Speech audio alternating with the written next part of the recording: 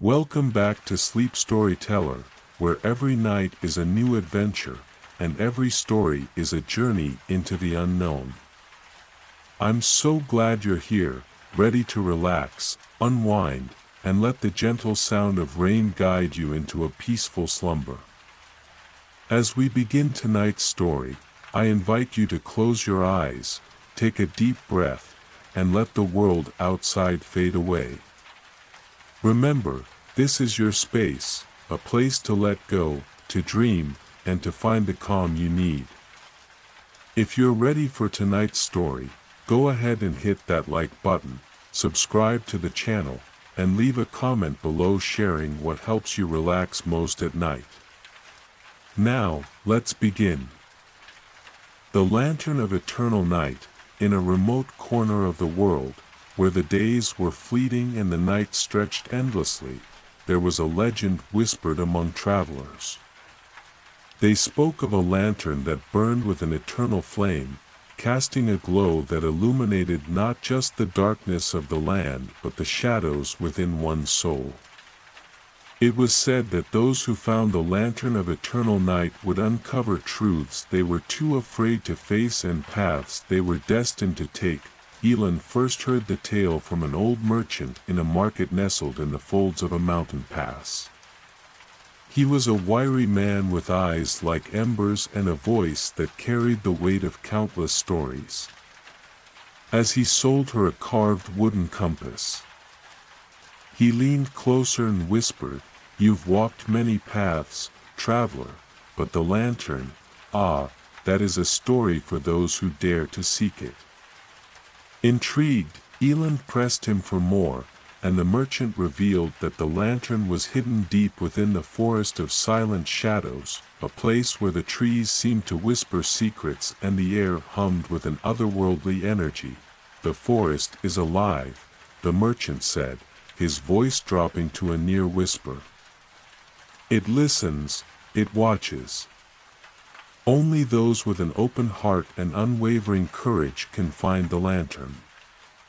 But beware, what it shows you may not always be what you wish to see." The next morning, Elin set out toward the forest, the chronicle guiding her steps. The sky above was heavy with clouds, the sunlight thin and pale. By the time she reached the edge of the forest of silent shadows, twilight had already fallen, and the world seemed to hold its breath. The trees loomed tall and dark, their branches twisting like skeletal hands reaching for the heavens. As she stepped into the forest, the air grew cool, carrying with it the faint scent of damp earth and pine. The only sounds were the soft crunch of leaves beneath her boots and the distant hoot of an owl. The chronicle hummed faintly in her satchel, its pages fluttering as if stirred by an unseen breeze. Elin opened it and found a new illustration, a winding path through the forest, lit by a faint glow in the distance. Beneath the image were the words, "To light the way, one must walk in shadow." She followed the path, the forest growing darker with each step. The trees seemed to close in around her, their whispers growing louder, forming a symphony of murmured words she couldn't quite understand. Yet despite the encroaching darkness, she felt no fear, only a deep, unshakable curiosity. After what felt like hours, Elin came upon a clearing bathed in silvery light. In the center stood an ancient stone pedestal, and atop it rested the Lantern of Eternal Night. Its flame was unlike any she had ever seen, a swirling mix of blue and gold, flickering softly yet steady. As if time itself could not extinguish it, the whispers of the forest fell silent as she approached. Her fingers brushed the cool metal of the lantern, and the moment she lifted it, a warm light engulfed her. Elin gasped as visions flooded her mind, memories of her journey, the people she had met, and the choices she had made. But deeper than that, she saw fragments of a story yet to come, a path she had not yet walked. The light revealed both her strength and her doubts, her hopes and her fears. As the visions faded, the forest seemed to exhale, its shadows retreating. The lantern's flame burned brighter now, its light casting intricate patterns across the clearing. Elin held the lantern close, its warmth seeping into her skin. She knew this was only the beginning. The lantern of eternal night was more than a guide, it was a mirror, a compass, and a key, and as she stepped back into the forest, the path ahead glowed faintly, illuminated by the eternal flame. The lantern's glow seemed to breathe life into the forest around Elin. Where shadows had once clung to the trees, faint patterns of light now danced along their trunks, tracing shapes that felt oddly familiar. Each step she took seemed to awaken the forest further, the air thrumming with an energy that made the hair on her arms stand on end. Yet as warm and inviting as the lantern's flame was, it also held a quiet weight, as though it were whispering truths she hadn't yet uncovered.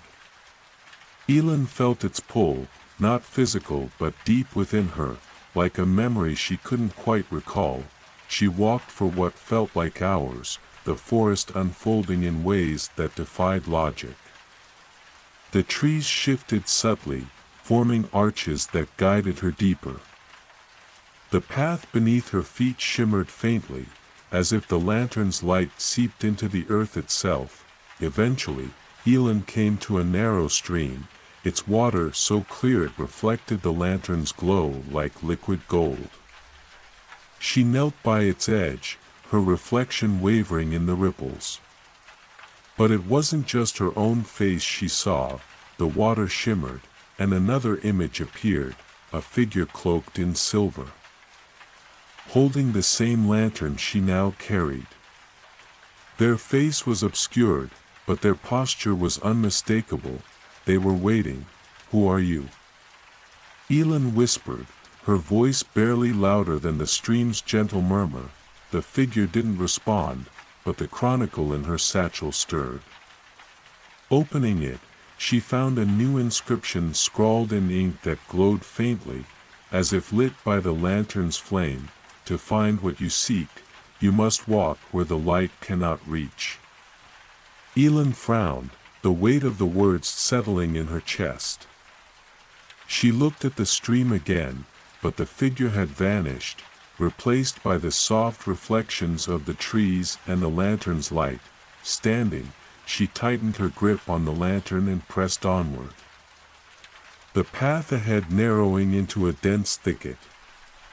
The trees grew closer together, their branches intertwining above her to form a canopy that blocked out even the faintest glimmer of starlight. Here, the lantern's glow felt sharper, its light cutting through the oppressive darkness like a blade. The whispers of the forest returned, soft and fragmented, as if the trees themselves were sharing secrets. As she pushed through the thicket, the path beneath her feet grew uneven, and the air turned heavy. The lantern flickered, its flame dimming for the first time. Elin paused, her breath catching. "What is this place?" She murmured. The ground beneath her shifted, and she realized she was standing on an ancient mosaic. Its tiles cracked and worn but still glinting faintly in the lantern's light. The pattern depicted a spiral, winding inward to a central point where a single star had been carved into the stone. The whispers grew louder, and Elin felt a sudden chill. She glanced around, but the darkness was impenetrable beyond the lantern's glow. Something was here, watching, waiting. Taking a deep breath, she stepped into the center of the spiral. The moment her foot touched the carved star, the lantern's flame flared, casting a blinding light that seemed to fill the entire forest. When the light subsided, Elin found herself standing in a vast chamber, its walls lined with mirrors that stretched endlessly upward. Each mirror reflected her, but not as she was now. In one, she was younger, holding the chronicle for the first time. In another, she was older, her hair streaked with silver, her face marked by both joy and sorrow. The lantern's flame pulsed, and Elin realized the truth. These mirrors weren't just reflections of her past and future. They were choices, each one leading to a different path. As she gazed into the mirrors, one reflection caught her eye, a version of herself standing beside the figure she'd seen in the stream. The lantern in her hands burned brighter than ever, its light illuminating a path that seemed to stretch into infinity. Elin stepped closer to the mirror, her heart pounding. The lantern's flame flickered, and the reflection seemed to come alive, the other version of herself smiling faintly before extending a hand. The whispers of the forest returned, this time forming a single, clear phrase: "Choose wisely, keeper." Elin tightened her grip on the lantern, her resolve steadying.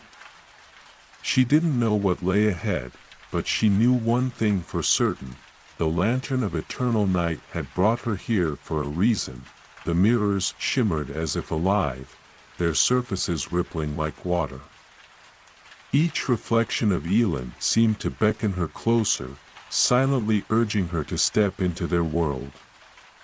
The lantern in her hands pulsed gently, its warmth grounding her amidst the eerie beauty of the chamber. Elin's eyes lingered on the reflection of herself standing beside the cloaked figure. The version of her in the mirror looked at peace, calm, assured, and illuminated by a light that seemed to radiate not just from the lantern, but from within. "What is this place?"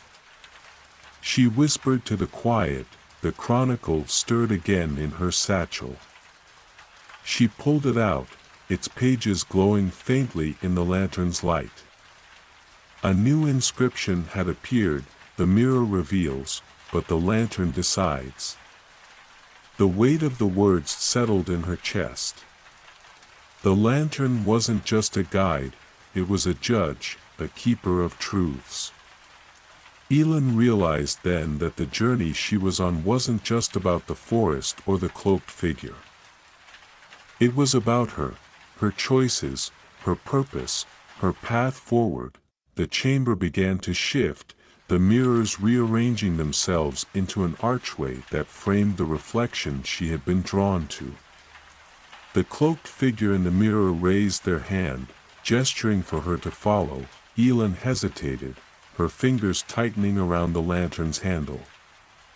She had no idea what lay on the other side, but a quiet voice within her urged her to move forward. Taking a deep breath, she stepped through the archway. The moment she crossed the threshold, the world around her dissolved into light. It was as if she were walking through the stars themselves, each step sending ripples of light across an infinite expanse. The lantern's flame burned brighter, casting long beams that illuminated the space ahead. Gradually, the light began to coalesce, forming a new landscape. Elin found herself standing on a cobblestone path that wound through a vast, moonlit valley. The air was cool and carried the faint scent of jasmine. Above her, the sky was a tapestry of constellations, their brilliance reflected in a tranquil lake that stretched to the horizon. And there, standing at the edge of the lake, was the cloaked figure. Elin approached cautiously, her steps echoing softly against the cobblestones. The figure turned as she neared, their face still obscured by the deep hood of their cloak. But there was no menace in their posture, only quiet patience. "Are you the keeper of the lantern?" Elin asked, her voice steady despite the questions swirling in her mind. The figure shook their head slowly. When they spoke, their voice was like the whisper of wind through leaves. "The lantern belongs to no one, yet it chooses its bearers." It is a light for those who seek and a guide for those who are lost. Elin held up the lantern, its flame flickering softly. Why did it choose me? The figure tilted their head slightly, as if considering her question. The lantern sees what you do not. It sees your heart, your purpose, and the paths you are yet to walk. They gestured toward the lake, its surface shimmering with the same otherworldly light as the lantern. Look into the waters, Elin. See what lies ahead.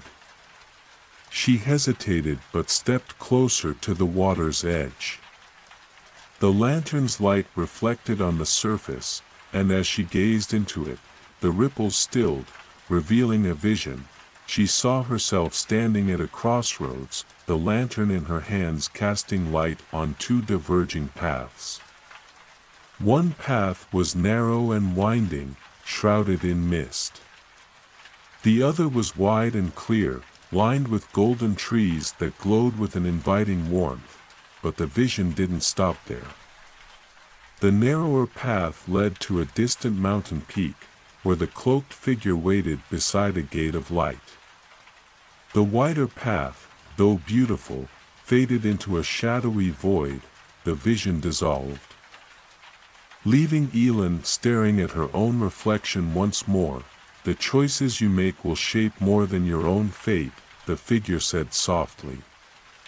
The lantern reveals the truth, but the path you take is yours to decide. Elin turned to the figure, her resolve hardening.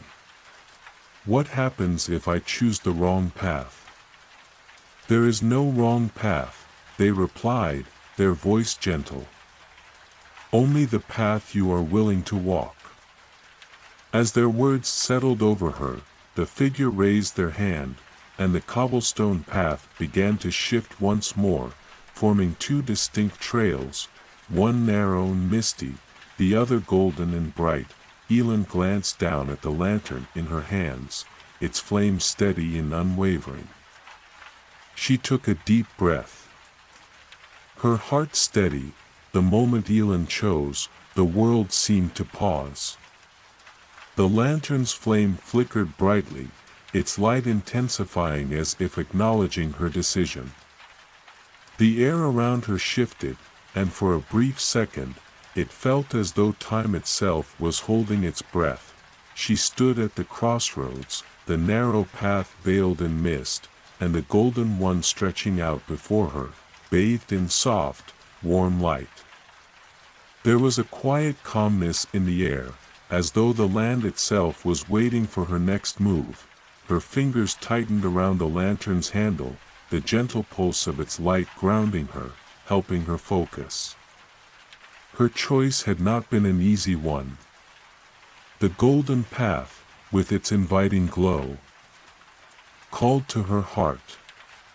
It promised safety, comfort, and peace. But something about it felt too easy. Too straightforward. The misty path, on the other hand, was uncertain. It beckoned with an aura of mystery, wrapping itself in shadows and fog, as if daring her to step forward into the unknown. But there was something deep within her that stirred when she looked at it.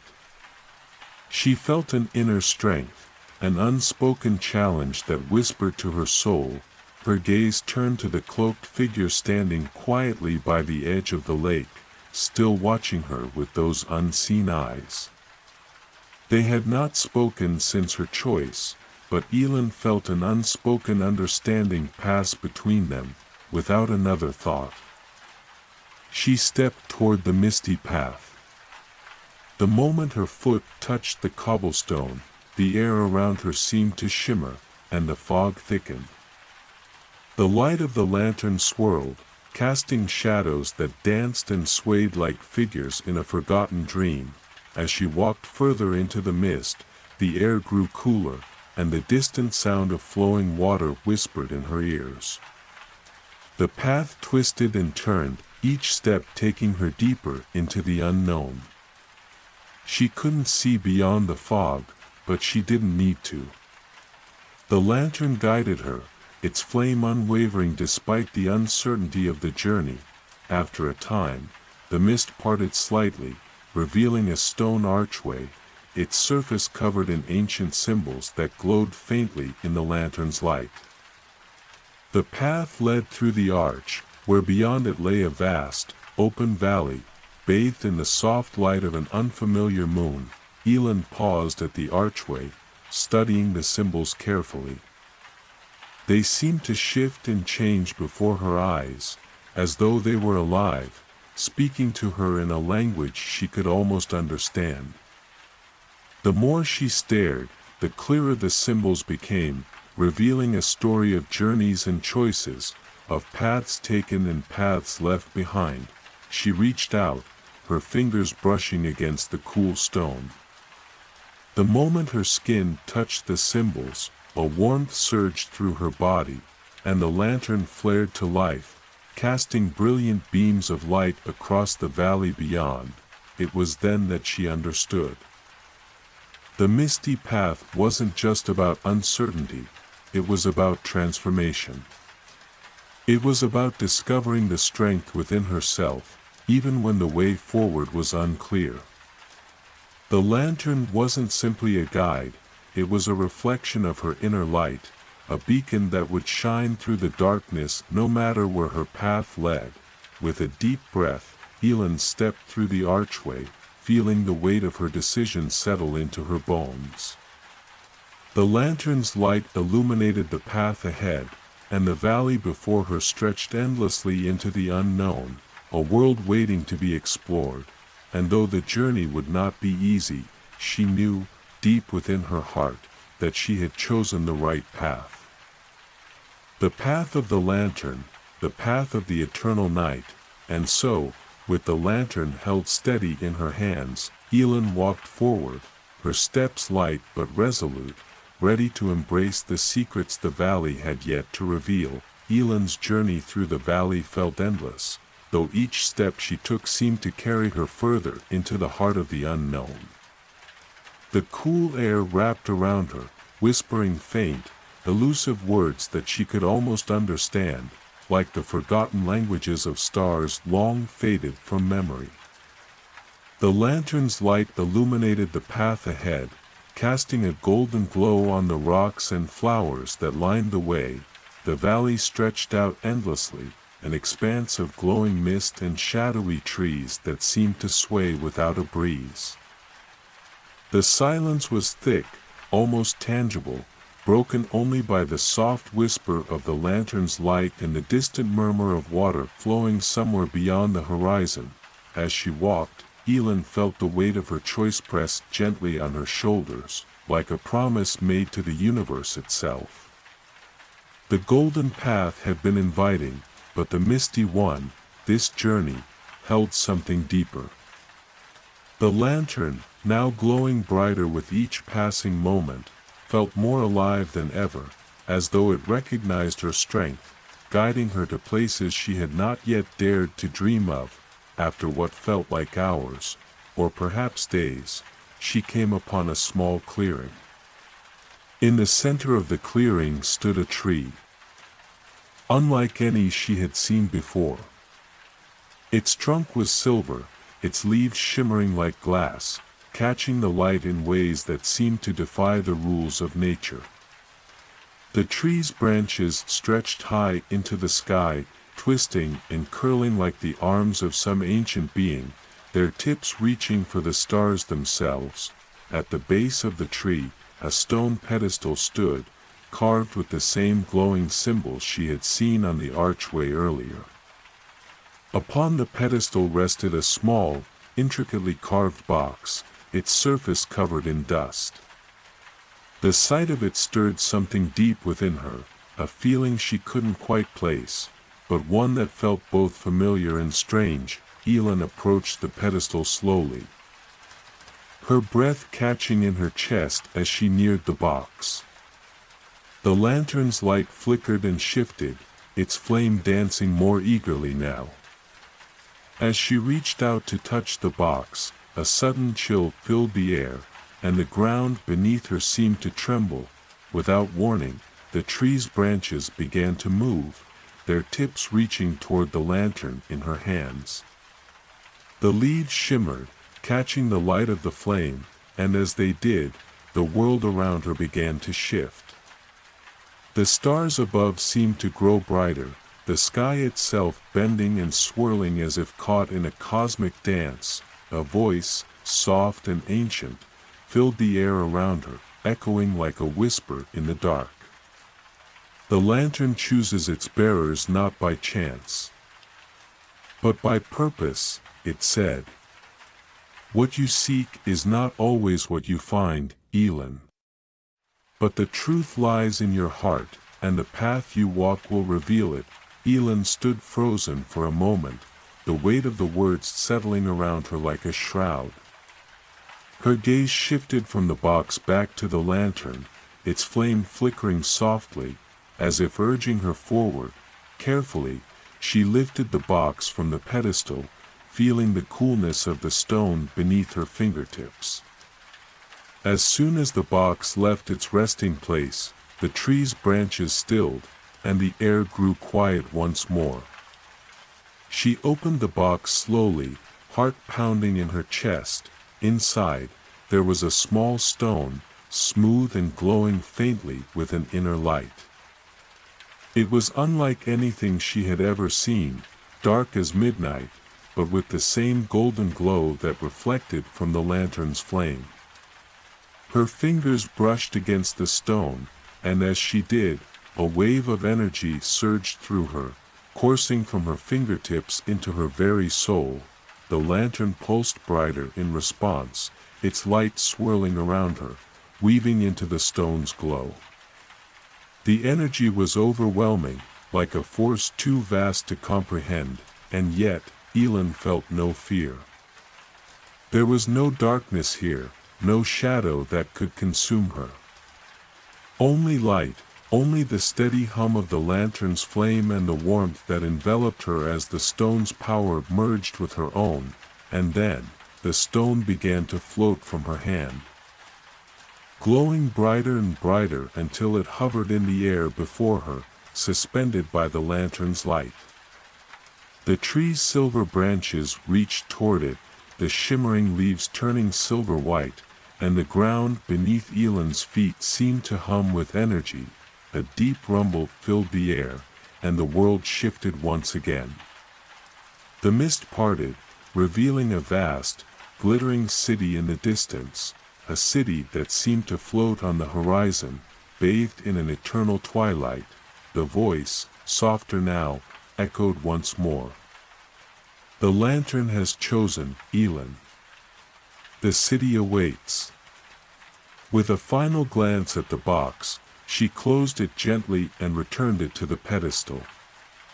As she did, the mist began to swirl, lifting and parting, guiding her steps toward the city that lay beyond. The stone in her hand pulsed with the rhythm of her heartbeat, and the lantern's light grew even brighter, casting a glow that reached across the valley. Elin took a step forward, her path now clear. The city of eternal twilight awaited her, and the lantern, her guide, would light the way. The city gleamed in the distance, a shimmering oasis under the glow of the twilight sky. Elin's steps grew more determined, as though the lantern itself urged her onward. The stone in her hand pulsed in harmony with her own heartbeat, its soft glow growing brighter with each step. The mist parted before her, guiding her toward the gleaming city, where the faint outline of its towering spires began to take form in the soft light. As she walked, the air around her seemed to shift. The whispers of the valley faded, replaced by a strange, soothing hum that resonated from the very earth beneath her feet. Each step felt lighter, as though the land itself was supporting her, lifting her toward her destination. The path ahead was lined with ancient stones, each one carved with intricate designs, their surfaces worn by time. The design seemed to glow faintly, matching the rhythm of the lantern's light. Elin couldn't help but feel as though she was walking through a dream, the world around her suspended in time, as if the very fabric of reality had been woven together by the lantern's glow. The city loomed closer, its spires twisting and curling like the branches of the tree in the valley. It was beautiful, but there was something unsettling about it, something timeless, as though the city had existed long before her and would remain long after she was gone. It seemed to exist beyond the realms of time, caught in a moment that never quite arrived and never quite left. Elin's breath quickened as she neared the entrance, a massive archway carved from stone, its surface covered in the same glowing symbols she had seen before. The lantern's light flickered, and the stone in her hand pulsed again, as though it recognized the significance of this moment. The archway seemed to beckon her, drawing her forward, its entrance wide and inviting. As she stepped beneath the arch, the city seemed to come alive. The streets, bathed in a soft, golden glow, stretched out before her like veins in the earth. The buildings rose on either side, their walls adorned with intricate carvings and shimmering crystals that caught the light in ways she had never seen before. The air was thick with a sense of quiet reverence, as though the city held its breath, waiting for her to make her next move. Elin walked slowly through the streets, her footsteps echoing softly against the cobblestones. The silence around her was profound, broken only by the occasional flutter of wings or the distant sound of water flowing through hidden channels beneath the city. She felt as though she had entered a place out of time, a place that held all the secrets of the universe, waiting to be unlocked. As she continued deeper into the city, she noticed that the glow of the lantern was fading, the light dimming with each step she took. The stone in her hand pulsed weakly, as if struggling to keep pace with the lantern's light. She could feel the energy shifting, the balance between the two slowly tilting, as though something was calling to her from within the city itself. The streets began to narrow, the buildings closing in around her, until she reached a small square. In the center of the square stood a fountain, its water flowing silently from a statue of an ancient figure, its features worn by time, but its presence unmistakable. The figure was holding a lantern, identical to the one in Elin's hand, and the water seemed to flow from its very hands, pouring into the basin below. Elin's eyes widened as she approached the fountain, the stone in her hand pulsing again, this time with greater intensity. She felt a strange pull, as though the fountain was calling to her, its waters whispering secrets that only she could understand. The lantern in her hand flickered once more, and Elin felt a surge of energy course through her. The light seemed to grow stronger, brighter, and the stone pulsed with a new rhythm. The water in the fountain began to shimmer, its surface rippling as though something ancient was stirring beneath it. The air around her hummed with energy, and Elin could feel the power of the city flowing through her, connecting her to something vast and eternal. She stepped closer to the fountain, the stone in her hand glowing brightly now, casting a warm light across the square. The fountain's waters rippled once more, and the figure's lantern seemed to come alive, its light merging with the lantern in Elin's hand. The voice that had spoken to her before echoed once more, softer now, as though it were coming from the very stone beneath her feet. Place the lantern in the waters, Elin. Only then will the secret of the city be revealed. Elin hesitated, her heart pounding in her chest. The voice had been clear, but the task it had set before her felt immense. What was this secret the voice spoke of? And what would happen when the lantern's light merged with the fountain's waters? With a deep breath, Elin stepped forward, her fingers trembling slightly as she held the lantern above the fountain. She hesitated for just a moment before lowering it into the shimmering waters. As the lantern's base touched the water's surface, a brilliant light erupted from the fountain, enveloping her in its glow. For a moment, Elin was weightless, surrounded by the warm, golden light of the lantern. The world around her seemed to vanish, leaving only the pulse of the light and the whisper of the water. Then, slowly, the light began to fade, and the world returned. But something had changed. The city was no longer silent. A soft melody, like the sound of distant bells, began to ring out from all around her. The buildings seemed to shimmer and shift, as if coming to life before her eyes. The air was filled with a deep sense of peace, and Elin realized, with a quiet shock, that she had unlocked the heart of the city. The lantern in her hand pulsed one final time before it went still, its light dimming to a soft glow. And as Elin gazed out over the city, she realized that the secret of the lantern of eternal night had been revealed to her, not in the form of words or visions, but in the quiet, profound peace that now filled the air around her. The city had awakened, and so had she. Her journey was far from over. But for now, in this moment, she understood. The lantern had not only guided her to this place, but had also shown her the true meaning of light, of silence, and of the eternal night that whispered its secrets to those willing to listen. As the last traces of light from the fountain's glow faded into the night, Elin stood still, her heart racing with the realization that the city's secret had been unlocked.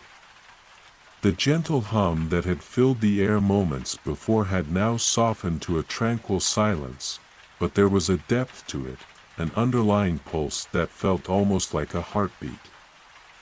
Elin gazed around the square, now bathed in the soft, ambient glow of the lantern she held. The fountain, though still, seemed to hold a life of its own, its water shimmering with the memory of the radiant light it had just released. The stone statue of the ancient figure loomed before her, the lantern in its outstretched hands now dim but still faintly glowing, as though its purpose had been fulfilled. But there was more to this place, more to the city, that Elin had yet to uncover. The air was thick with mystery, and the city itself seemed to stretch out before her, a labyrinth of hidden paths and forgotten corners waiting to be explored. She took a deep breath, feeling the cool night air fill her lungs, and stepped forward. With each movement, the ground beneath her seemed to hum in response, guiding her steps toward an unseen path. It was as though the city itself was alive, aware of her presence, and it was inviting her to continue her journey. The streets, once quiet and still, now seemed to pulse with a gentle energy. The buildings that had appeared so distant and grand now felt closer, their intricate carvings more detailed in the soft light of the lantern. The faint glow of distant lanterns appeared on the horizon, scattered like stars in the night sky. They beckoned her forward, like distant beacons guiding her path. Elin felt the pull again, stronger now, urging her to follow the path that lay ahead. The sense of calm she had felt in the square began to settle deep within her, like a warm blanket wrapping around her, providing both comfort and clarity. She knew that the city's secrets were not all contained in the fountain or the statue. There was something more, something hidden deep within the heart of this place. As she wandered through the streets, she passed by an archway of stone, its surface covered in symbols that seemed to shift and change with the light. The lantern's glow flickered gently in her hand, its light responding to the symbols, casting shadows that danced across the stone. She paused for a moment, her gaze lingering on the symbols, their meaning just out of reach. They felt familiar, yet foreign. The language they were written in seemed to speak directly to her, but it was a language she had never encountered before. The symbols seemed to pulse with an energy of their own, beckoning her to understand. Suddenly, a soft voice echoed in the air, as if the city itself were speaking to her. To understand the city, you must first understand its heartbeat, the voice said, its tone gentle and yet firm. Like a whisper carried on the wind, Ellen's heart skipped a beat. She had not seen anyone, nor had she heard anyone approach.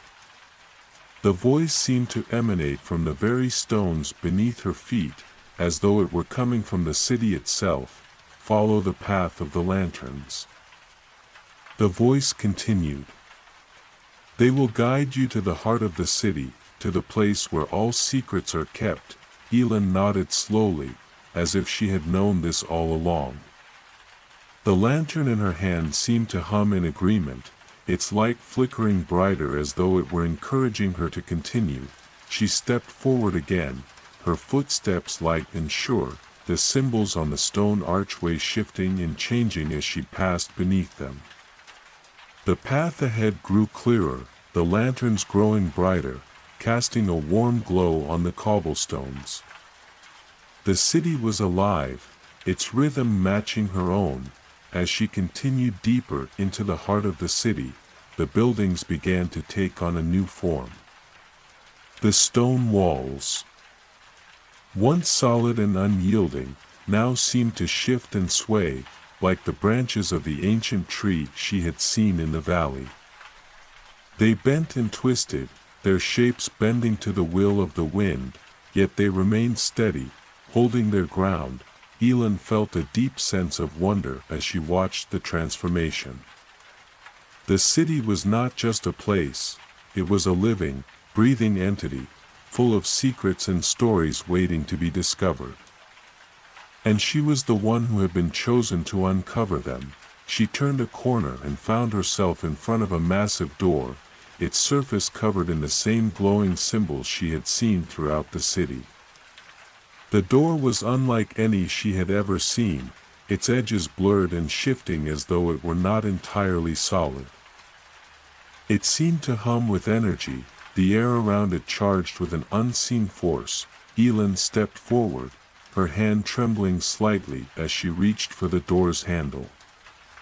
The moment her fingers brushed against it, a surge of energy coursed through her, and the symbols on the door flared to life. They glowed brightly, casting a warm, golden light that filled the entire street. The door slowly began to open, revealing what lay beyond. Inside, Ellen could see a vast chamber, its walls lined with shelves filled with ancient books, scrolls, and artifacts. The air was thick with the scent of old parchment and incense, and a soft, ethereal light filled the room, casting long shadows across the floor. At the center of the room stood a pedestal, upon which rested a single object, a crystal, glowing faintly with the same light that had emanated from the fountain. It pulsed gently, like a heartbeat, drawing Ellen toward it. As she stepped closer, the voice echoed once more in her mind, clearer now, as though it were speaking directly to her. "Take the crystal, Ellen," it said. "It is the final key to unlocking the city's heart. With it, you will learn the true purpose of the lantern." Ellen hesitated for only a moment before she reached out and took the crystal in her hands. As soon as she touched it, the entire chamber seemed to come alive, the walls glowing with energy, the air humming with an ancient power. The lantern in her hand flared to life, its light merging with the crystal's soft glow. The two sources of light fused together, and in that moment, Ellen understood. The lantern had not just been a guide, it had been a key to unlocking the very soul of the city. And now, as she stood in the heart of this place, she realized that the lantern's light had been leading her to this moment all along. The city was alive, and it was waiting for her to uncover its final secret, and with that, Elin knew her journey was far from over. The lantern's light would guide her still, through the city's mysteries and beyond, into the unknown reaches of the eternal night. Elin stood in the heart of the ancient chamber, the glowing crystal in her hands now radiating with a steady warmth, pulsing in time with her heartbeat. As the crystal's light danced across the walls, shadows twisted and writhed, creating a mesmerizing spectacle. But there was no time to wonder at the beauty of it. The city had revealed its deepest secret, and now the true journey was about to begin. The pedestal from which the crystal had risen remained eerily silent, its stone surface now cold to the touch. Yet, the power of the room, the energy that had enveloped her since her arrival, was still very much alive, and it was beckoning her forward. Elin took a deep breath and approached the center of the room, her footsteps echoing softly in the stillness. Her eyes locked onto the crystal, which seemed to grow brighter with each step she took. It was as if the very air around her was charged with magic, the weight of centuries of forgotten knowledge pressing down on her, waiting to be unlocked. The voice she had heard before, that soft whisper that seemed to come from the city itself, filled the air once more. It was clearer this time, though still gentle, as if guiding her toward her next action. To fully understand, you must journey deeper. The crystal is only the beginning. The lantern's light has called you here, but the path ahead is one only you can walk. Elin nodded, her fingers tightening around the crystal. Her heart raced, not with fear, but with a growing sense of purpose. She had not come this far only to turn back.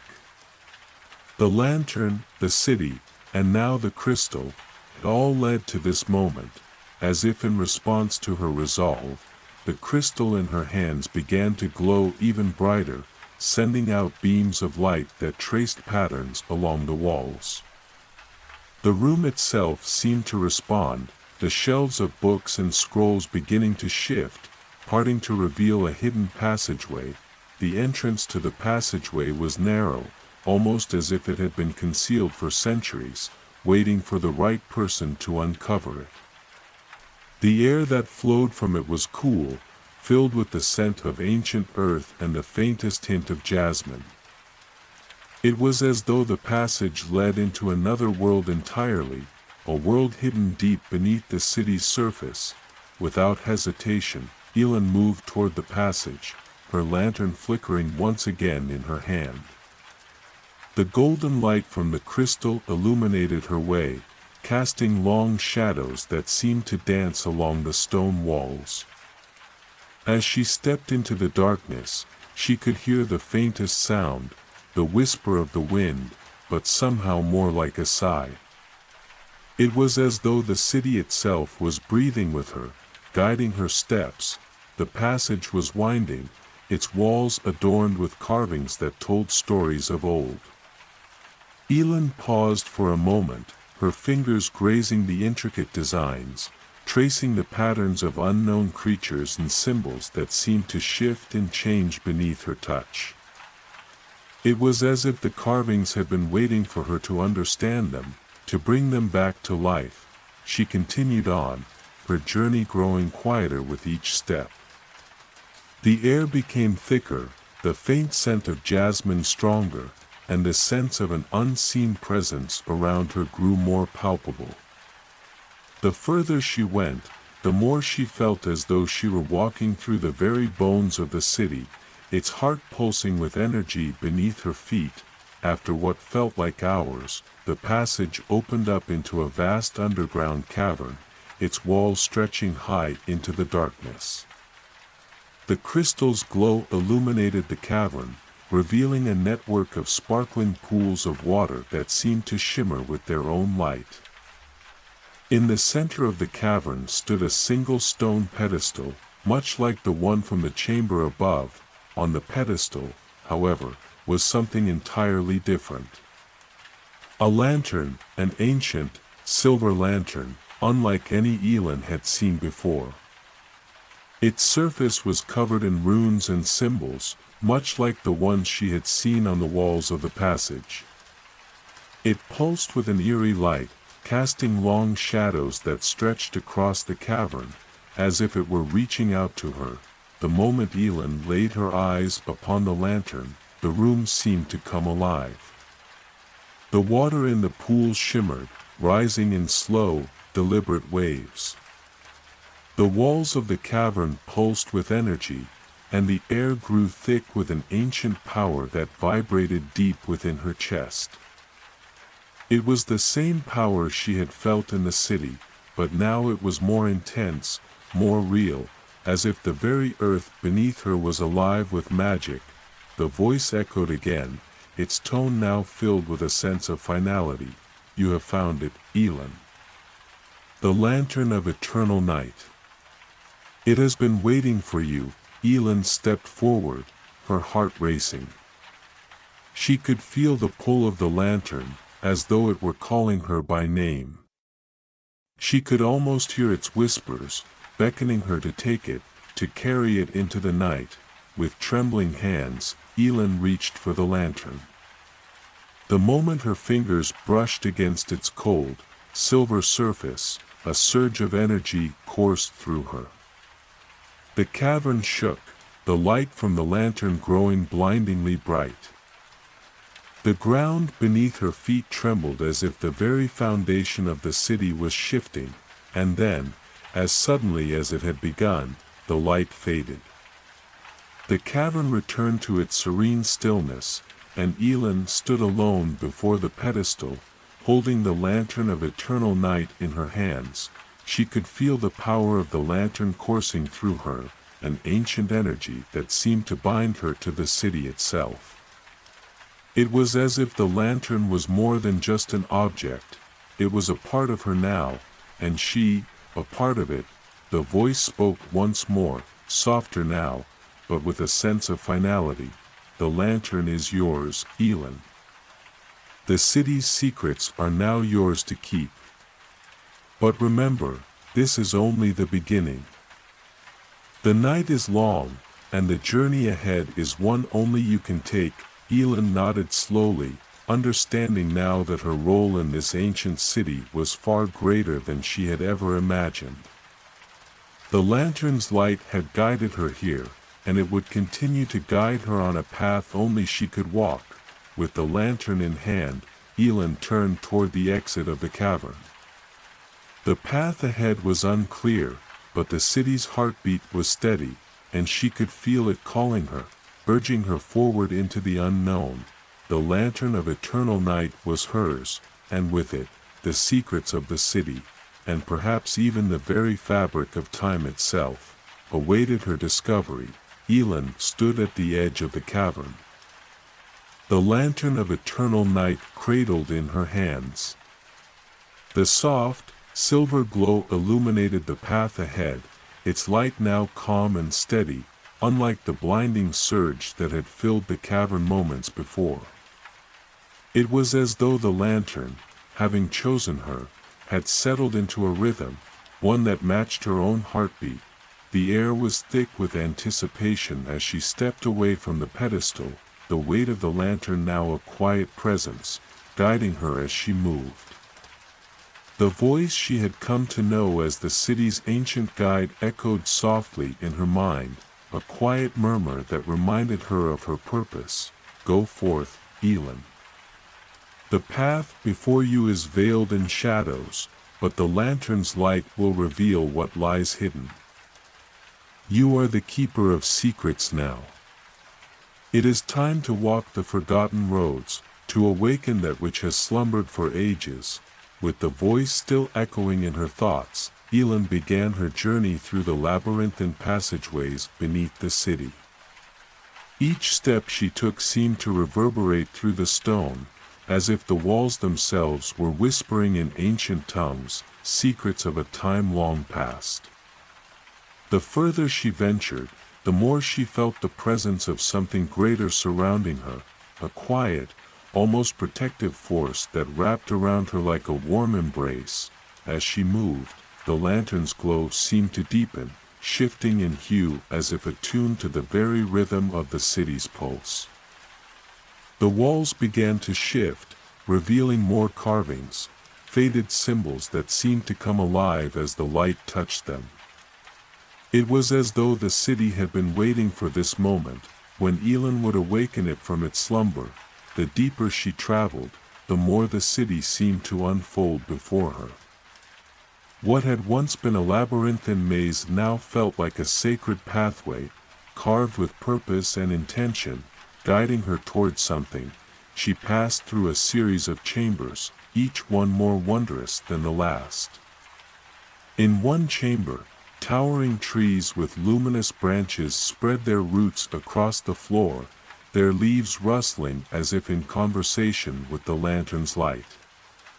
In another, pools of water shimmered with a soft, ethereal glow, reflecting the stars above her in ways that made her feel like she was walking under a night sky even though she was deep beneath the earth. Finally, after what felt like an eternity of wandering through the city's hidden heart, Elin entered a vast hall, a grand chamber with a ceiling so high it seemed to touch the very heavens. The walls were lined with towering shelves, filled with scrolls and books that seemed to hum with life, as if they were waiting to be read once more. At the center of the hall was a great, round stone table, ancient and weathered. In its center, a deep basin sat, its surface reflecting the dim glow of the lantern. As Elin approached, she noticed that the basin seemed to be made of a material unlike anything she had seen before, shifting and changing. Its surface undulating as though alive. She felt a pull, an undeniable connection between the lantern and the basin, as if they were two halves of a whole. The voice spoke again, more clearly this time, resonating through her entire being. Place the lantern upon the stone. Only then will the final secret be revealed. The light must meet the shadow, and the two will merge into one. Elin, heart pounding with a mixture of excitement and apprehension, stepped forward and placed the lantern of eternal night upon the stone basin. The moment it touched the surface, the room seemed to come alive. A soft hum filled the air, and the lantern's light flickered, sending out beams that illuminated every corner of the vast chamber. The walls around her began to shimmer, the ancient books and scrolls vibrating with life as if they were coming to their senses. One by one, the books fluttered open, their pages turning as though caught in an invisible breeze. The symbols on the walls glowed brighter, and the air thickened with the scent of ancient incense.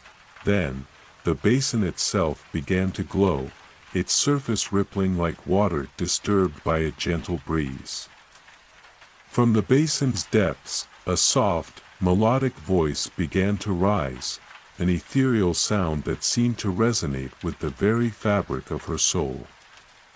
It was a language Elin could not understand, yet she felt its meaning deep within her, as though her heart knew what the words were saying. The voice spoke of time, of ages past and those yet to come. It spoke of balance, of light and shadow, of the delicate harmony that held the world together. And, in that moment, Elin realized that the lantern was not merely a source of light. It was a keeper of time itself, a beacon that guided the flow of history, holding in its glow the memories of everything that had been, and everything that would be. As the voice faded, the light from the lantern pulsed one final time. The basin's surface stilled, and the chamber grew quiet once more, as if all that had happened had been a fleeting dream. Elin stepped back, gazing at the basin and the now still lantern. It was no longer just an object. It was a key, unlocking not just the secrets of the city, but of the universe itself. She was its keeper now, and the responsibility weighed heavily upon her shoulders, but in her heart, Elin knew that she had been chosen for this. She was the one to walk the path between light and shadow, the one to protect the balance of all things. The lantern had found her, and she, in turn, had found her purpose. With a deep breath, Elin turned and began the long walk back. The chamber, once filled with secrets, now seemed silent, but she knew that this was not the end. The journey had only just begun, and the lantern's light would guide her wherever she needed to go. In the distance, the city of the eternal night awaited her. Its heart still beating in time with her own, Elin stood at the threshold of the chamber, the lantern of eternal night softly glowing in her hands. The stillness in the air seemed to wrap around her like a blanket, the weight of her responsibility pressing gently against her chest. She had walked deep into the heart of the city, uncovered its secrets, and felt the pulse of the ages flowing through her veins. But now, as she stepped back from the great stone table, she felt a strange pull, a whisper of something beyond the walls of the ancient hall. It was as if the city itself was beckoning her, inviting her to continue her journey, to follow a path unseen by the eyes of the past. The lantern, once a quiet companion, now seemed to hum with energy, a steady rhythm that resonated with her very soul. She knew that she was no longer just a traveler in this forgotten world. She was its guardian. With a deep breath, Elin turned toward the exit, her footsteps echoing softly through the hall. The books and scrolls, once alive with ancient knowledge, now lay still, their secrets securely held within their pages. But the city held more, much more, and she could feel it calling her. The narrow corridor beyond the chamber stretched out before her, bathed in the soft light of the lantern. As she walked, the walls shifted, as though they were adjusting to her presence, guiding her towards something greater. She felt the presence of the city's ancient inhabitants, those whose lives had been woven into the fabric of the city's history. Their whispers lingered in the air, their stories unfolding in the corners of her mind. The path before her grew narrower, and the soft glow of the lantern cast long shadows on the stone walls. She could hear the faint sound of dripping water echoing through the passageways, reminder that the city, though ancient, was alive. The air around her hummed with energy, as if the very stones beneath her feet were alive with memories. As she continued deeper into the maze of passages, she came across a narrow door, hidden behind a veil of vines that had grown over the stone like a curtain. The vines seemed to move in the dim light, their leaves rustling as if they, too, were eager to reveal what lay beyond. With a soft push, the door creaked open, revealing a small chamber that seemed untouched by time. Inside, a large, ornate mirror stood against the far wall, its surface dark and smooth like the surface of a still lake. The frame was intricately carved with symbols Elin did not recognize, their meanings lost to the ages. Yet, there was something familiar about the mirror, something that resonated with her very core. The lantern of eternal night, still glowing softly in her hands, cast a warm light across the room, illuminating the mirror's surface. For a moment, Elin saw only her reflection, tired eyes, her face illuminated by the lantern's glow. But then, as she stared deeper into the mirror, the image began to shift, the reflection blurring like ripples on a pond. She blinked, and before her, the surface of the mirror revealed something else, a vision. It was a landscape, but not one she recognized. Rolling hills under a sky filled with shifting clouds. The land was bathed in the soft, ethereal light of a rising moon, and in the distance, she could see a towering figure. It was cloaked in shadow, its features hidden, but its presence was unmistakable. The figure raised its hand, and Elin felt a pull in her chest, as though the very essence of the figure was reaching out to her. The vision grew clearer, and she saw a great tree, its roots sprawling deep into the earth, its branches stretching toward the heavens. The tree pulsed with energy, its light flickering like the stars in the night sky, and then, in an instant, the vision vanished, leaving Elin staring at her own reflection once more. She stood frozen in front of the mirror, heart pounding, the echo of the vision still reverberating in her mind. The voice of the city, the ancient guide, returned to her once more. The tree you saw, Elin, is the heart of this world. It is the source of the balance that sustains all life, all light and shadow. The lantern's light is but a fraction of its power, yet it holds the key to restoring the balance should it ever falter. Elin's breath caught in her throat as she absorbed the weight of the words. The figure she had seen, was it the guardian of the tree, or something else? And what did the vision mean for her, for the path she had chosen? The time has come for you to make a choice, the voice continued, now clearer, more urgent. The lantern's light will guide you, but only you can decide where to take it. The path ahead is fraught with uncertainty, but your strength will shape the future of this world. The tree awaits, but so does the darkness that seeks to devour it. With those final words, the voice fell silent, and the room grew still once more. Elin felt the weight of the decision pressing down on her. She was no longer just a keeper of secrets, a wanderer in the forgotten city. She was the guardian of the balance, the one who would determine the fate of the lantern, the city, and the very fabric of the world itself. Her gaze returned to the mirror, and for a moment, she wondered if it would show her another vision, another clue.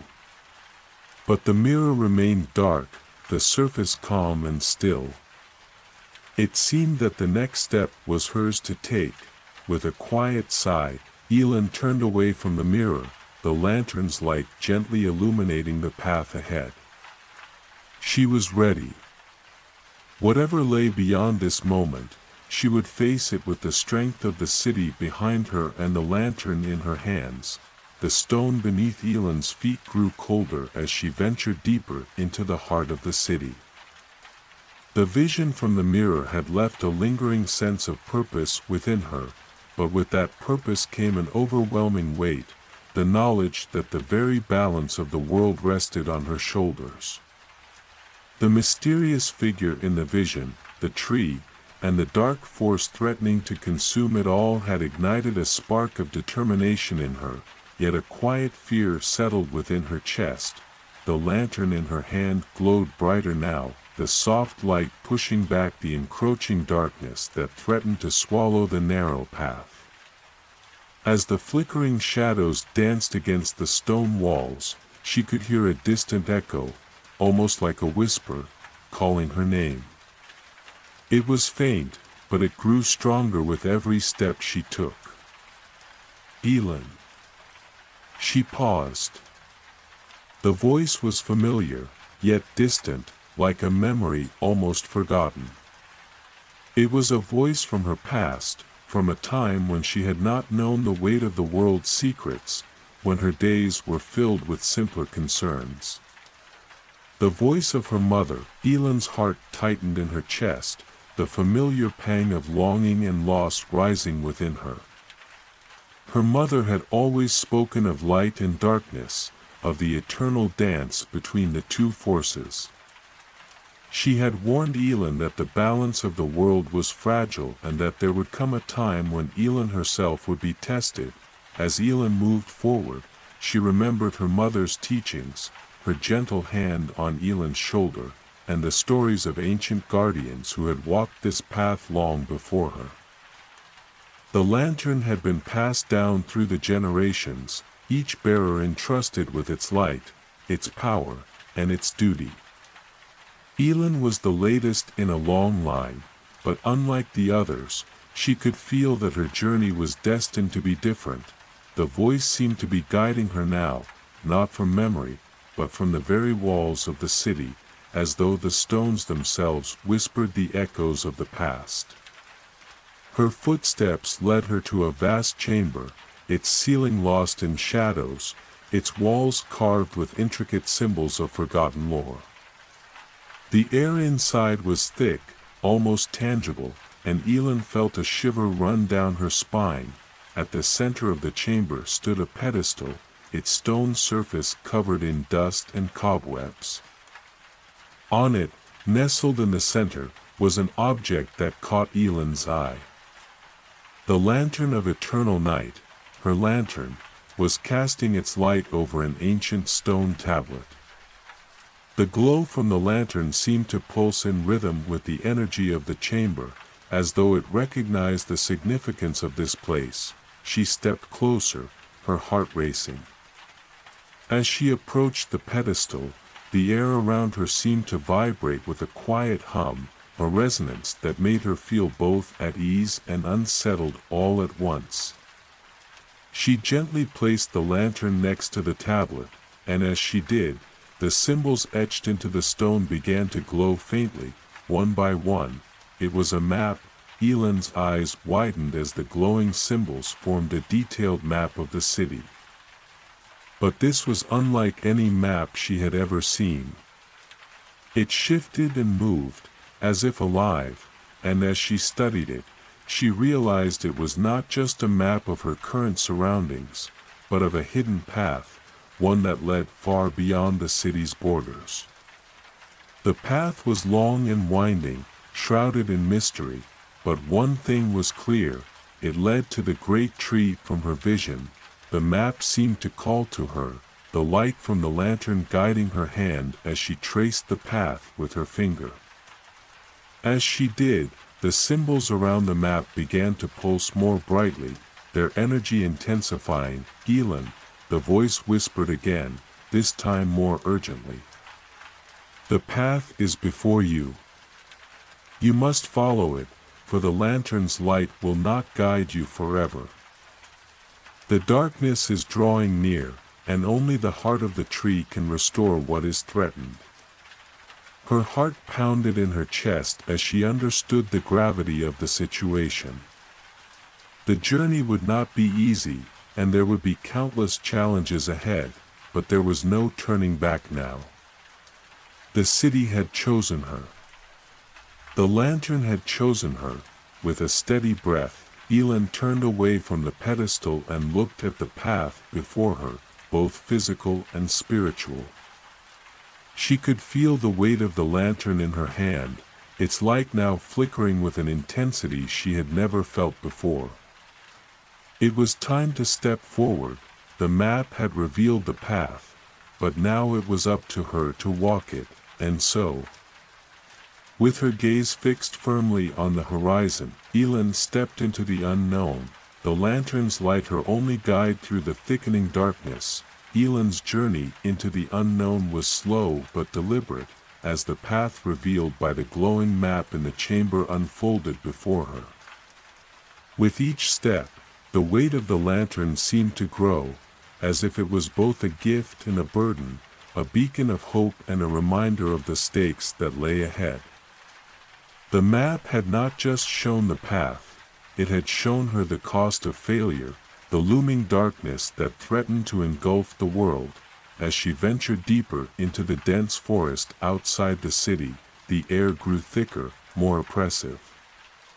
The once familiar warmth of the lantern now felt cold in her hands. The gentle light flickering in the growing darkness that surrounded her. She could hear the rustling of leaves, but there were no sounds of life, no birds, no insects, nothing but the eerie stillness that pressed in from every direction. The trees towered above her, their twisted branches reaching like skeletal fingers toward the sky. They seemed ancient, their bark cracked and worn, with markings that appeared almost like runes, symbols of old magic, of secrets long buried. As Elin walked, she felt their presence, as if they were watching her, waiting, and yet, despite the growing sense of unease, there was something comforting about the path ahead. The lantern's light, though faint, seemed to push back the darkness just enough for her to continue. She could feel its warmth spread through her chest, the connection between them growing stronger with each step. This was her purpose. The lantern was not merely a tool, it was a part of her, and she, a part of it. As she moved forward, the air shifted. It grew colder, and the faint hum of distant winds grew quieter. Then, in the distance, Elin saw a soft glow through the trees. It wasn't the same as her lantern's light, it was a pale, otherworldly glow, far too bright to be natural. Her heart quickened as she approached, her steps growing faster with each passing moment. The light led her to a clearing, where the trees parted to reveal an ancient stone archway. Its surface was smooth and glimmered faintly in the lantern's light, though it seemed to hold an energy of its own. The archway was adorned with symbols, much like the runes on the trees, and a strange energy hummed through the air, vibrating against Elin's skin. She hesitated at the threshold. This was no ordinary passageway, it was a portal, a gateway to somewhere beyond. She could feel the pull of it, a sense of urgency rising in her chest. The path was clear now. The tree, the heart of the world, was beyond this portal, and it was waiting for her. Her hand trembled slightly as she raised the lantern. The glow grew stronger, its flame dancing in the soft breeze that had begun to stir around her. She took a deep breath and stepped forward. The moment her foot crossed the threshold, the world seemed to shift. The air around her grew heavier, and the glow of the portal intensified, swirling around her like a living thing. The ground beneath her feet no longer felt solid.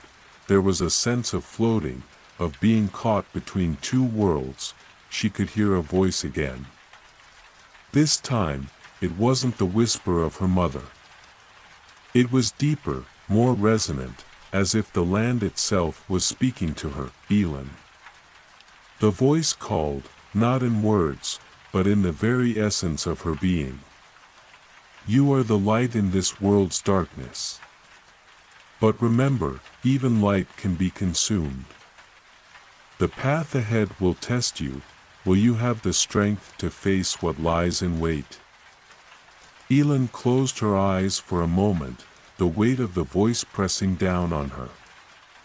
She felt it in her heart, deep in her soul. The lantern was her strength, but it could only guide her so far. She would have to rely on herself, her will, her resolve. The darkness was not an external force, it was a part of her, of the world, of the very fabric of existence. It would try to consume her, but Elin had something it could not take. She had hope. With a steadying breath, Elin opened her eyes and stepped forward, into the swirling energy of the portal. As she did, the world around her dissolved into a blur of light and shadow, the trees, the archway, the very ground beneath her feet all fading into nothingness. For a moment, she felt weightless, as though she were falling, yet there was no sense of panic. Instead, she felt as though she were being drawn toward something. It was as if the lantern was pulling her, guiding her deeper into the heart of the world. She could sense the tree now, feel its ancient presence calling her, and then, with a sudden jolt, she landed on solid ground.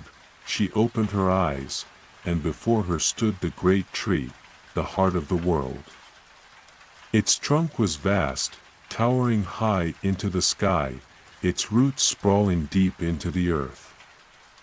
The branches spread outward like the arms of an ancient guardian, each one adorned with shimmering leaves that glowed with an inner light. But as Elin gazed at the tree, she saw something else, something darker. A shadow was creeping across its bark, spreading like a stain, its tendrils winding upward, threatening to consume everything in its path. The lantern in Elin's hands flickered in response, its light flaring brightly. The shadows recoiled, but they did not retreat.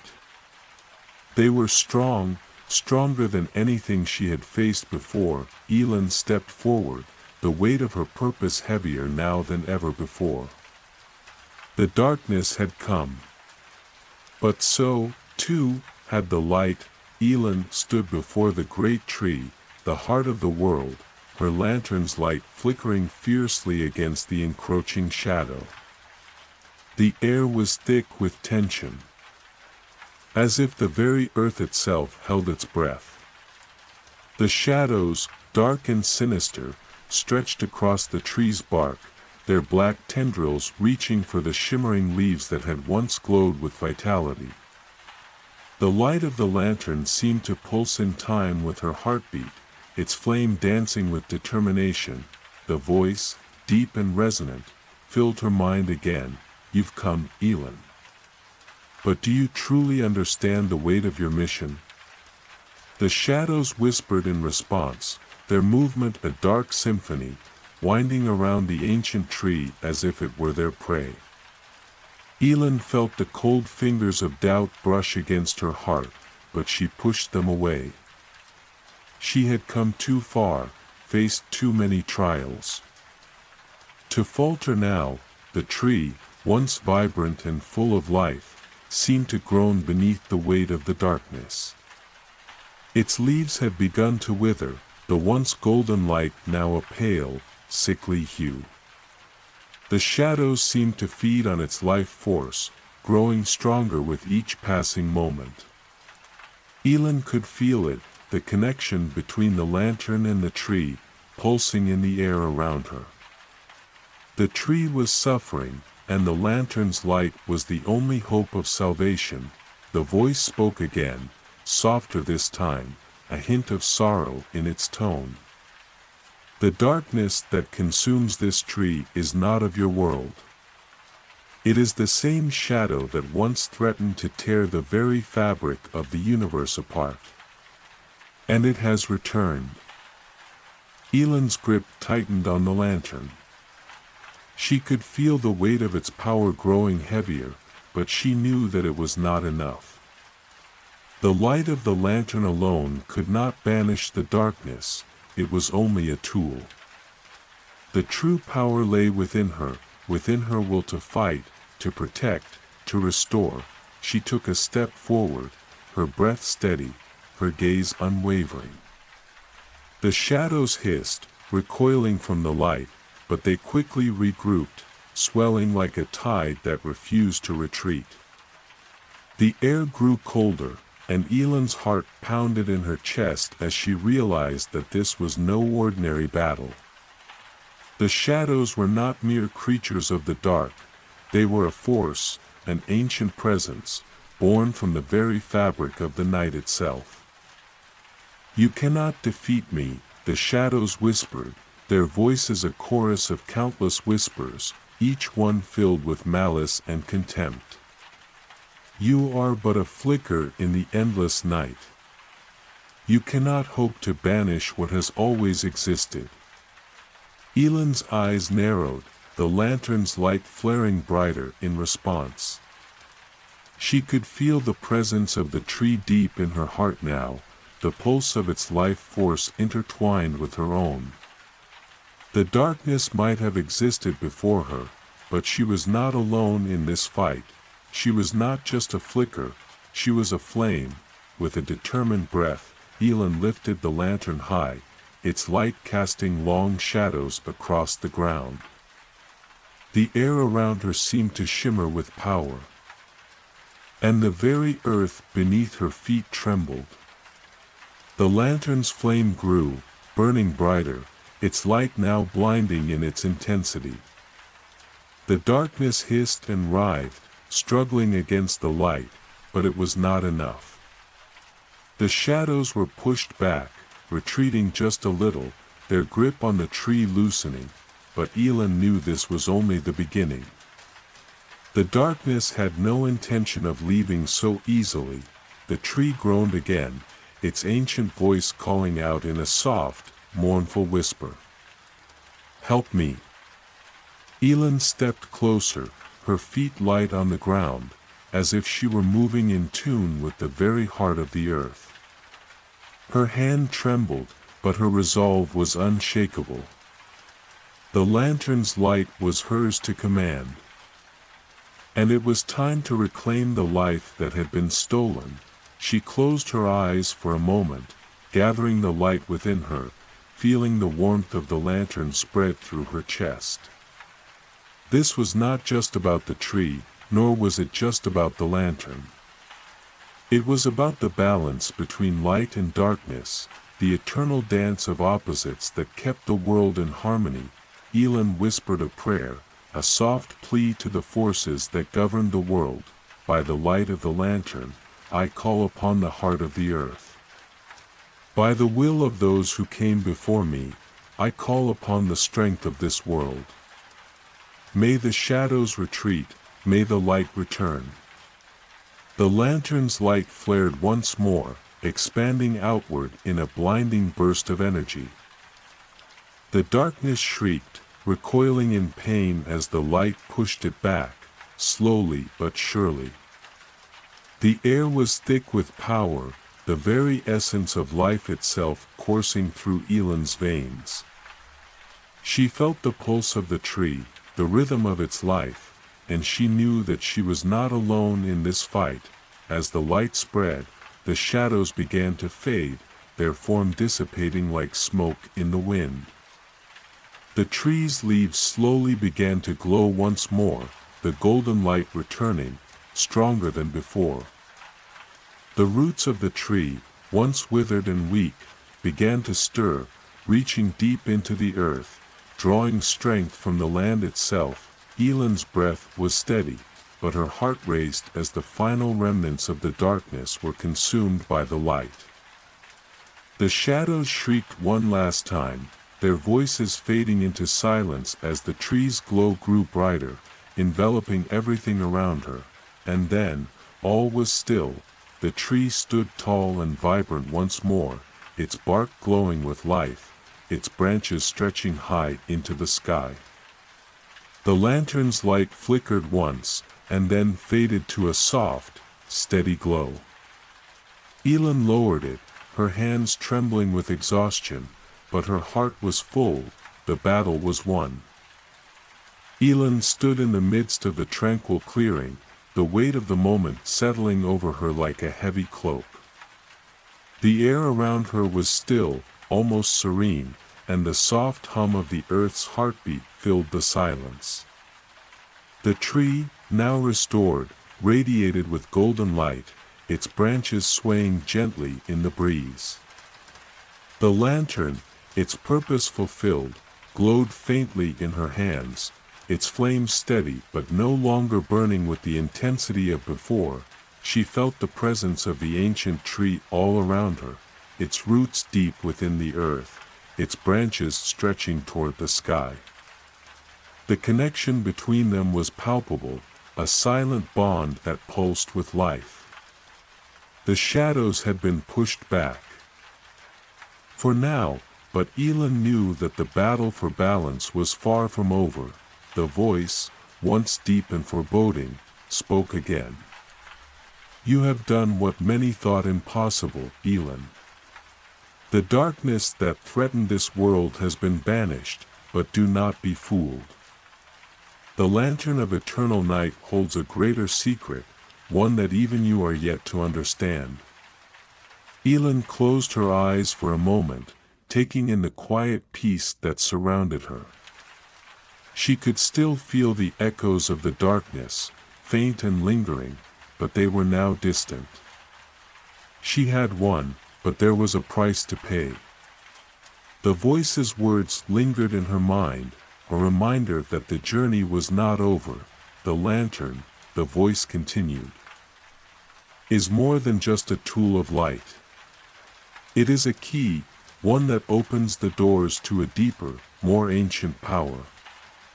A power that must be wielded with great care, for it is not only the light that resides within it.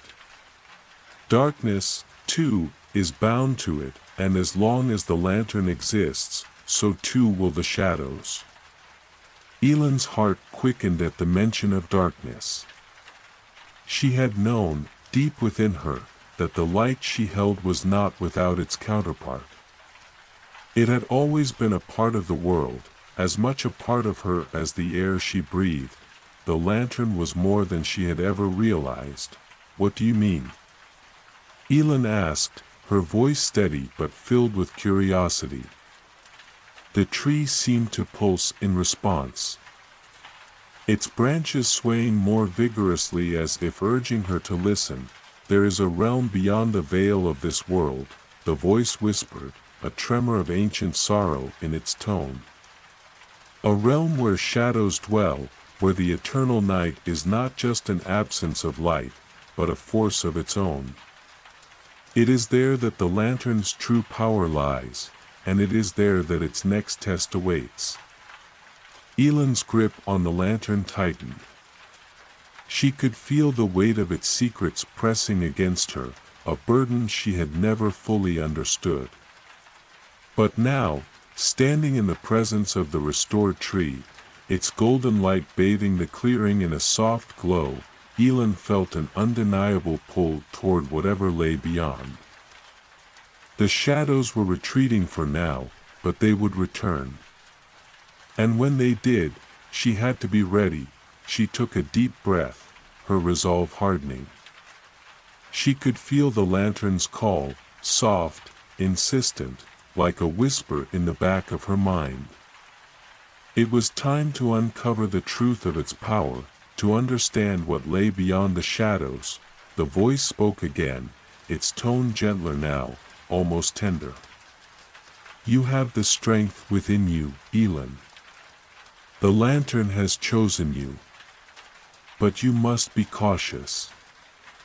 For in the realm beyond, the light you carry may be both your greatest strength and your most dangerous weakness. Elin nodded, understanding that her journey had only just begun. The shadows were not gone, they were waiting, biding their time. The lantern's flame was steady, but it could easily be snuffed out by the very darkness it had banished. She had to learn how to harness its power, to walk the fine line between light and shadow. She took one last look at the tree, its golden glow now a beacon of hope in the distance. The battle had been won, but the war was far from over. The lantern was both her gift and her burden, a light that would guide her but also test her resolve. With a steadying breath, Elin turned away from the tree and began her journey toward the unknown. The lantern's light flickered softly, a constant reminder that she was not alone on this path. The road ahead was uncertain, but one thing was clear: she would face it with the strength of the light in her hands. And the shadows at her back, the silent whisper of the tree seemed to follow her, its voice a quiet promise: go, Elin. The world awaits you. And so does the darkness. And with that, she took her first step into the unknown, the lantern's light flickering like a steady heartbeat in the stillness of the night. The wind had begun to stir as Elin journeyed deeper into the darkened forest. The once gentle breeze now carried a chill, wrapping around her like the fingers of a forgotten memory. Her footsteps, soft on the moss-covered ground, were the only sound that broke the quiet of the night. The lantern in her hand flickered, casting long shadows that stretched and shifted with the movement of the wind. Though the world around her seemed peaceful at first glance, there was an underlying tension in the air, an energy that pulsed and whispered in the trees, as though something unseen was watching, waiting. The path she walked was narrow, barely a trail, winding between ancient trees that seemed to groan with age. Their gnarled branches reached out like fingers, their leaves whispering in a language she couldn't understand. Ellen's mind wandered back to the voice, the mysterious presence she had encountered in the clearing. Its words echoed in her thoughts, persistent and troubling. In the realm beyond, the light you carry may be both your greatest strength and your most dangerous weakness. What did that mean? She had thought the lantern was a source of hope, a tool to bring light where there was none. But now, with every step she took toward the unknown, doubt crept in. She could feel the shadows growing stronger, darker than before. The lantern flickered again, its flame steady but muted. The path ahead seemed endless, winding ever deeper into the heart of the forest. Ellen quickened her pace, the weight of the lantern heavy in her hand, its warmth offering little comfort against the growing cold. The further she walked, the more the forest seemed to close in around her. The trees appeared to grow taller and thicker, their trunks twisted into strange shapes. The moonlight filtered through the branches, casting eerie shadows that danced at the edges of her vision.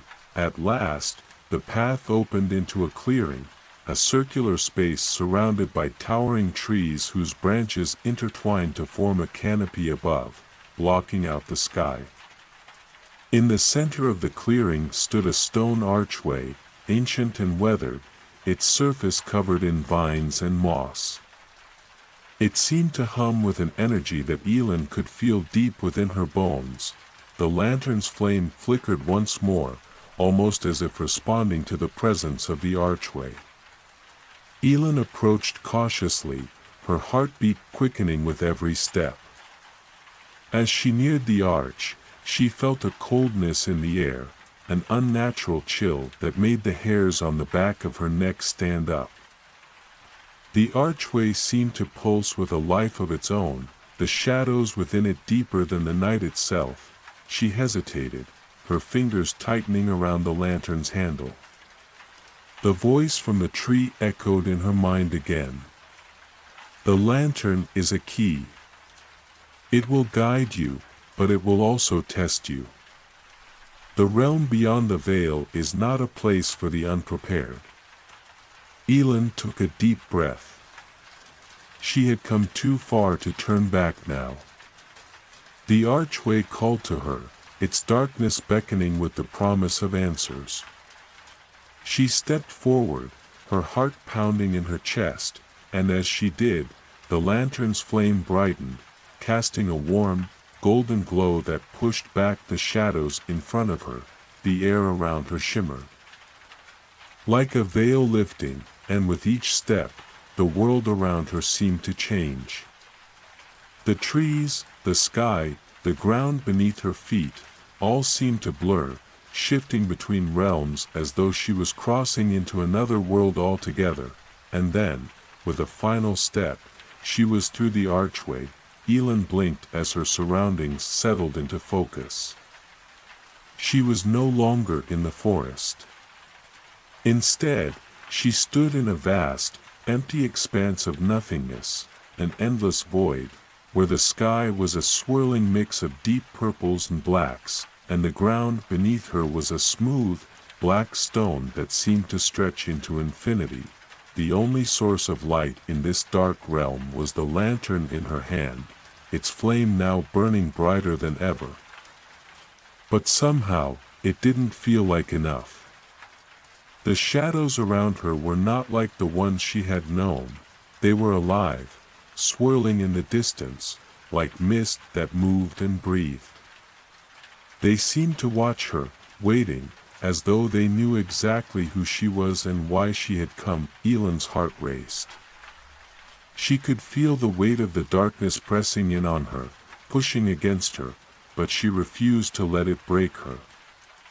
She had the lantern, the light, and with it, she would face whatever lay ahead, but something was different here, something beyond the shadows. In the distance, she could make out faint shapes, figures moving just beyond the edge of her vision.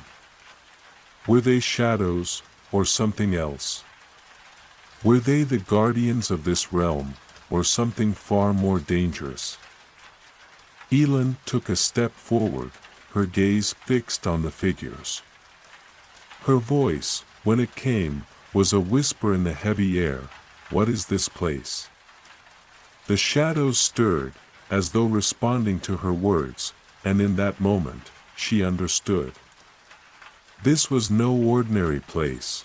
It was the heart of the darkness, the very source of the power that the lantern had been created to contain. And now, it was calling to her. The lantern's flame flickered once more, and Ellen felt a surge of energy rise within her, a power that felt both ancient and raw. The shadows recoiled for a moment, as if startled by the sudden surge of light, but they quickly gathered again, more intense than before. Ellen held the lantern before her, her grip firm.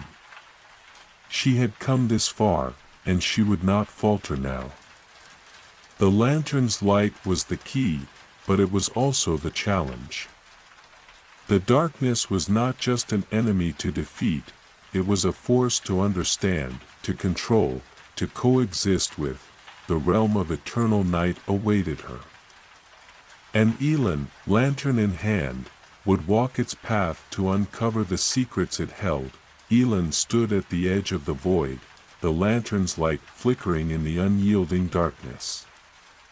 The swirling shadows around her had grown more intense, but they now seemed to pulse with a strange rhythm, as if they were responding to her presence.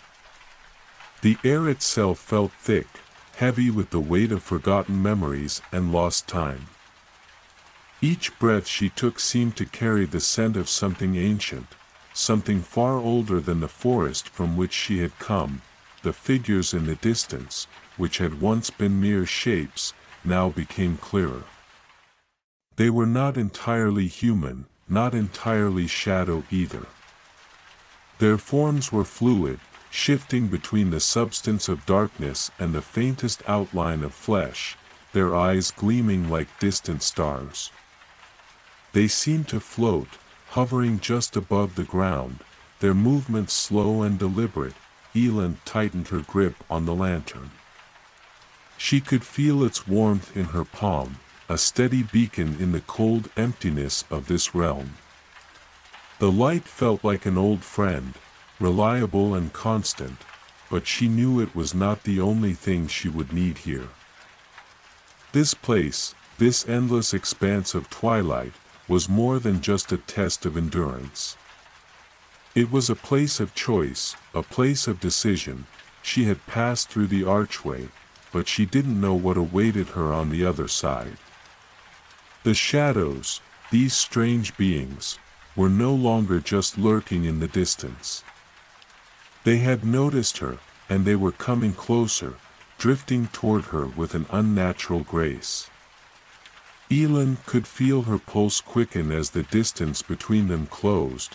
Her first instinct was to retreat, to run back through the archway, but she knew it was no use. The archway was gone now. There was no going back. This was her path, the one she had chosen, and the lantern's light was the only thing that could guide her forward. As the figures neared, Ellen spoke, her voice steady but filled with uncertainty. "What are you?" she asked, her words echoing in the stillness of the void. The shadows paused, as if considering her question. Then, one of the figures stepped forward, its form flickering like a dying flame. It spoke, its voice like the rustling of dry leaves in an autumn breeze. "We are the keepers," it said, its voice both soft and cold. "The guardians of the path that leads to the heart of the night. We are the ones who watch, who wait. The ones who judge." Ellen's heart sank. She had suspected as much. This place was not just a realm of darkness. It was a realm of power, a place where choices were made. And actions were weighed. She had not simply crossed into a new world. She had crossed into a place where the essence of everything, light, dark, life, and death, was balanced and tested. "I did not come here to be judged," Ellen said, her voice gaining strength. "I came to find the truth. To understand why the lantern was created." The keeper's form shifted again, swirling in and out of existence like a mist in the wind. "The truth is a thing of shadows," it whispered. "It hides behind layers of time, waiting for those who are brave enough to seek it. But be warned, seeker, truth here does not come without cost." The others, still floating at the edges of the clearing, watched her intently, their eyes gleaming with an almost predatory curiosity. Ellen could feel their gazes on her, their silent judgment pressing down, but she stood tall. She had made her choice long before she had crossed through the archway. There was no turning back now. "What is the cost?"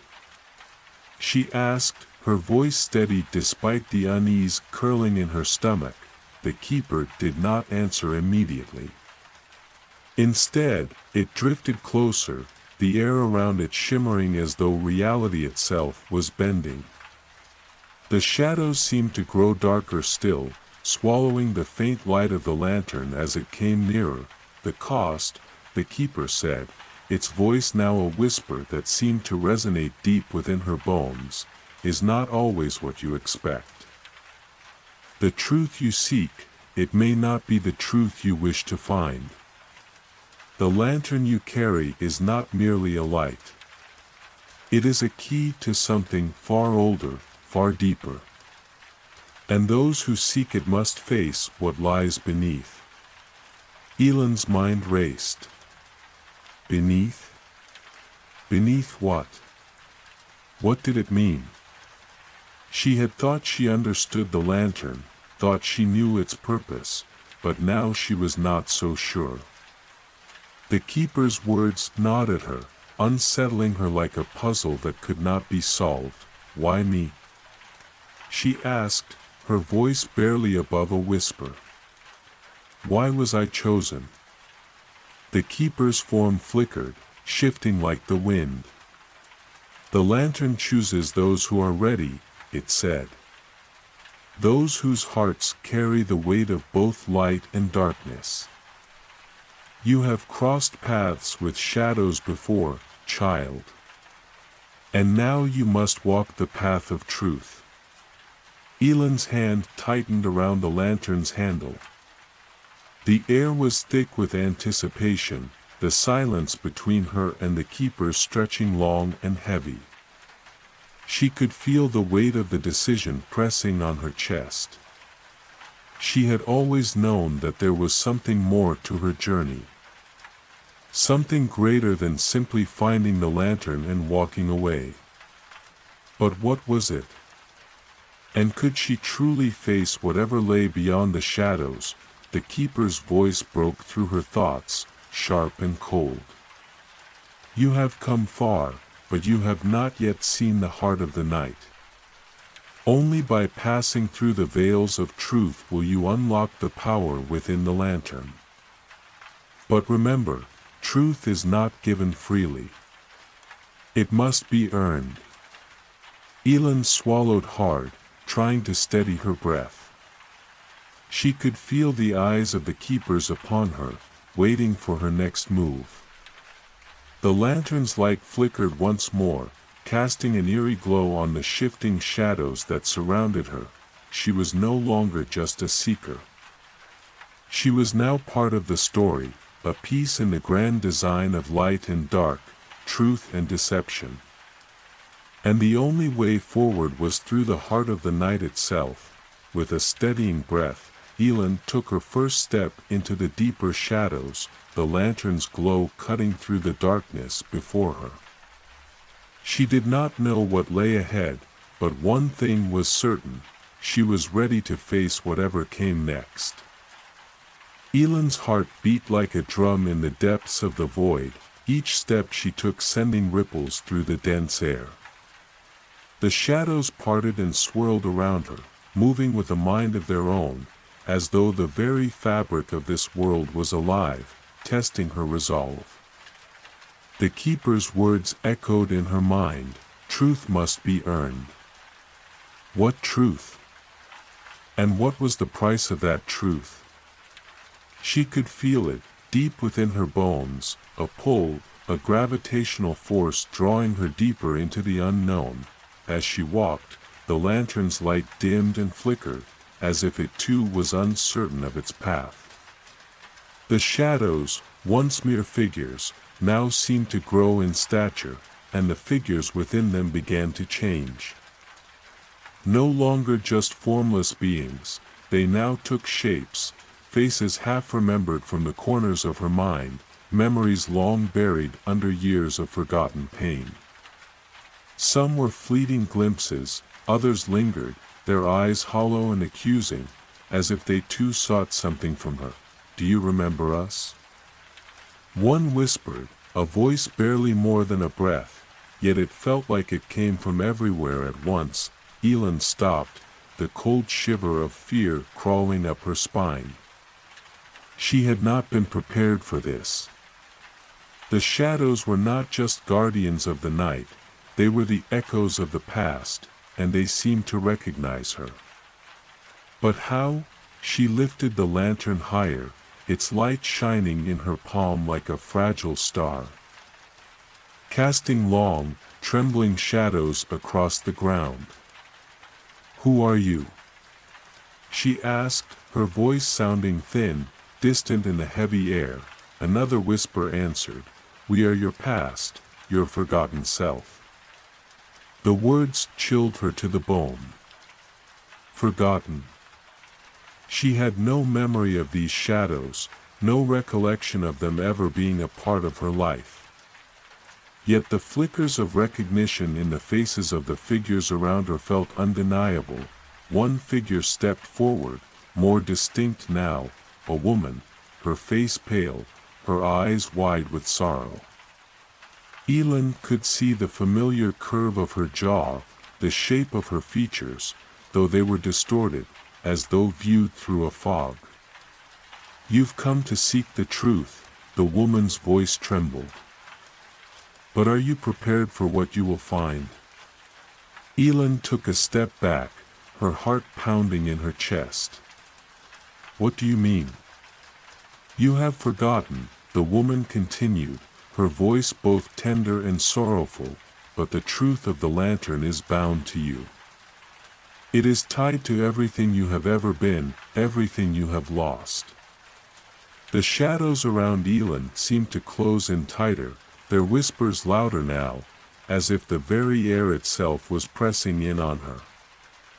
The lantern's light flickered again, weak and wavering, as if it too was afraid to reveal what lay ahead. You must face the heart of the night, the woman said, her image shifting and blurring, as if caught in a storm. Only then will you understand why you were chosen. Elin's throat tightened, the weight of her past crashing into her like a wave. She had not come here to confront her past, to dig up forgotten memories and old wounds. She had come for answers, for the truth of the lantern and its purpose. But now, standing in the midst of these haunting figures, she realized that the lantern's true power was not just in its light, it was in what it revealed. as if sensing her turmoil, the shadows around her shifted again, parting to reveal a path ahead. It was narrow, winding, and dark, utterly consuming. And at its end, something flickered in the distance, a faint, glowing light. The woman's voice echoed once more, "You must walk this path alone. There is no going back. Only through will you find the truth that waits." Elin felt the weight of the lantern in her hand, the steady pulse of its light matching the beating of her heart. She had no choice but to move forward, though the fear gnawed at her insides. Every step forward felt like an unraveling, a revelation she was not sure she was ready for. But the lantern would guide her. She had to trust it. With a deep breath, she took her first step onto the path, the shadows swirling around her as she moved deeper into the dark. The world around her seemed to breathe, alive with the weight of forgotten things. The air grew heavier, the darkness more palpable, as if it was both a blanket and a prison. A place where memories lived, and where secrets were kept. The farther she went, the more the whispers surrounded her, until they became a chorus, filling her ears with voices from every corner of her life. Elin.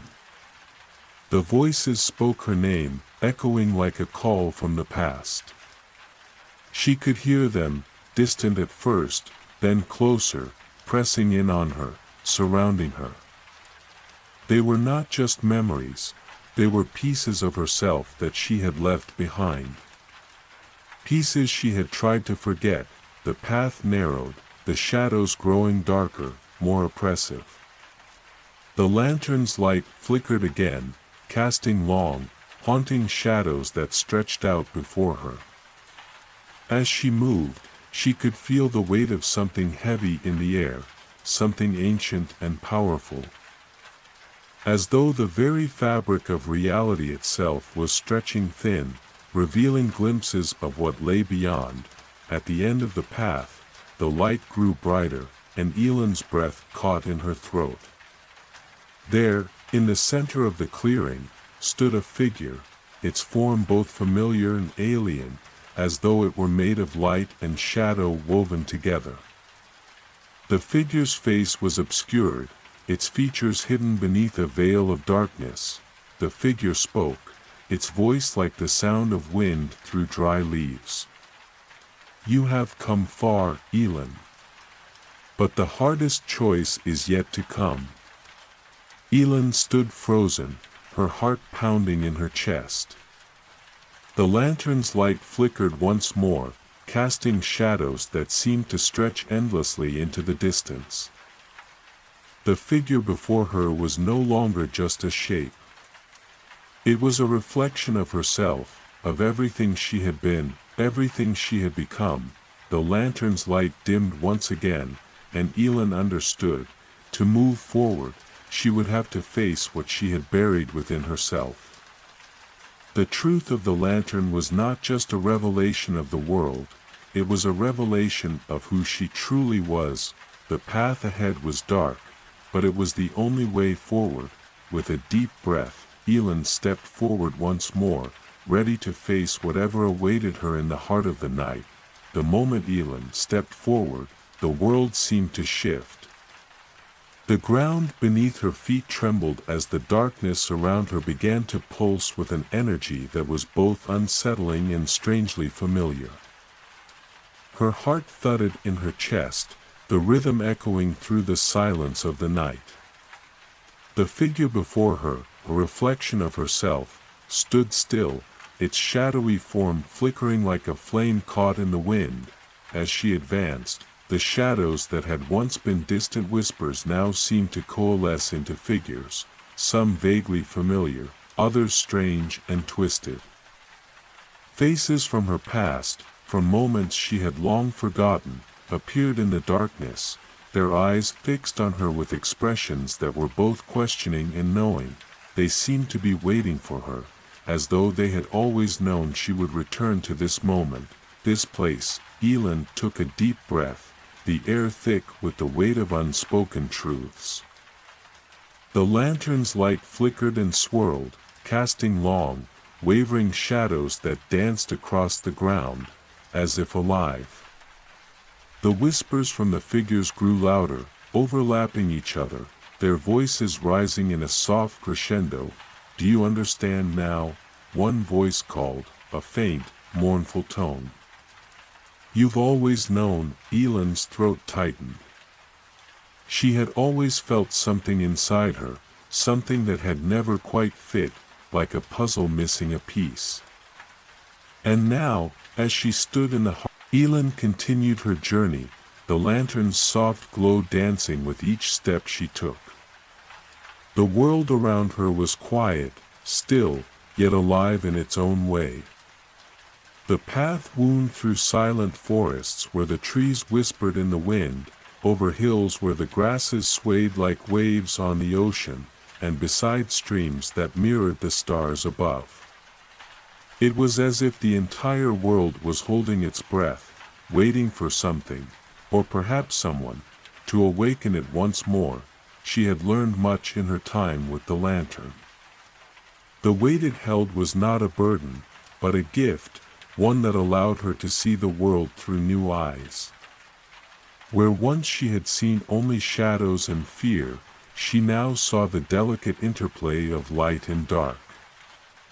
The intricate dance of opposites that formed the fabric of life itself, but as she walked, a nagging thought tugged at her mind. The woman who had spoken to her, was she real, or was she just a reflection of her own growing awareness? And what of the world that awaited her? How could one person bring light to a place so vast, so filled with shadow? It was in the midst of these thoughts that she found herself standing at the edge of a wide, shimmering lake. The water, though still, seemed to pulse with an inner life, as though it held secrets beneath its surface. The moonlight reflected off its surface, turning it into a mirror of the sky, and for a moment, Elin stood in awe, captivated by its beauty. And then, from the water, a soft voice called to her. "Elin," it whispered, gentle as a breeze. She turned, her heart racing. The voice was familiar, yet strange. It felt like a call from the depths of her own soul, a voice that had always been there, waiting to be heard. "Who are you?" she asked, her voice steady but filled with wonder. A figure appeared at the water's edge, emerging from the mist that clung to the lake. It was a woman, her features delicate and familiar, yet more ethereal than any form Elin had seen before. Her hair shimmered like the stars, and her eyes held a deep, knowing sadness, as though she had witnessed the passing of countless ages. "I am the keeper of the waters," the woman said, her voice soft yet resonant. "I have watched over this lake for eons, guarding its secrets and its stories. And now, I have come to offer you a gift." Elin stepped closer, her curiosity growing. "A gift?" she asked, her heart beating faster with each word. The keeper nodded, her gaze gentle. "The lantern you carry holds great power, Elin. But it is not the only light in the world. There are many lights, some hidden, some forgotten, but all important. It is time for you to see them. Time for you to understand that you are not the only one who can bring light to the darkness." With a graceful movement, the keeper reached into the water, her hands moving with an elegance that seemed to disturb the surface only slightly. She drew out a small, glowing orb, its light flickering like a heartbeat. The orb was a deep, radiant blue, and as it glowed, Elin could feel its warmth, its presence, as though it was alive. "This orb is a part of the same light you carry, Elin," the keeper explained. "It is the light of understanding, of knowledge. It will show you things that the lantern cannot. Where your lantern guides others, this orb will guide you, deep into the heart of the world, into the hidden places where light and shadow converge. It will show you the secrets of the earth, the ancient truths that have long been forgotten. With this, you will learn the deeper purpose of your journey. Elin gazed at the orb, her fingers itching to touch it. It was beautiful, mesmerizing, and she could feel its power calling to her, just as the lantern had. But she hesitated. "What will I see with this?" she asked, her voice barely a whisper. "You will see the hidden paths," the keeper said softly. "The ones that lie beneath the surface, the ones that only those with open hearts and clear minds can perceive. You will see the world in its true form, alive with magic, with wonder, and with the shadows that must always accompany the light." Elin looked down at the lantern in her hand, the soft glow of its flame casting a golden light around her. She had learned so much from it, but now she felt as though something was missing, a piece of the puzzle that was still out of reach. Could this orb hold the answer she had been searching for? With a deep breath, Elin reached out and took the orb. The moment her fingers touched it, a rush of energy coursed through her, filling her with warmth and a sense of clarity. The world around her shifted, the air becoming heavier, charged with an ancient energy. She felt as though she could see the very fabric of the universe, each thread woven together in a delicate balance, both beautiful and fragile. The keeper smiled, a look of understanding in her eyes. "Now, you are ready to see the truth, Elin. To understand the nature of your journey, and the light that lies within you." Elin held the orb close to her chest, feeling its warmth spread through her. And for the first time, she felt truly whole. The lantern, the orb, they were both a part of her now, guiding her forward into the unknown. With a final glance at the keeper, Elin turned and stepped into the shimmering waters of the lake, the orb glowing brightly in her hand, casting light into the depths of the night. Elin's footsteps in the water rippled across the lake's surface, each step resonating with the light of the orb. As the soft glow from the lantern and the orb intertwined, they illuminated the world around her in a way she had never seen before. The quiet mist that had clung to the water's edge seemed to part, revealing a hidden path leading deeper into the heart of the forest. She followed the path, the lantern's light flickering as if whispering to her, while the orb in her hand pulsed gently, like the rhythm of a distant heartbeat. The trees that had once seemed foreboding now appeared less threatening, their trunks thick with ancient wisdom, their branches reaching out as if to offer their shelter. The forest itself felt alive, its heartbeat synchronized with the glow in Elin's hand. With each step, the air grew warmer, charged with the energy of a forgotten world. She could feel the light of the orb pulling her forward, urging her to see the hidden beauty of this place, the mysteries that lay buried beneath layers of time and shadow. The path curved, taking her further into the woods, until she reached a clearing. The moonlight bathed the ground in silver, and at its center was an ancient stone structure, half hidden by moss and vines. It was a circle of stones, standing tall and proud despite the passage of countless years.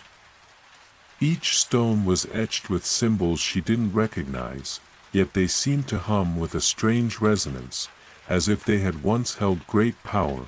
Elin's heart raced as she approached, the orb pulsing in her hands.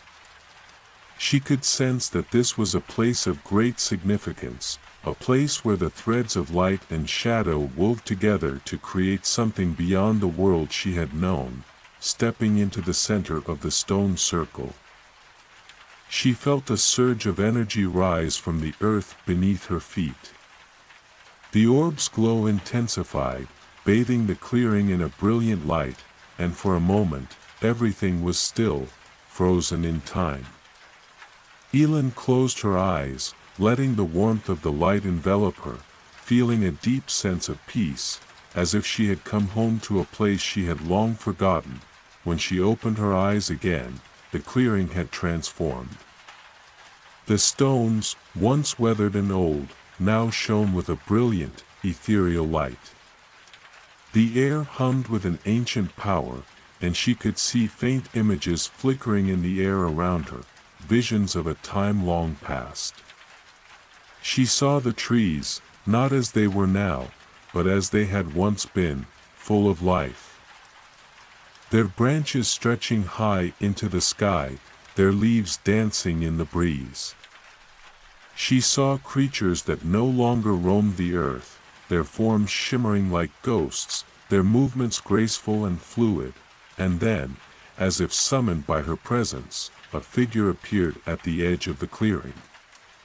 A tall, regal woman, draped in a cloak of silver and gold, her face hidden by a veil.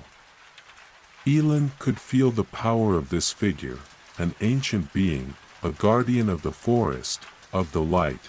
"You have come," the woman's voice echoed in the stillness, her words carrying the weight of ages. "I have watched over this land for countless centuries, waiting for one who would carry the light. And now, you are here." Elin's breath caught in her chest, but she didn't speak. The woman continued, "The lantern you carry is not just a source of light. It is a key.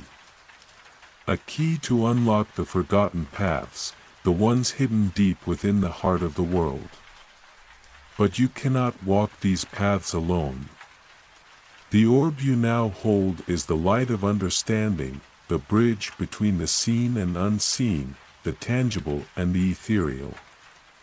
Together, they will guide you through the darkness, and show you the truth that lies beyond." Elin felt a weight settle upon her chest. The words of the woman resonated deeply within her, stirring something deep inside. She understood, in a way she had never understood before, that her journey was not just about finding light, it was about unlocking something ancient. Something buried deep within the earth and the sky. "You must go beyond the boundaries of this forest," the woman continued. "You must find the places where the threads of light have been severed. There are forces at work, forces that seek to keep the darkness hidden, to keep the truth from being seen. But with the lantern and the orb, you can bring the light where it is most needed. You can heal the fractures in the world." Elin's heart swelled with determination. She had always known her journey was about more than just the lantern. Now, the weight of her purpose felt clearer. She wasn't just a traveler in search of answers, she was a bearer of light, a healer of ancient wounds. "Where must I go?" she asked, her voice steady, filled with newfound resolve. The woman stepped forward, her veil lifting to reveal her face, a face both young and ancient, full of wisdom and sorrow. Her eyes shone with a deep, knowing light. "Follow the path that calls to you," she said. "The lantern and the orb will show you the way. Trust in them, and trust in yourself." With that, the woman faded into the air, leaving behind only the soft echo of her words.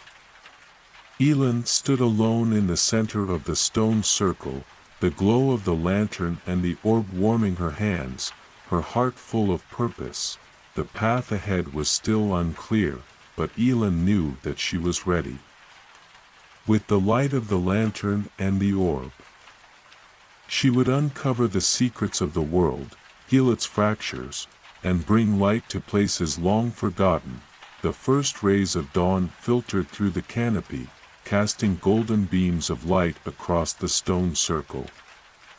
Elin stood still, feeling the weight of the woman's words settle within her, a guiding force urging her forward.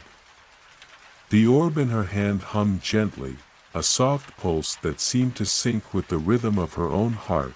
The lantern, now resting against her side, radiated an almost comforting warmth, though its glow had dimmed since she had arrived.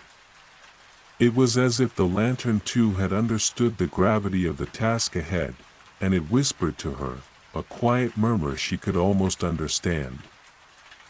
For a long moment, Elin simply stood, taking in the peaceful clearing, letting the calm wash over her. She could feel the energy in the earth beneath her, ancient and steady. It reminded her that she was not alone on this journey. The forest, with all its hidden wisdom, seemed to watch over her, silently offering its support. She turned away from the stone circle, the orb still pulsing gently in her hands, and began walking back along the path she had taken earlier. The way felt different now, as if the trees were more welcoming, their branches less oppressive, more like guides lighting the path before her. Her mind swirled with questions about the lantern, the orb, the woman from the forest, and the mysterious force she had spoken of. Who were the ones that sought to keep the light hidden? And what fractures in the world had they caused? Elin felt the weight of these questions pressing against her chest, but she also felt the lantern's gentle glow urging her forward. She wasn't meant to have all the answers yet. The journey would reveal them, piece by piece, as the lantern and the orb guided her. The path grew narrower as she ventured deeper into the forest. The air was thick with the scent of damp earth and the rustling of leaves. She moved with purpose, following the pull of the orb, which seemed to grow brighter with each step. The forest was alive with sounds, chirping birds, the rustling of small creatures in the underbrush, the distant hum of a brook. Yet, in the midst of all this life, there was a quiet stillness that she couldn't ignore. After a while, the trees began to thin, and Elin found herself standing before a large, weathered stone archway, hidden among thick vines and ferns. The archway seemed to belong to another time, its intricate carvings faded by centuries of rain and wind. She could sense something here, something waiting, and the orb pulsed more insistently in her hands, its light brighter now. Elin stepped forward, her breath catching as she crossed the threshold of the archway. Instantly, the world around her seemed to change. The trees that had once stood tall and proud seemed to bend toward her, as if guiding her through a forgotten passageway. The air grew warmer, and the ground beneath her feet felt softer, as though the earth itself was welcoming her deeper into its embrace. She walked on, her footsteps light, the lantern's glow casting flickering shadows on the path. As she ventured deeper, she could feel a growing sense of anticipation, as if something awaited her at the heart of this strange, hidden place. Ahead, the path began to widen, leading to a large clearing. In the center of the clearing was a pool of water so clear it seemed to mirror the sky above. The surface was calm, untouched by even the slightest ripple. Around the pool, ancient trees stood like sentinels, their twisted roots weaving in and out of the earth, their branches reaching high toward the heavens. Elin approached the edge of the pool, kneeling to look at her reflection in the still water. For a moment, she saw nothing but the orb in her hand, its light rippling across the surface like a heartbeat. But then, as her gaze deepened, something shifted in the water. The reflection before her began to change, and Elin saw herself, but not as she was now. She saw a younger version of herself, standing in a place she didn't recognize. The figure in the water was holding a lantern, not the one she had now, but an older version, worn and weathered by time. Her hand trembled as she reached out. The reflection of herself in the water doing the same. Suddenly, a voice broke through the silence, soft and soothing like a breeze. "You've come to see, haven't you?" the voice asked. "The lantern has been passed down for generations, each bearer seeking to find what has been lost. But what you see is not just the past. It is the path you are destined to follow. The lantern is your guide, and it will show you the way to the truth." Ellen's heart raced as she gazed deeper into the water. The vision of herself in the reflection began to move, walking toward a distant mountain shrouded in mist. There, hidden within the mist, stood a massive tree, its roots burrowing deep into the earth, its branches reaching out to the sky. The tree seemed ancient, older than anything Ellen had ever known. She could sense its power, a force that bound the world together. "You must find the tree," the voice continued. "It holds the key to the balance of light and shadow. Only when you unlock its secret will you truly understand the power of the lantern." Ellen's mind raced as the vision faded, and the water's surface returned to stillness. She felt a deep sense of certainty settle over her. The tree. The place where everything began. She stood, her heart filled with purpose, the lantern's light glowing brightly now. It was time to move forward, to follow the path that had been laid before her. The orb in her hand pulsed gently, urging her onward.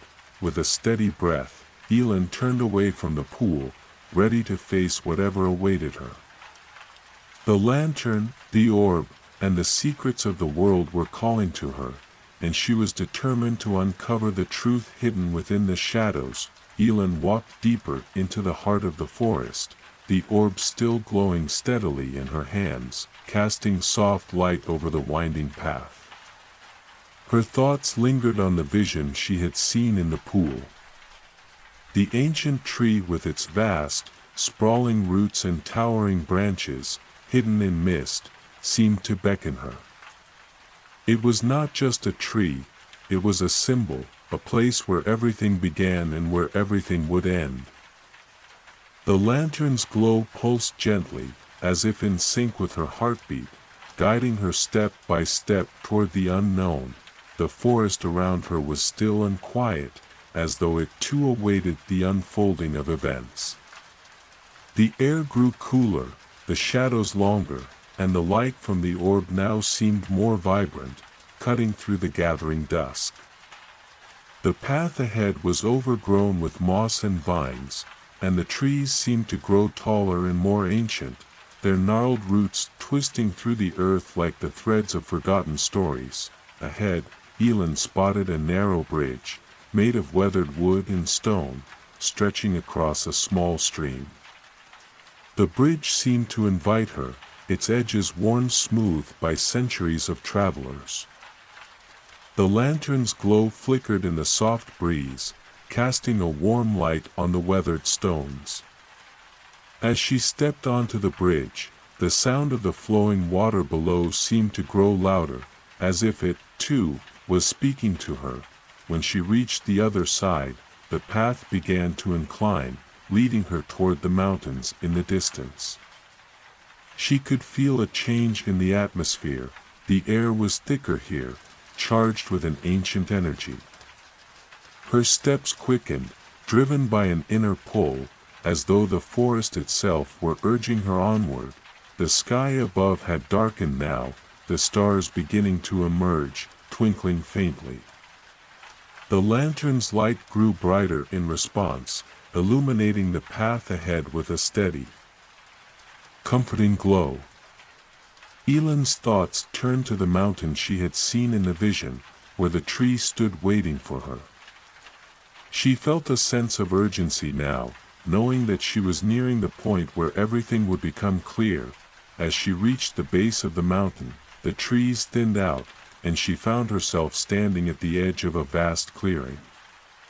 In the center of the clearing stood the mountain, its silhouette sharp against the night sky, bathed in the soft light of the moon.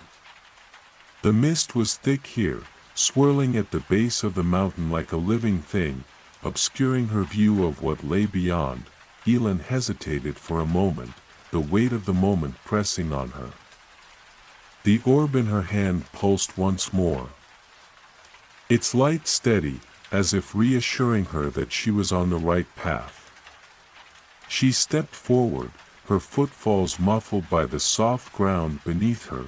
The mist parted just enough to reveal a narrow path leading up the mountain, winding its way through ancient stones. The path was steep and jagged, but Elin felt a surge of determination. She had come too far to turn back now. Every step she took brought her closer to the truth, closer to the tree she had seen in the vision. The climb was difficult, but the lantern's light never wavered, casting a comforting glow on the rocks beneath her feet. The wind began to pick up as she ascended, carrying with it a strange melody, a soft, haunting tune that seemed to echo through the mist. It sounded like whispers, like voices from another time, guiding her, urging her to press on. Elin's heart beat faster with each step, her breath steady and calm, as if the very mountain was breathing with her. The path grew steeper still, but she refused to stop. She was no longer just climbing a mountain, she was moving towards something far greater than herself. The lantern in her hand held more than just light, it held the answers to questions that had plagued the world for centuries. The mist thickened as she climbed higher, obscuring her view of the world below. It was as though the mountain itself was guarding its secrets, allowing only those who were truly meant to find them to pass through. The whispers in the wind grew louder now, more urgent, their meaning slipping just beyond her reach. Finally, after what felt like an eternity, Elin reached the top.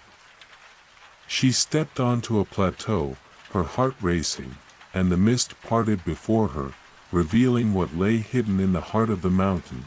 There, standing in the center of a vast stone circle, was the ancient tree.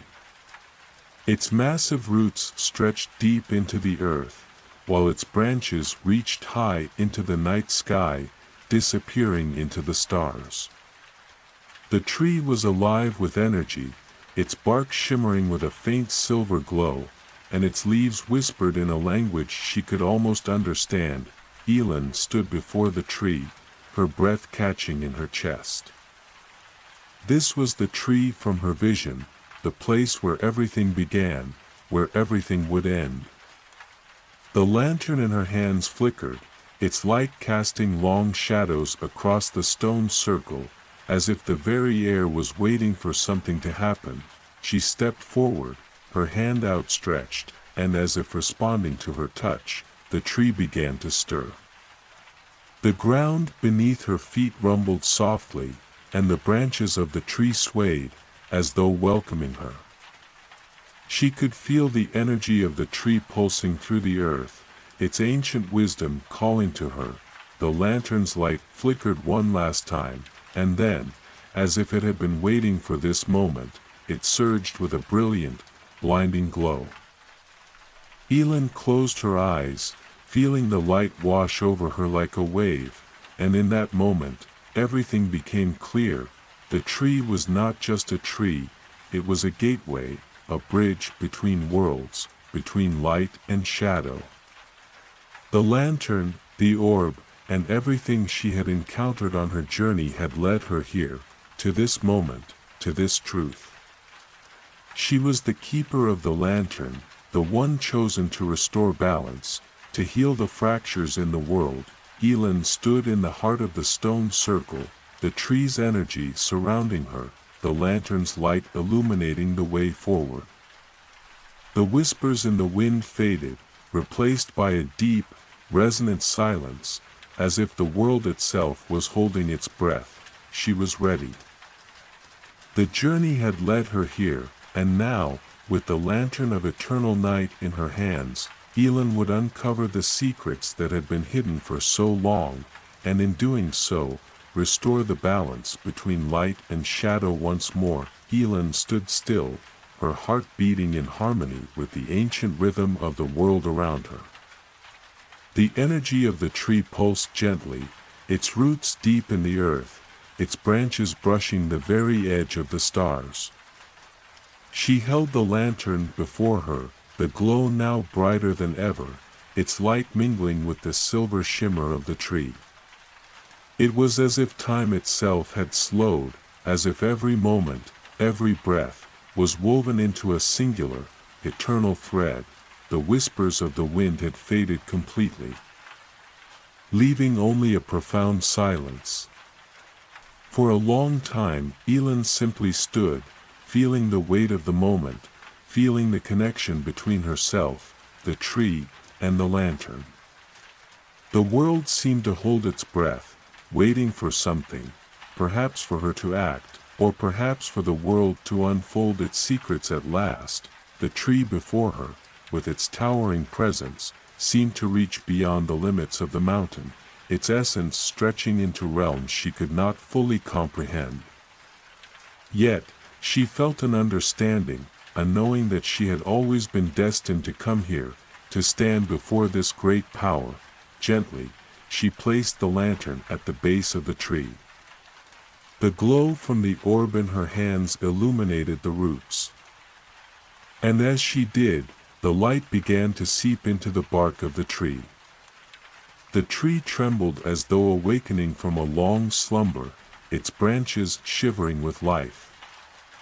The lantern's glow enveloped the roots, and suddenly, the air around her began to hum with energy.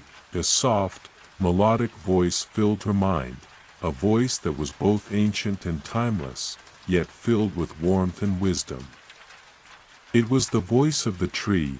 "You have come, Elin," it said, its tone resonating deeply within her. "You have journeyed far, and now you are the keeper of the lantern, the bearer of light and shadow. The balance you seek can only be restored through understanding and acceptance of both forces. For in the dark, there is light, and in the light, there is darkness." Elin closed her eyes, feeling the weight of those words. She had always believed that light and dark were opposites, separate, even opposing forces. But now, standing before the tree, she understood that they were two halves of the same whole, intertwined, inseparable. Without one, the other could not exist. You have been chosen, not because of your strength, but because of your ability to embrace the unknown, to walk the path between worlds. The tree continued. You must carry the lantern to the places where darkness has taken hold, and through the light, restore balance. But remember, Elin, light without understanding leads to arrogance. And darkness without compassion leads to despair. Her breath caught in her chest as the gravity of the task ahead began to sink in. She had always been a seeker of answers, but now she realized that the answers would not always be clear. The lantern was not just a tool, it was a symbol, a guide, a challenge. It represented the light within her, but also the shadows she must face and understand. The tree's voice softened, its tone filled with gentle guidance. To restore the balance, you must return to the places that have been forgotten, to the hearts of those who have lost their way. Let the lantern be a beacon, not only for others but for yourself. You must walk the path, not as a conqueror, but as a student of the world's mysteries. Elin nodded, a quiet resolve filling her heart. She had already come so far, and though the journey ahead was uncertain, she knew that it was the only way forward. She was the keeper now, the one who would carry the lantern through the realms of light and shadow, healing the fractures that had torn the world apart. The tree's branches swayed gently, as if to bid her farewell, and the ground beneath her feet rumbled softly once more. The path forward had opened, and Elin stepped away from the tree, the lantern's glow casting long shadows on the stone circle. The mountain, the mist, and the stars seemed to shift in response to her movement. As though the very world was shifting with her, she turned her back on the tree, but not with regret. The tree had shown her the truth, and now it was time for her to take that truth and carry it into the world. As she made her way down the mountain, the path now clear before her, she felt a sense of calm wash over her. The whispers of the wind had returned, but this time, they were no longer a riddle to be solved. They were the breath of the world, the song of the earth, guiding her forward. Elin was ready. The lantern would light her way, and the balance would be restored, one step at a time, and so, with the lantern of eternal night in her hands, Elin began her journey anew, into the heart of the world. Into the realms of light and shadow, carrying the light of the lantern for all to see. The end was not yet written, but Elin knew that it was only the beginning. The secret of the quiet forest, Indiana, a distant land, nestled between the whispering mountains and the wide, endless sky. There was a forest unlike any other.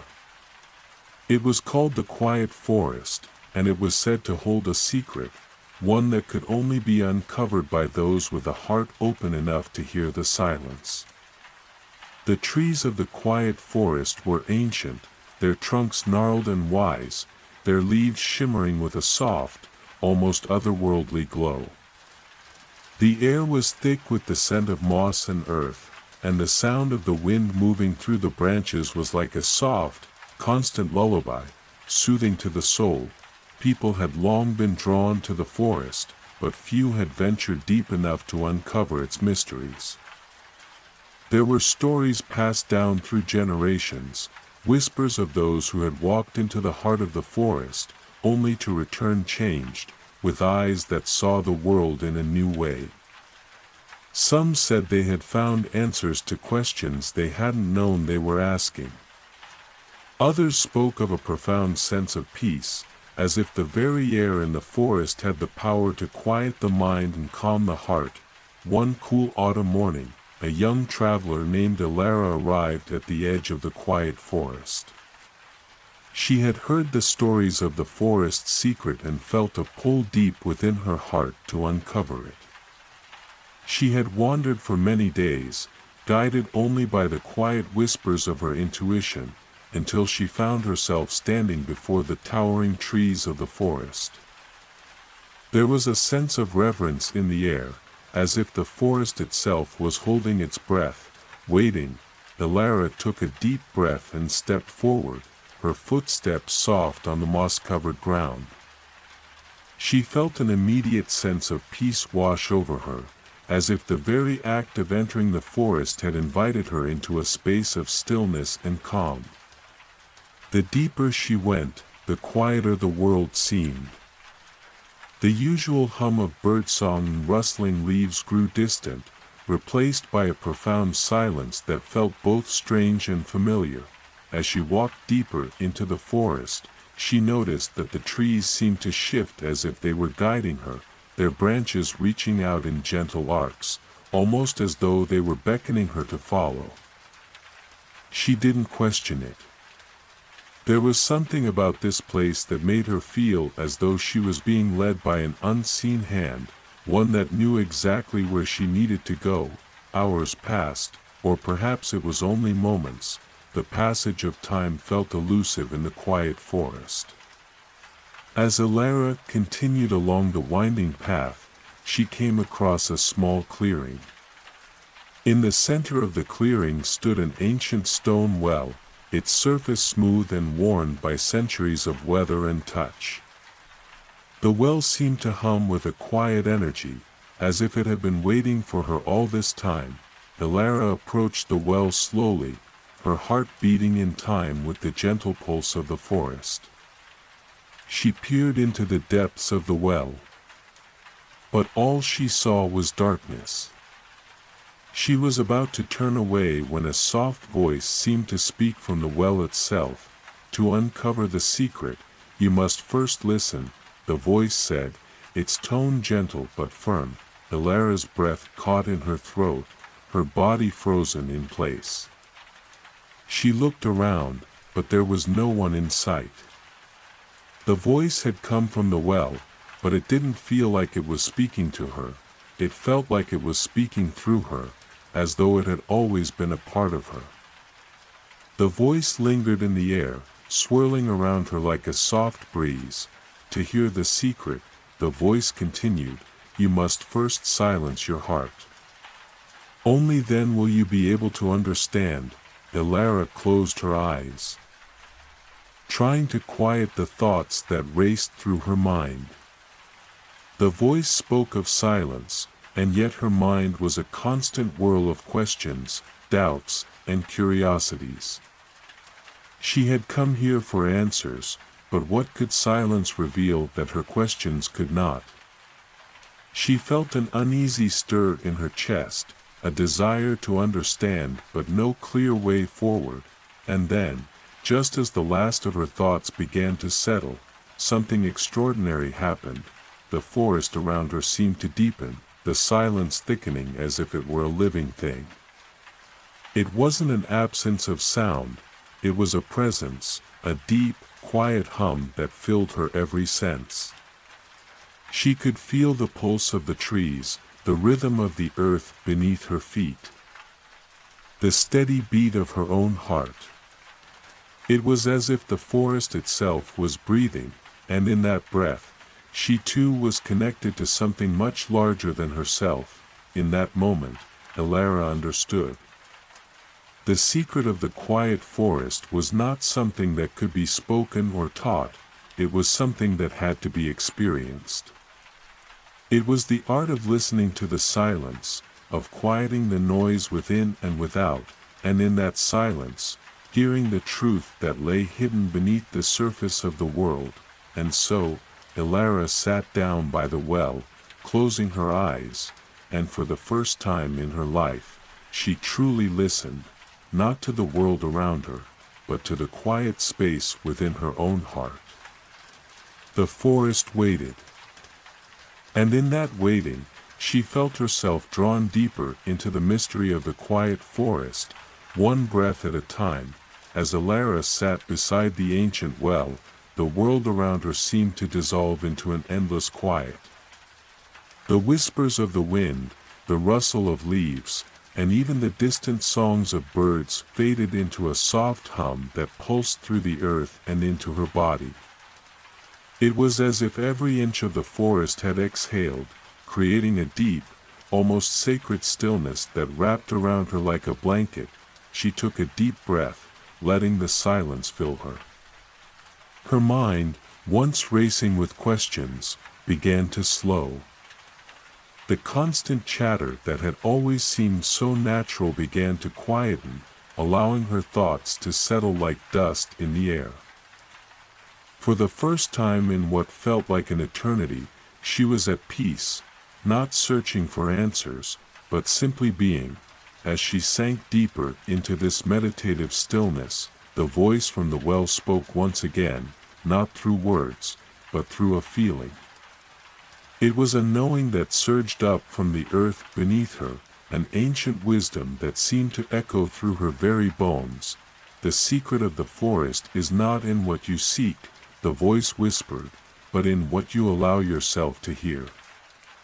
The truth is always present, waiting for you to remember it. It is in the quiet of the heart, the stillness of the mind, that the world speaks its deepest truths." Elara felt the words vibrate through her, settling deep into her being. She was not looking for something that would change her life or reveal a grand mystery. No, the truth had always been here, in the spaces between her thoughts, in the moments of silence that she had so often rushed past. The forest was not telling her anything new, it was reminding her of something she had forgotten, that within her, in the quietest moments, lay the answers to all the questions she had ever asked. With this realization, Elara opened her eyes. The clearing around her had not changed, but now it seemed alive in a new way. The trees, their branches like arms outstretched, were no longer simply trees. They were ancient beings, their roots dug deep into the earth, connected to the very heartbeat of the land. She could feel their energy, the pulse of life that flowed through them, as if they were communicating with her without words. The well, too, seemed different. Its stone surface, worn by the passage of time, now glowed softly, as though it held a quiet, inner light. The hum that had been present in the air earlier was now more pronounced, as though the forest itself was alive with energy, waiting for her to listen. Elara stood and walked closer to the well, her hand hovering above its surface. She felt a pull, as if the well was calling her to touch it, to connect with the deep wisdom that it held. As her fingers brushed the cool stone, a sudden surge of understanding filled her. The well was not just a source of water, it was a symbol of something much greater. It represented the depths of the world, the mysteries hidden beneath the surface, and the wisdom that could only be found when one was willing to listen, to go deeper. With a soft sigh, Elara sat back down, closing her eyes once more. This time, she didn't search for answers. She simply listened, letting the quiet hum of the forest surround her. It was as if she had become one with the land, her heartbeat in sync with the rhythm of the earth, her breath a part of the wind that whispered through the trees. In that moment, she felt the secret of the forest, a deep knowing that the world was not a place of chaos and confusion, but of perfect harmony, waiting for those who were willing to listen. The forest had no need for words, no need for explanations. It was a place of pure experience, a place where the answers were always present, simply waiting for one to open their heart and mind to them. Elara understood now that the forest was not a place to find something, but a place to remember something, that the quiet, the stillness, was where the deepest truths of life resided. The forest, like the world, had its own rhythm, its own flow, and those who were willing to surrender to it would find peace, wisdom, and understanding. Time seemed to stretch and fold in on itself, and though hours passed, Elara felt no need to rush. There was nowhere else to be, nothing else to do. She was present, fully immersed in the simplicity of the moment. The world had become quieter, gentler, and for the first time in her life, she felt truly seen, not by anyone else, but by the world itself, and by the quiet wisdom that resided within her. As the sun began to dip below the horizon, casting a soft golden glow across the clearing, Elara knew that she had found what she had been searching for, not in the forest itself, but within herself. She had found the peace she had longed for, the wisdom she had sought, and the understanding that the answers to life's most profound questions were not found in the outside world, but within the silence of the heart. The forest, once a place of mystery, had become a place of remembrance. And in that remembrance, Elara realized that the secret of the quiet forest was not a hidden truth waiting to be uncovered, but a gentle reminder to listen, to the earth, to the wind, to the silence within, and to embrace the peace that could be found in simply being. As the days passed in the quiet forest, Elara began to feel a deeper connection with the land. It was as though the forest was not just a place, but a living, breathing entity, an old, wise being that spoke not with words, but with the subtle gestures of nature. The rustle of leaves in the breeze, the way the light filtered through the canopy, the gentle movement of the stream nearby, all of it felt like a language, a dialogue that could only be understood by those willing to listen beyond the surface. Each morning, Elara woke to the soft song of birds in the distance, their melodies weaving through the stillness of the forest. She would sit by the well, her eyes closed, allowing the peaceful quiet to embrace her. And each time, as she sank deeper into that silence, she discovered something new about herself and the world around her. It was as if the forest was guiding her on an inner journey, leading her to a place of knowing that lay beneath the veil of everyday life.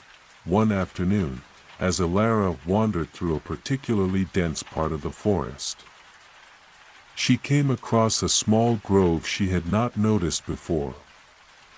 The trees here were ancient, their trunks wide and knotted, their branches twisting high into the sky. The air was thick with the scent of damp earth and pine, and the ground beneath her feet was soft and spongy. In the center of the grove was a large stone, smooth and polished by the passage of time. Elara felt a pull toward the stone, as though it was calling to her. She approached it slowly, her fingers brushing against the cool surface. As she touched it, a warmth spread through her palm, and the stone seemed to hum with an energy she could not explain. She sat down beside it, her heart beginning to race with a sense of anticipation. There was something here, something she had not yet discovered. For a moment, the forest around her seemed to pause. The birds fell silent, the wind held its breath, and even the stream seemed to stop flowing. It was as if the entire world had gathered around her, waiting for something. Elara closed her eyes and listened. Then, in the deepest silence, she heard it, a whisper, like the voice of the forest itself, soft but clear. "The secret is not in the listening, but in the becoming," the voice said. "To understand, you must surrender to the flow. Let go of the need to control, and allow yourself to merge with the rhythm of life." Elara's breath caught in her throat. The words felt like a key turning in a lock, unlocking something deep inside of her. She had spent so much of her life trying to understand, trying to grasp the meaning of everything around her.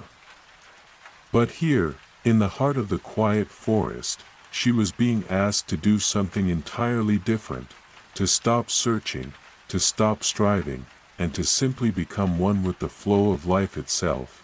The voice spoke again, this time with a softness that felt like the wind through the leaves. "You are part of the forest, just as the river is part of the sea, and the stars are part of the sky. You are not separate from this world, but an essential part of it. To feel its rhythm, you must let go of your boundaries, your separateness. You must allow yourself to be part of the flow." Elara sat in silence, letting the words settle within her. It was as though the very fabric of her being had been stretched and woven into the world around her. She no longer felt like a separate entity, an individual trying to understand the world from the outside. She was a part of it, just as the trees, the wind, and the stones were part of the same great whole. And in that realization, she felt a deep sense of peace, a peace that came not from knowing, but from surrendering. For what seemed like hours, Elara sat beside the stone, her senses wide open, her mind quiet. She felt the earth beneath her, steady and grounding.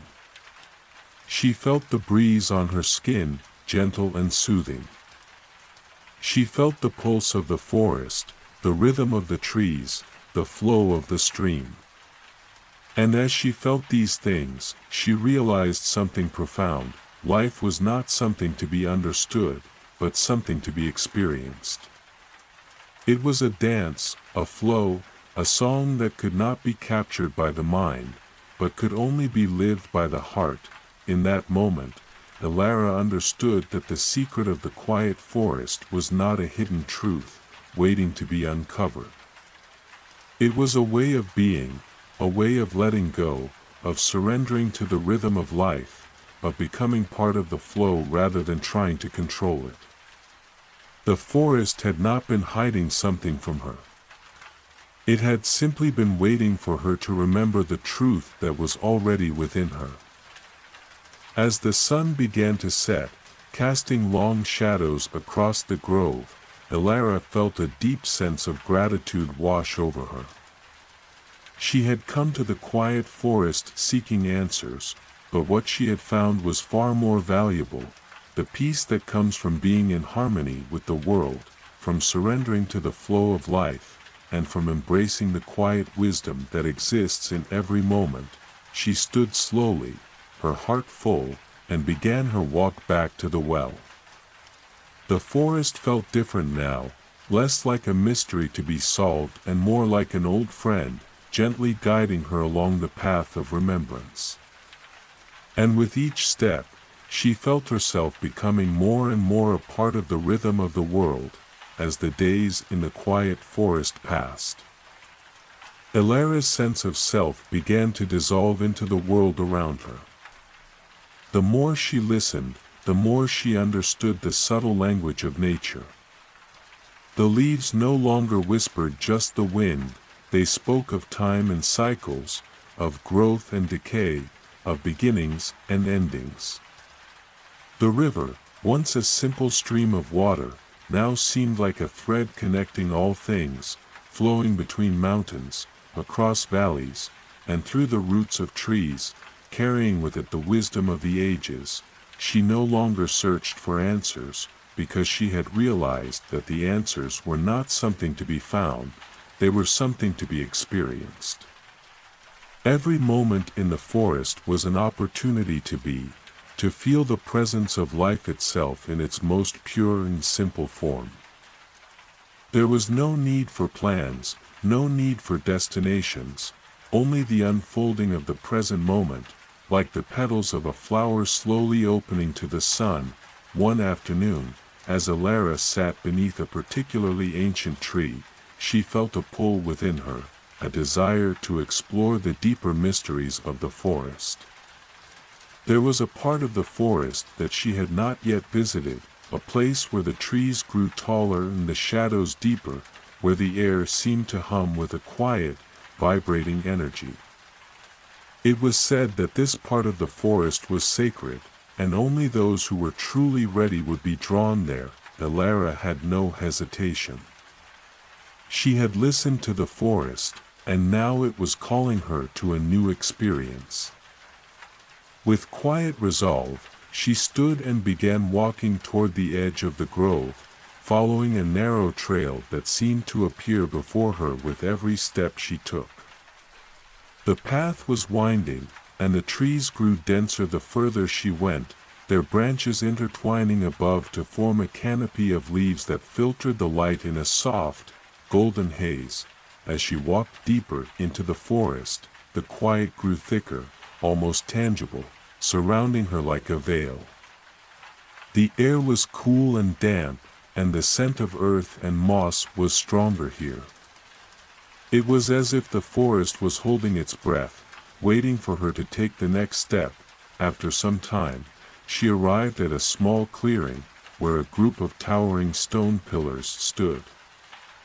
They were covered in moss and lichen, their surfaces worn smooth by the touch of time. The pillars were arranged in a circle, and in the center of the circle was a pool of water, so still that it reflected the sky above like a perfect mirror. Elara approached the pool, her heart beating faster.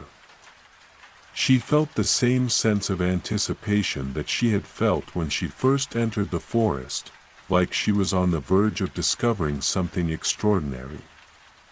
She knelt by the edge of the pool, her fingers lightly brushing the surface of the water. The moment she touched it, the water began to shimmer, and the reflection in the pool shifted. At first, it was subtle, a slight ripple, as if the surface of the water had been disturbed by a hidden breeze. But then the ripples deepened, and the reflection began to change. The sky above her darkened, and a soft mist rose from the water, swirling around her like a veil. In the mist, she saw figures, shadowy and indistinct, but they seemed to move with purpose. The figures circled her, weaving in and out of the mist, their movements graceful, almost like dancers, and then, a voice, not spoken but felt deep within her heart, reached out to her. To see beyond the veil, you must let go of what you know. Surrender the stories you have told yourself, and allow yourself to be part of the story of the forest. The voice was not threatening, but gentle, as though it was encouraging her to take the next step into the unknown. Elara's heart raced with a mixture of excitement and fear. She had already let go of so much, the need to understand, the need to control, the need to separate herself from the flow of life. But now, she was being asked to let go of something even deeper, the stories she had told herself about who she was, about what the world was. The figures in the mist moved closer, their forms becoming clearer, though they remained elusive. They were not human, but their presence was undeniable. They were ancient beings, guardians of the forest, protectors of its secrets. Elara could feel their eyes upon her, watching, waiting. With a deep breath, Elara closed her eyes and let go. She let go of the need to hold on to the story of who she had been, of what she had believed about herself and the world. She let go of the fear, the doubts, and the expectations. In that moment, she surrendered completely to the flow of life, to the rhythm of the forest, to the mystery that awaited her. And as she opened her eyes, the mist around her parted, and the figures came into focus. They were not beings of flesh and bone, but of light, soft, glowing, ethereal shapes that seemed to pulse with the energy of the forest itself. They moved around her, their light swirling, enveloping her in a soft embrace. The air was filled with a deep hum, and Elara felt herself merge with the flow of the forest, becoming part of its eternal cycle. The voice spoke again. This time with a sense of warmth and familiarity. You have surrendered your story, and in doing so, you have become part of the greater story of the forest. You are not separate, but one with the earth, the trees, the wind, and the stars. The secret of the quiet forest is that it is not a place to be understood, but a place to become.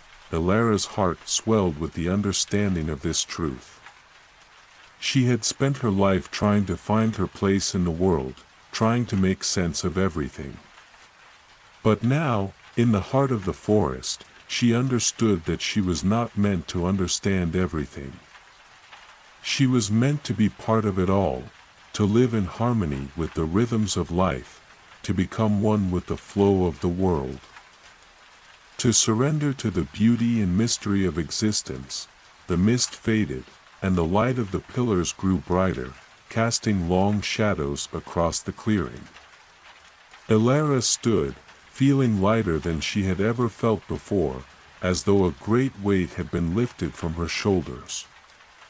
She was no longer searching for answers, because she had found something far more profound, the freedom that comes from surrender, from letting go of the need to control, from becoming part of the great, flowing story of the world.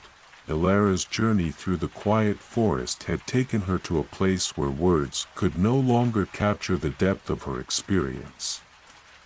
The more she surrendered to the flow of life, the more she realized that the essence of the forest, of existence itself, was not something that could be understood with the mind. It was something that could only be felt, experienced in the quiet spaces between thoughts, in the silent communion of the world. The ancient beings of light that had surrounded her in the clearing had not left her. Their presence remained with her, like a gentle hum that resonated within her heart, reminding her that she was part of something greater than herself. And as the days passed, the forest seemed to become more and more alive, its energy flowing through her veins, its wisdom etched into the very fabric of her being. One morning, after waking to the soft murmur of the forest, Elara felt an overwhelming sense of peace. She had come to understand that the forest was not a place of separation, but a living, breathing entity that connected all things. The trees, the rivers, the animals, the air, they were all threads in the same great tapestry of life. And so, too, was she. She sat by the well, letting the quiet envelop her as she gazed out at the clearing. The world seemed to pause, as though holding its breath, and for the first time, Elara truly understood what the forest had been trying to teach her. It wasn't just about listening, or surrendering, or becoming one with the flow, it was about accepting.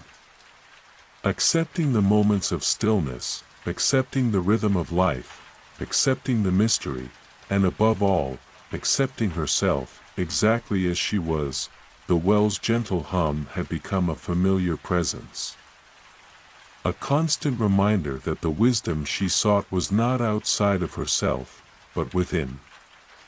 She had learned to trust the quiet, to trust the space between her thoughts, and to trust that everything she needed would come to her when the time was right. The forest had shown her that life was not something to be controlled or mastered, but something to be lived with grace and openness. As Elara sat in the soft glow of the early morning light, a rustling sound reached her ears. She turned to see a small fox emerging from the trees, its coat a rich auburn that gleamed in the sunlight. It approached her cautiously, its large eyes watching her with a mix of curiosity and trust. Elara held out her hand, and the fox sniffed it briefly before sitting down beside her, as if it had come to join her in the quiet. For a long time, they sat together, the fox and Elara, in perfect harmony with the forest. There was no need for words, no need for explanations. There was only the shared understanding that they were both part of the same world, connected by the same breath, the same pulse. The fox's presence was a reminder that all creatures, large and small, had a place in this world, and that the quiet moments of life were as sacred as the loud ones. As the sun rose higher in the sky, Elara felt a shift within her, a deep sense of gratitude for the path she had walked. The forest had not just given her answers, it had given her a new way of being. A way of being that was grounded in acceptance, in stillness, and in the profound understanding that everything was interconnected. There was no longer a need to search for meaning or to seek out answers. They were already here, in the quiet hum of the world around her, in the rhythm of the trees, in the breath of the wind. The fox stood and stretched, its movements graceful and fluid. It glanced back at Elara, as if to say goodbye, before turning and disappearing back into the forest. Elara watched it go, a smile spreading across her face. She no longer felt alone. The forest had become her companion, her guide, her teacher.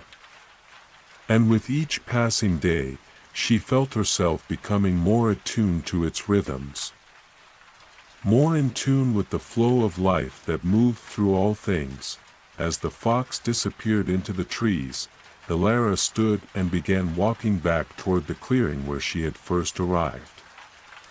The journey had not been about reaching a destination, but about discovering the beauty of the path itself.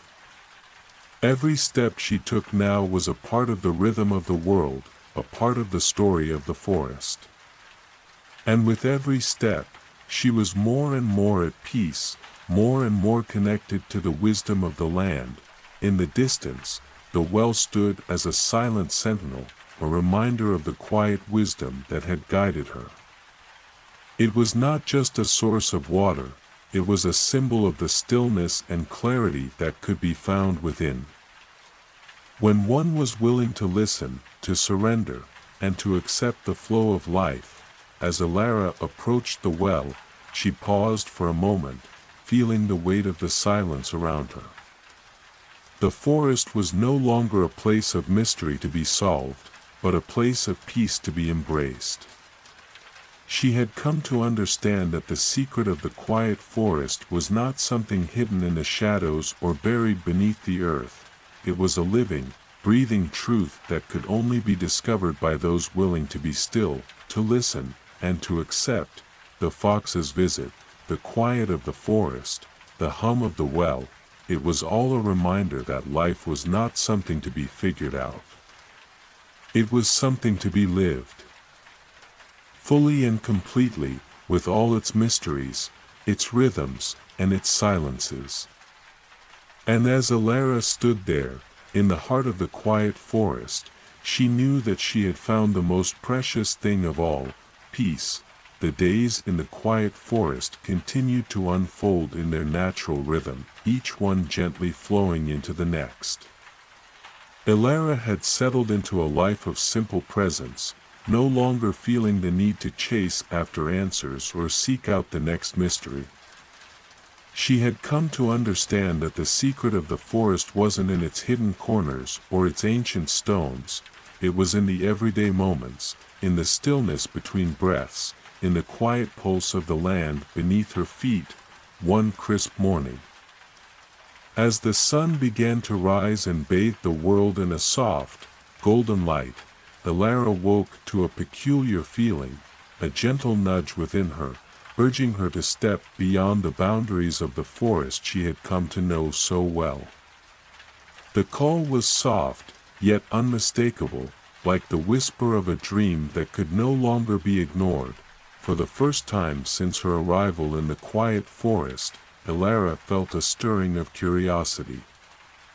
The forest had been her sanctuary, her teacher, but there was something beyond its borders that seemed to beckon her. She had come here seeking answers, but now she realized that the answers were not confined to one place. The forest had shown her the way to listen, to surrender.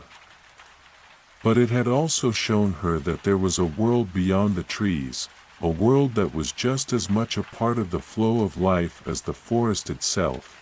With a deep breath, Elara stood and packed a small satchel, taking only what she needed, a flask of water, a few pieces of dried bread, and a small journal in which to record her thoughts. She walked to the edge of the forest, where the trees parted to reveal a wide, open meadow. The grass here was tall and golden, swaying gently in the breeze, and beyond the meadow, the distant mountains rose like sentinels, their peaks dusted with snow. Elara paused for a moment, taking in the vastness of the landscape before her. The forest had been her home. But now she felt a pull toward the unknown, toward the world that lay beyond. She took her first step into the meadow, the soft earth beneath her feet, and as she moved forward, the quiet of the forest seemed to follow her, wrapping itself around her like a protective cloak. She knew that wherever she went, she would carry the wisdom of the quiet forest within her, and that the journey ahead would not be one of searching, but one of discovery. As Elara walked, the landscape began to shift. The meadow gave way to a series of rolling hills, dotted with wildflowers that seemed to bloom with every step she took. The path before her was not clear, but it didn't matter. She knew that as long as she moved with the flow of life, she would find her way. The land seemed to open up to her, guiding her with the soft whispers of the wind and the gentle song of the birds in the distance. It was as though the world itself was welcoming her, embracing her presence. The trees that lined the hills seemed to bow gently in the wind, their leaves rustling softly, as if acknowledging her passage. The river that wound through the valley below sang its own quiet tune, its waters glistening in the sunlight. Elara walked for hours, her feet moving in rhythm with the land, her heart light and free. The journey was not one of haste or purpose, but one of unfolding, of being present in the moment. She allowed herself to be guided by the land, trusting that wherever she went, the flow of life would lead her to where she needed to be. As the sun began to dip below the horizon, casting long shadows across the hills, Elara found herself at the edge of a small village. It was nestled between the hills and the forest, its stone cottages glowing warmly in the fading light. The air was filled with the scent of cooking fires, and the soft murmur of voices reached her ears. For a moment, Elara hesitated. The village felt different from the forest, no longer a place of quiet solitude, but a community of people, each living their own story. She felt a sense of wonder and curiosity stir within her, but she also felt a tinge of uncertainty. She had been so long in the quiet of the forest, so used to the solitude of her own company, that the thought of stepping into a community of people was both exciting and daunting, but the pull was strong, and Elara knew that this, too, was part of her journey. She walked toward the village, the light of the setting sun casting a golden glow on the path ahead. As she entered the village, she was greeted by the warm smiles of the villagers, their eyes full of kindness and curiosity. It was a small village, with only a few dozen people, but there was a sense of peace here, a quiet joy that mirrored the serenity of the forest. One of the villagers, an elderly woman with silver hair and a warm, welcoming smile, approached Elara. "Welcome," she said, her voice soft and gentle. "You've come from the forest, haven't you?" "We've heard its whispers, too," Elara nodded, her heart full of gratitude. "Yes," she said, her voice barely above a whisper. "I've come from the quiet forest. It has shown me many things, but now I feel called to learn more, to see more of the world." The elderly woman smiled knowingly. "The forest speaks to all who listen," she said. "And it is true, the world beyond has its own song to offer. But you must always remember the peace of the forest, the quiet rhythm that flows through all things. No matter where you go, that rhythm will guide you." Elara felt a deep sense of connection to this woman. As though the forest's wisdom had traveled with her, carried in her heart, and now was being shared in this new place, among these new people. The village felt like a bridge between two worlds, the stillness of the forest and the vibrant energy of the people who lived in harmony with the land. Elara knew that her journey was far from over. She had stepped into a new chapter, one that would involve not only listening to the world, but also sharing the wisdom she had received with others. As night fell and the stars began to twinkle above, Elara sat by the fire with the villagers, listening to their stories, their laughter, their songs. And in that moment, she understood that the journey of life was never meant to be solitary. It was meant to be shared, to be experienced with others, in the quiet spaces and in the joyful noise. in the moments of solitude and in the moments of connection, and so, Ilara's journey continued, not just through the quiet forest, but through the world itself, learning and growing, sharing and receiving, living in harmony with the flow of life. The village was a world unto itself, a place where the rhythms of life flowed in harmony with the land. It was a contrast to the quiet solitude of the forest, but it was a contrast that Ilara found she could embrace. The people here, though connected to the land in a different way, shared the same peace she had discovered in the forest. It was a peacefulness that ran deep within the earth, woven into the soil, the trees, and the hearts of the villagers. Over the following weeks, Ilara found herself drawn deeper into the life of the village. She spent her days helping the villagers with simple tasks, gathering herbs, tending to the animals, mending clothes, and in the evenings, she joined them around the fire, listening to their stories and sharing her own. The village was a place of simplicity, where the concerns of the outside world were distant, and the only things that mattered were the connections between people and the earth. Ilara felt a deep gratitude for the people she had met here. They were different from her, yet somehow, they understood her. There was an unspoken bond between them, a shared understanding that life, in all its complexity, was ultimately about the same thing, finding peace, connection, and meaning in each moment. One evening, as Ilara sat by the fire with the elderly woman who had greeted her on her arrival, the woman turned to her with a knowing smile. "You found your place here, haven't you?" she asked, her eyes twinkling in the firelight. Ilara nodded, feeling a warmth spread through her chest. "Yes," she said softly. "I found peace here, just as I did in the forest. But there's something different now, something I didn't expect. I've come to realize that the quiet I found in the forest wasn't just about solitude. It was about connection. And now, I feel that same connection here, with all of you." The elderly woman smiled gently, her eyes reflecting the flickering flames. "Ah, yes.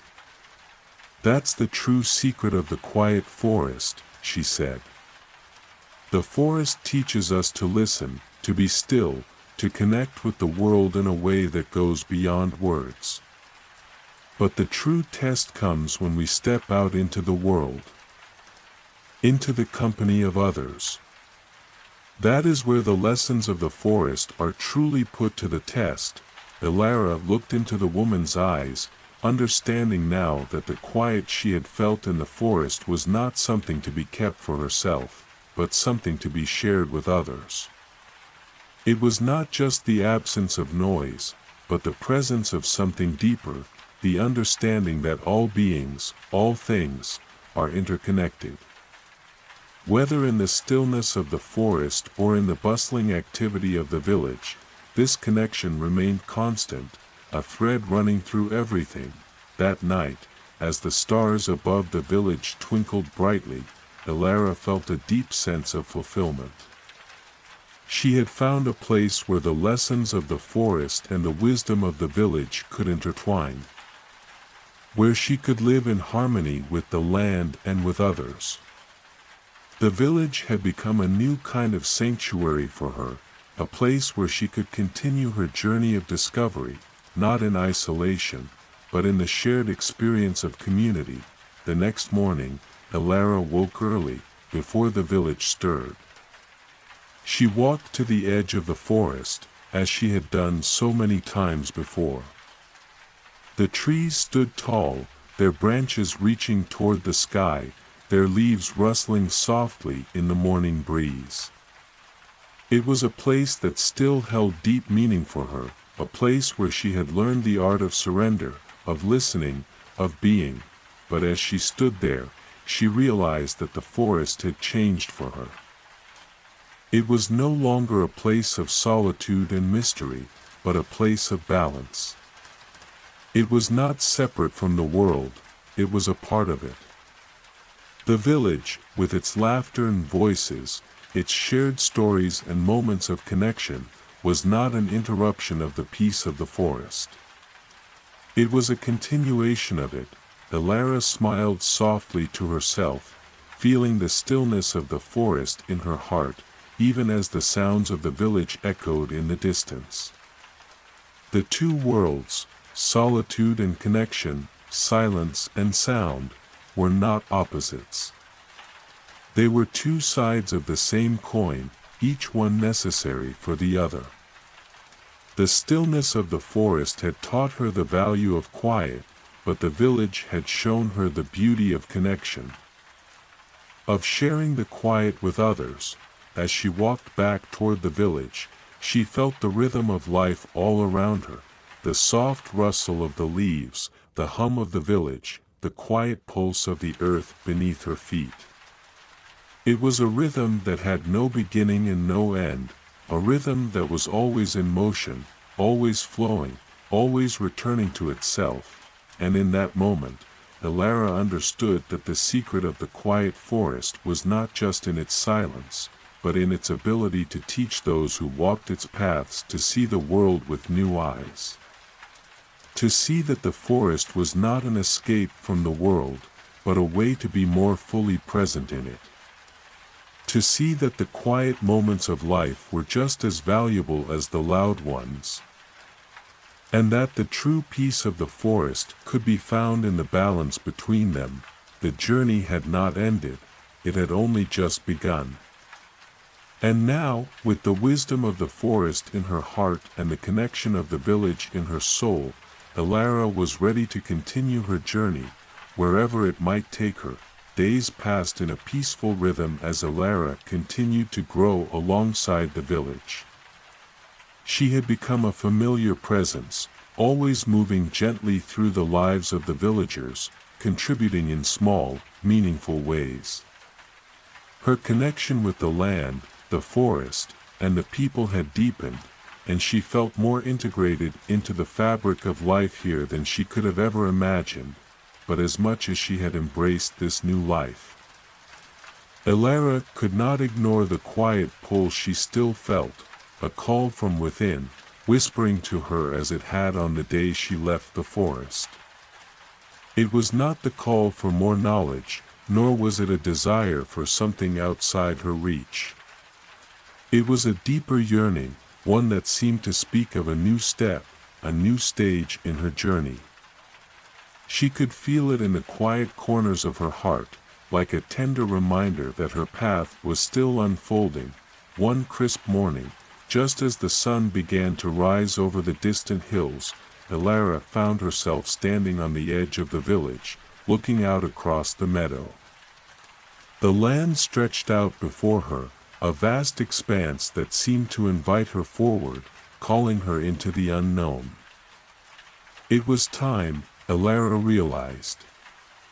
Time to continue her journey. She had spent so many weeks learning from the village, living in harmony with the rhythm of the world, yet there was a deeper understanding now that called her to step further into the world. The wisdom she had found in the forest, the connection she had experienced with the villagers, had shown her that peace wasn't found in a single place, nor could it be contained in solitude alone.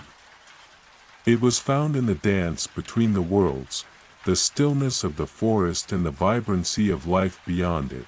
As she packed a small satchel once again, ready for the next chapter, Elara felt the familiar presence of the village elder beside her. The woman had watched her quietly over the weeks, her eyes filled with knowing, her heart open to the flow of life. "You are ready, aren't you?" the elderly woman asked, her voice soft yet full of depth. "I can feel the call in you, Elara. The forest has shown you much, and so has this place. But your journey is far from over." Elara nodded, her heart filled with a quiet understanding. "Yes, It is time for me to move on. The world beyond the village is waiting, and there are still things I must discover." The elder smiled gently, her eyes twinkling like stars in the night sky. "You carry with you the wisdom of the quiet forest, and you have learned the value of connection, of sharing that wisdom with others. But remember, the world beyond is vast, and there will be challenges ahead. Trust yourself, trust the rhythm you have found, and above all, trust the quiet. It will guide you, even when the noise of the world feels overwhelming." Elara felt a deep sense of gratitude in that moment. The journey that had begun in the quiet forest had led her here, to this place of peace and connection. And now, it was leading her forward into the next phase of her life.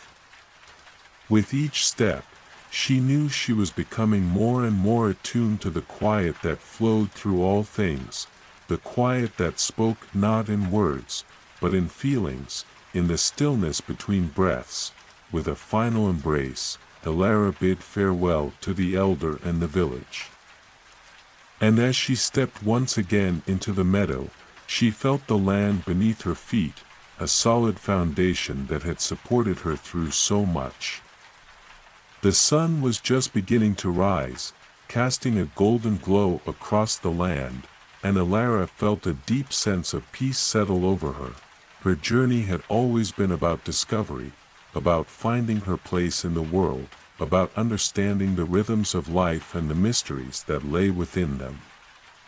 But it had also been about letting go.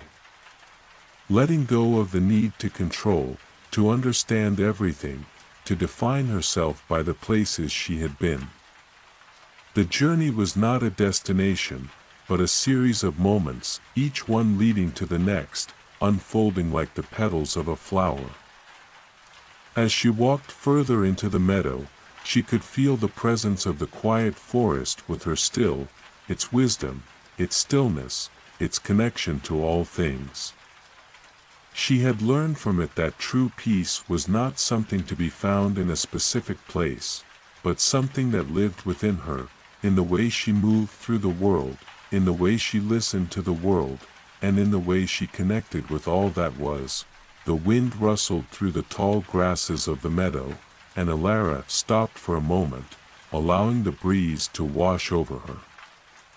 She closed her eyes, taking a deep breath, and in that stillness, she felt the presence of something greater than herself, something vast and eternal. It was the same presence she had felt in the forest, in the village, and now, in the world beyond. It was the quiet rhythm of life, ever present, ever flowing, a thread that connected all things, from the tallest mountain to the smallest blade of grass. And Elara knew, without a doubt, that she was a part of it, just as everything else was. As the sun climbed higher in the sky, Elara began walking once more, her heart light and full of wonder. She was ready for whatever the world had to offer. The forest had shown her the way, the village had shared its wisdom, and now she was ready to embrace the vast unknown with open arms. The journey, she understood, was not just about what she would discover, it was about what she would become along the way. And as she moved forward, step by step, she felt the deep knowing that the quiet would always be with her, guiding her, grounding her, and reminding her of the sacred connection between all things. Elara's journey through the vast world beyond the village was nothing like she had imagined. It was a journey not just through new landscapes, but through the layers of her own heart.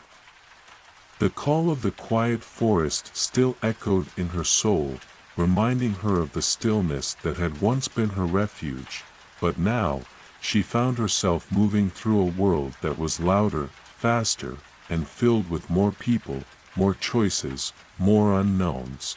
In the beginning, the noise of it all was overwhelming.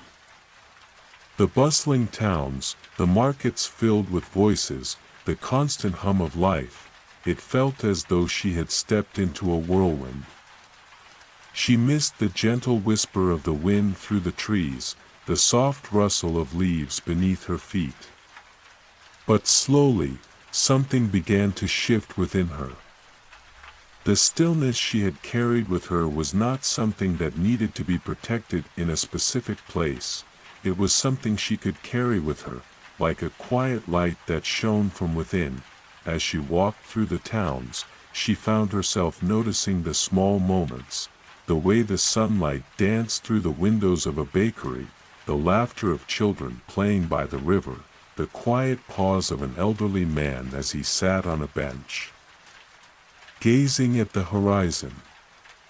These moments, fleeting as they were, seemed to pulse with the same rhythm she had felt in the quiet forest.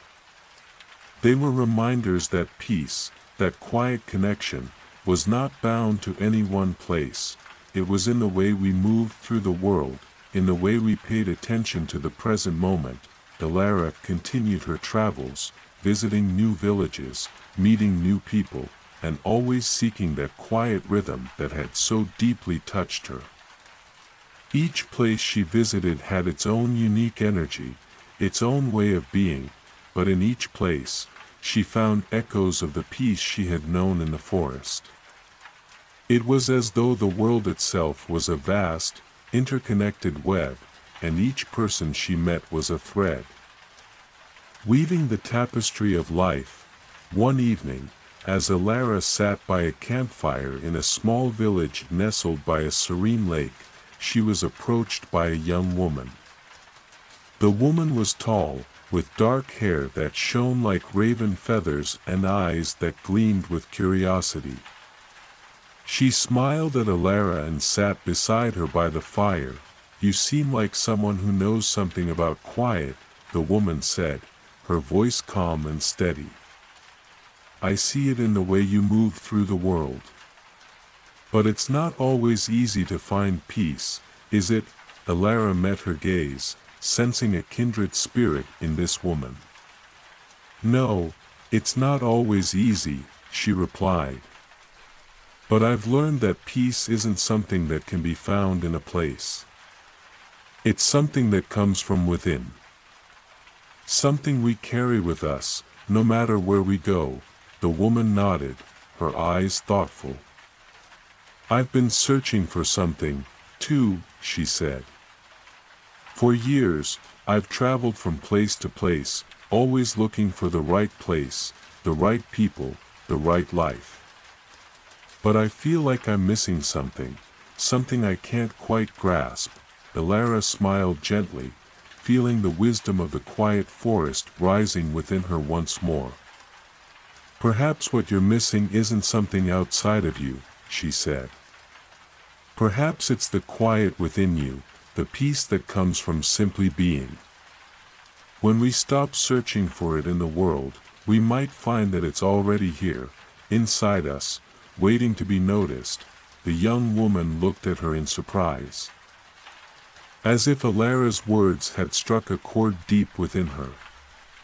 She sat in silence for a long moment, the crackling of the fire the only sound between them. "I think you're right," she said finally, her voice soft but full of understanding. "I've spent so much time looking outside, but maybe the answer is already inside me. I just need to listen."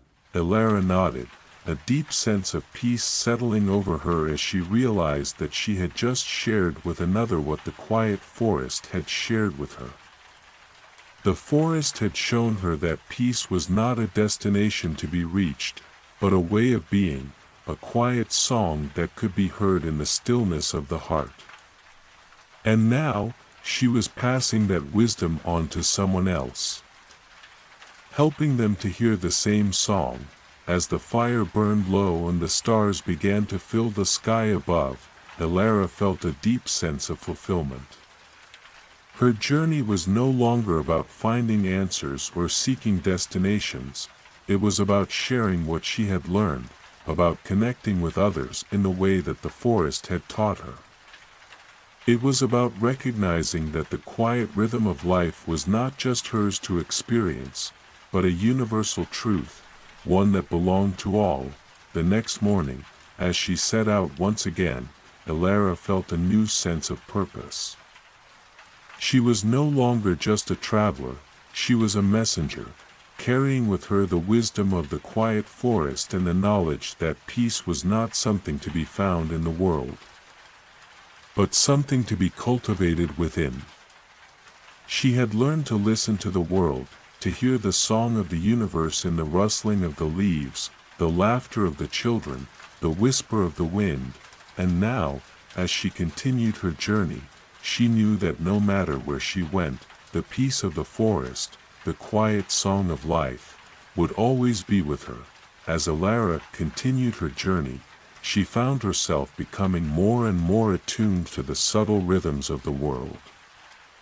She had learned to listen deeply, not just to the sounds of nature, but to the unspoken stories woven into every interaction, every moment. The lessons of the quiet forest, once hidden in the shadows of trees and the silence of the wind, had now become a part of her, a quiet strength that guided her through the ebb and flow of life. One afternoon, after a long day of traveling, Elara arrived at a small town perched on the edge of a vast river. The town was bustling with activity, the streets crowded with merchants selling their wares and children running through the squares. It was a place of energy, of life, and yet, as Elara walked through it, she felt a subtle sense of peace within herself, a stillness that had become her constant companion. She found a quiet spot by the river, where the water flowed steadily, its gentle current carrying the weight of time and stories. The sun was beginning to set, casting a warm golden light over the landscape. Elara sat down on a smooth stone by the riverbank, closing her eyes for a moment to breathe in the tranquility of the scene. It was in moments like these that she felt the quiet presence of the forest, the rhythm of life that flowed through everything, connecting all things, even in the midst of a bustling town. She understood now that true peace was not a place to escape to, but a way of being in the world, a quiet center that could remain steady, even amidst the chaos. As she sat there, lost in the gentle sounds of the river, a voice interrupted her thoughts. "Are you the one who knows the secret of the quiet forest?" The voice was soft, curious, and Elara opened her eyes to find a young man standing a few feet away. His gaze gentle and searching, Elara smiled, recognizing the same question she had once asked herself. "I don't know if I know the secret," she said softly. "But I have learned something about it."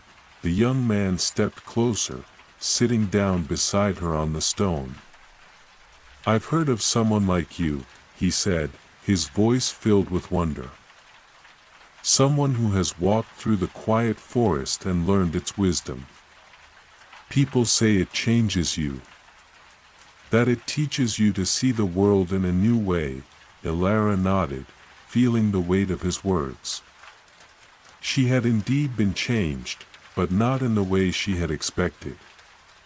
The forest had not given her answers, nor had it shown her some grand truth.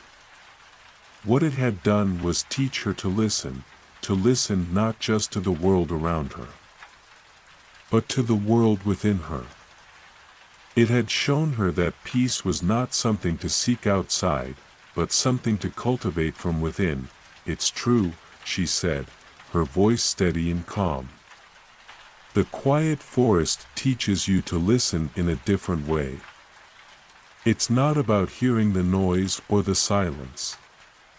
It's about hearing the rhythm, the quiet pulse of life that flows through everything.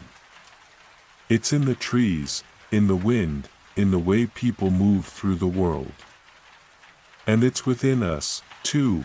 The young man looked at her with wide eyes, as if trying to grasp the depth of her words. "I think I understand," he said slowly. "But how do you carry that with you? How do you hold on to the quiet in a world that's always moving?" Always changing, Alara smiled gently, the same quiet wisdom flowing through her as it had in the forest. The world will always be changing. Life will always be moving, flowing, evolving. But peace is not something that depends on the world. It depends on how we move through it. It depends on how we listen. When we stop looking for peace outside ourselves and instead find it in our hearts, we can carry it with us, no matter where we go. The young man sat in silence for a moment, reflecting on her words. I think that's what I've been searching for, he said softly. Not the right place or the right time, but the quiet inside me. Alara nodded, her heart full. Yes, she said. It's always been there, waiting for us to listen.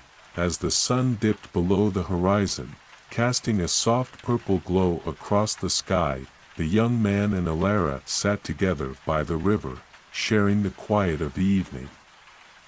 The sounds of the town continued to drift in the background, but for the two of them, the world had fallen away. In that moment, there was no need for words. The rhythm of life, the quiet pulse that connected everything, was enough. Alara knew that her journey was far from over.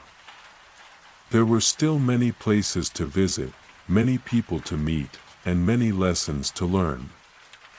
But she also knew that she was no longer searching for something outside herself. The peace she had found in the quiet forest was hers to carry. And it would guide her, wherever she went. As the stars began to twinkle above them, Alara stood up, offering her hand to the young man. Come with me, she said softly. Let's walk the river together.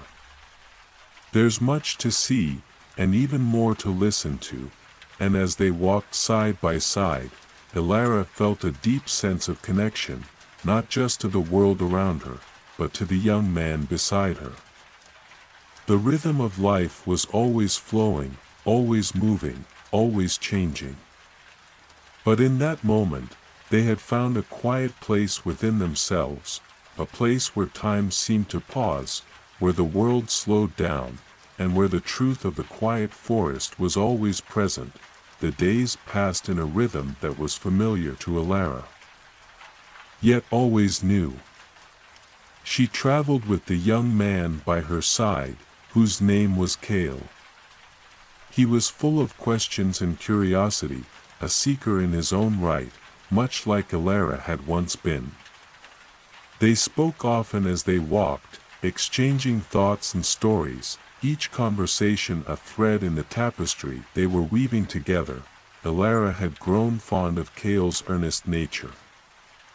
He was quick to listen and slow to speak, a quality she had come to admire. He seemed to understand, even without words, the essence of the quiet she carried within her, a quiet that did not shy away from the noise of the world, but instead, moved with it. One afternoon, as they traveled along a forest path, the air thick with the scent of pine and damp earth, Kale asked her a question that had been lingering in his mind for some time. Alara, he said, his voice tentative, how do you know when you're truly listening? Sometimes I feel as though I'm hearing everything, but not really hearing anything at all. How do you find that quiet place in the middle of the noise? Alara paused, her feet stilling on the path. She considered his words carefully. It was a question she had asked herself many times, and yet, the answer was not something that could be spoken simply. You know, Kale, she began slowly, listening is not just about hearing with your ears. It's about opening your heart to the world around you. To listen truly, you must quiet the voice inside that wants to judge, to categorize, to make sense of everything. It's about being present. And when you're truly present, the noise becomes part of the quiet. The sounds of life, of people, of nature, of the world itself, are all part of the rhythm. And when you can feel that rhythm in your bones, then you know you're listening. Kale looked at her intently, his brow furrowed in thought. So, it's not about blocking out the noise. It's about hearing it all, and still finding that stillness within. Elara nodded, her heart light with understanding. Exactly. Life is filled with noise, with distractions, with the constant flow of events. But stillness is not the absence of noise. It's the ability to stay rooted. No matter how much the world swirls around you. And when you can do that, you'll begin to hear the rhythm in everything. The leaves in the wind, the water rushing in the river, the laughter of children, the whispers of the trees, they're all part of the same song. They continued their journey in silence for a while, the only sounds the soft crunch of their footsteps on the forest path, the occasional bird call overhead, and the distant murmur of the wind. Kale seemed lost in thought, reflecting on Elara's words. She smiled to herself, feeling the familiar quiet in her heart. She knew that he was beginning to understand, just as she had, that listening was not just a skill, but a way of being, a way of moving through the world with presence. With awareness, and with openness, as the sun began to set, painting the sky in shades of pink and purple, they reached a clearing by a quiet stream. The water sparkled in the fading light, the surface rippling gently in the breeze. Elara could feel the stillness of the moment settling in around them, and she took a deep breath, allowing the peacefulness of the scene to wash over her. Kale, too, seemed to sense the shift in the air. He sat down on a large rock by the stream, his gaze fixed on the water. For a long time, they both sat there in silence, the only sounds the soft rustling of the trees and the gentle flow of the stream. After a while, Kale spoke again, his voice quieter than before. "I think I understand now," he said softly. "Listening isn't just about hearing the world. It's about being still enough to feel it, to be a part of it. It's about moving with the flow, instead of against it." Elara smiled, proud of how far Kale had come in such a short time. "Yes," she replied gently. "It's about being in harmony with everything around you, and within you. When you can find that balance, that stillness in the middle of the flow of life, you'll know that you're listening in the truest sense." The night sky stretched above them, a canvas of stars that seemed to whisper the same rhythm Elara had felt in the quiet forest. She closed her eyes for a moment, breathing in the stillness. And for the first time in a long while, she felt as though her journey had come full circle. The lessons she had learned in the forest had become a part of her, and now, they were being passed on to someone else, someone who was ready to hear them. As they sat by the stream, Kale and Elara shared the quiet of the evening, their hearts attuned to the same rhythm of life. The world would continue to change, to move, to shift. But in that moment, there was peace. There was stillness. And there was a knowing that, no matter where their journey took them next, the quiet would always be with them. The following days flowed gently, like the quiet stream that had marked the turning point of Kale's understanding. Elara and Kale continued their travels together, but now, their journey seemed less about reaching distant places and more about embracing each step along the way. The world around them remained as busy as ever, but within their small circle, there was a profound sense of peace, a peace that rippled outward, touching everyone they met. One afternoon, they arrived at a village nestled between rolling hills. The villagers were warm and welcoming, offering food and shelter as soon as they arrived.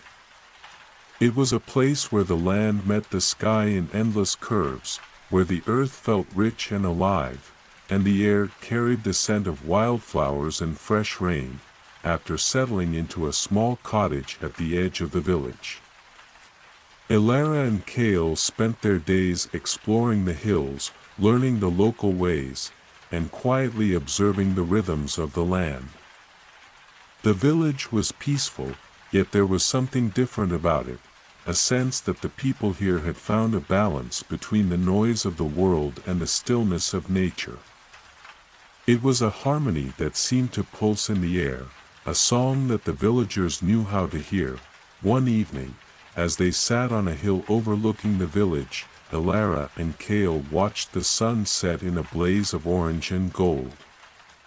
The sky seemed to stretch on forever, and for a moment, everything felt suspended in time. It was a moment of perfect stillness, the kind that spoke to the soul. Kale turned to Elara. His eyes filled with a question that had been on his mind for some time.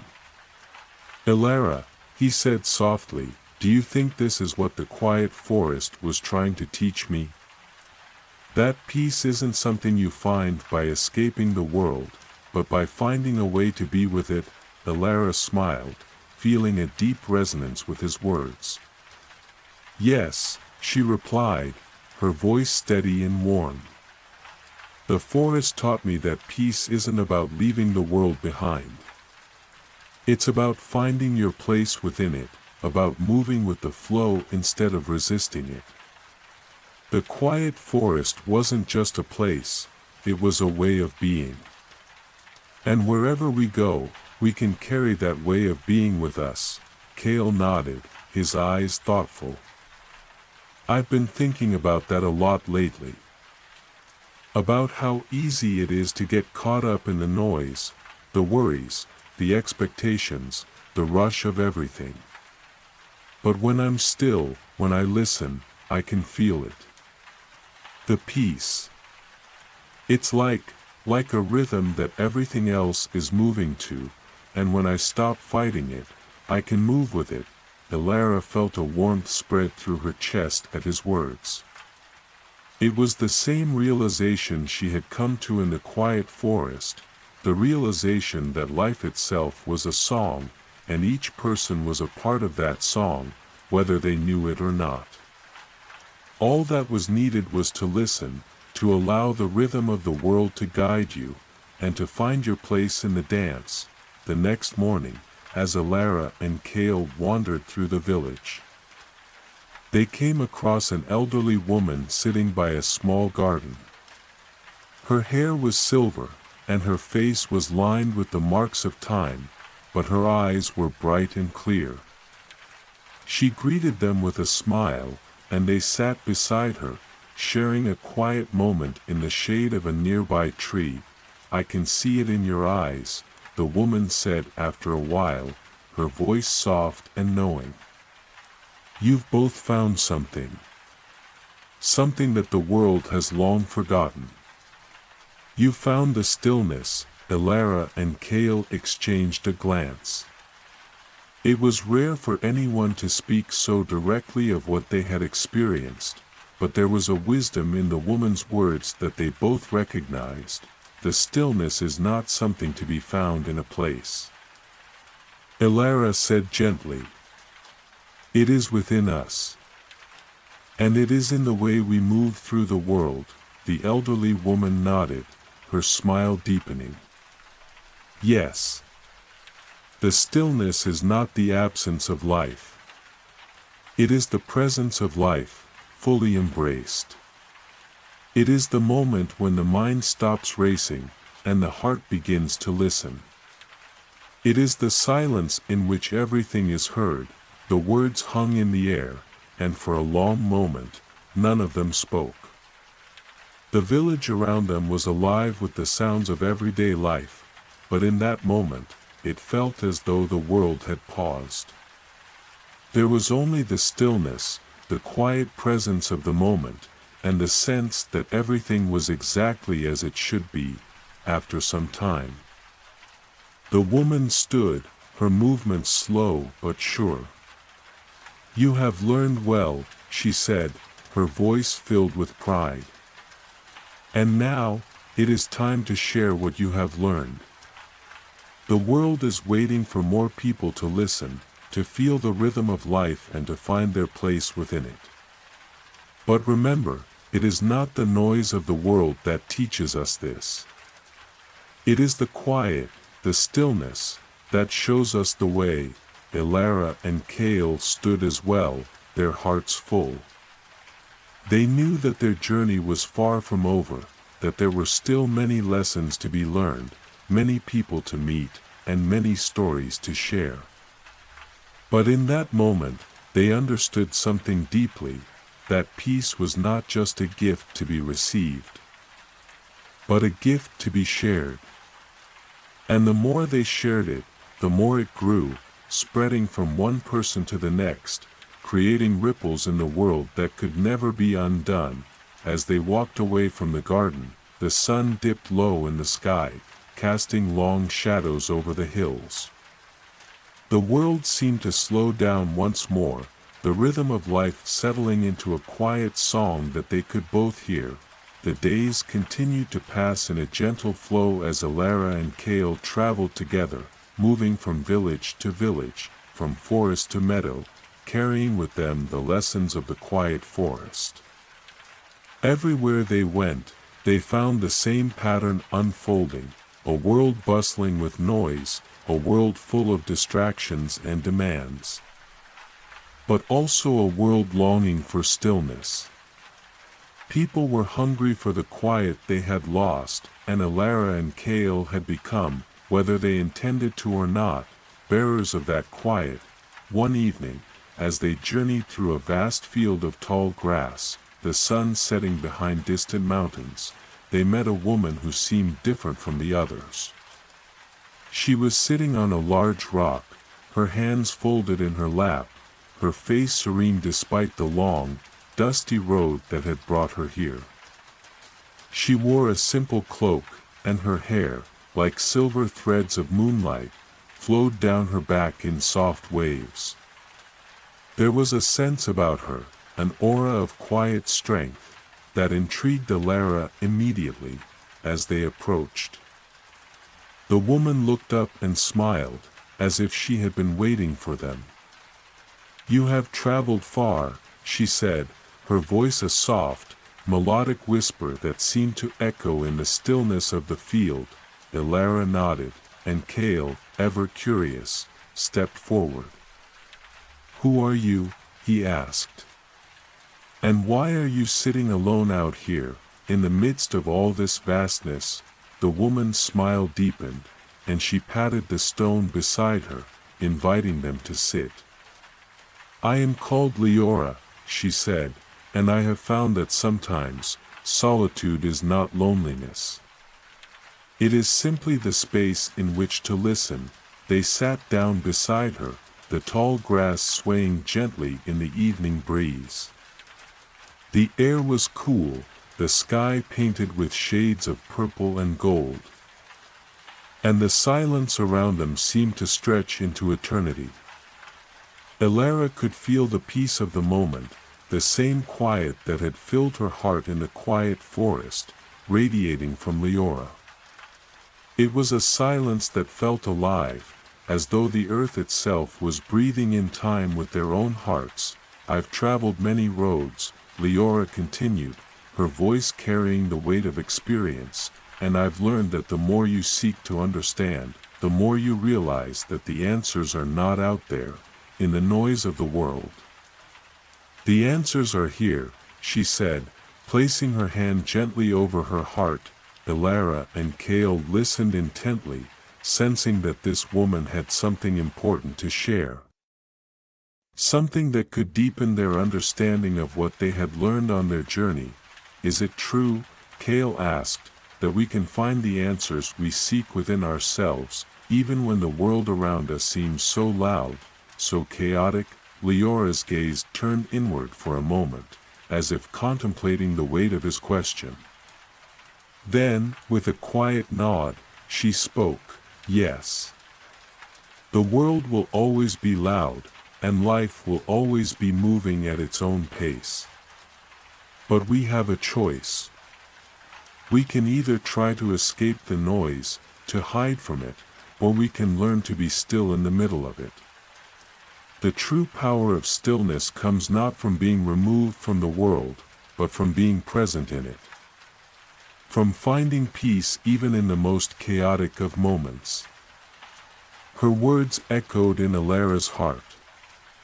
It was the same lesson she had learned in the quiet forest, that stillness was not the absence of sound, but the ability to find balance in the middle of it all. It was about being rooted, about finding your center, no matter where you were.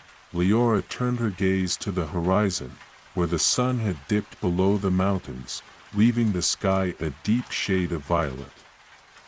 "When you can be still," she said, "you begin to understand the nature of life. You begin to see how everything is connected, how each moment flows into the next. The stillness isn't something you do, it's something you allow. It is the space in which life can unfold, in which we can listen to the whispers of the world." Alara sat in silence, feeling the depth of Leora's words.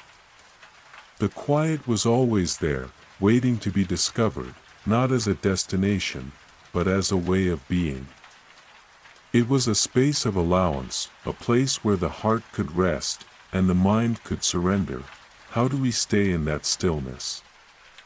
Kale asked, his voice filled with the desire to understand.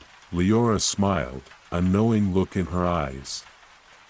"You don't have to stay in it all the time," she said softly. "The stillness is always there, like the earth beneath your feet. When the world becomes too much, when the noise begins to overwhelm, you can return to it. It is always waiting for you. You simply need to listen." As the last rays of the sun disappeared beyond the horizon, the sky slowly darkened, and the first stars began to twinkle in the deepening night. Alara and Kale sat quietly by Leora, feeling the peace of the moment wash over them. There was no rush, no pressure, only the steady pulse of life around them, the quiet rhythm of the world that seemed to hum just beneath the surface of everything. After a long while, Alara stood and stretched, feeling the peace in her body, in her mind, and in her heart. "Thank you," she said to Leora, her voice soft with gratitude, "for reminding us that stillness is not something we seek, but something we allow."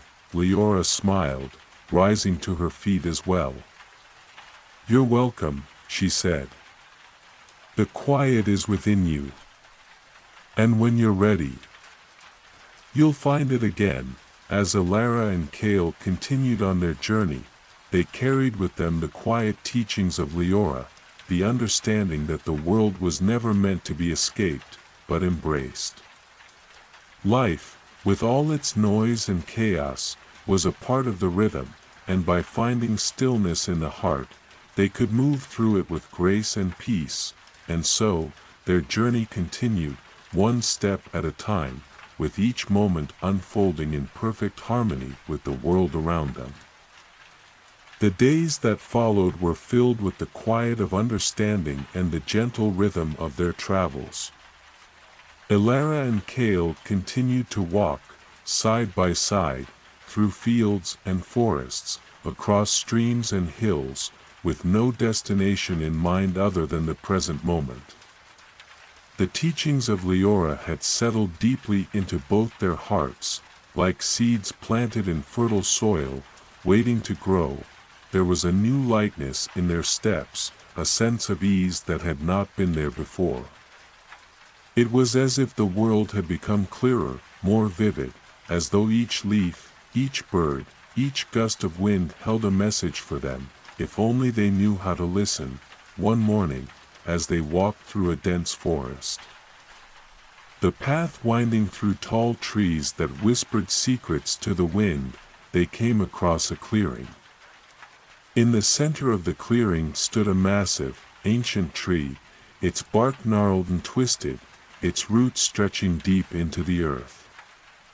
It was the kind of tree that seemed to hold the wisdom of centuries, a silent witness to the unfolding of time.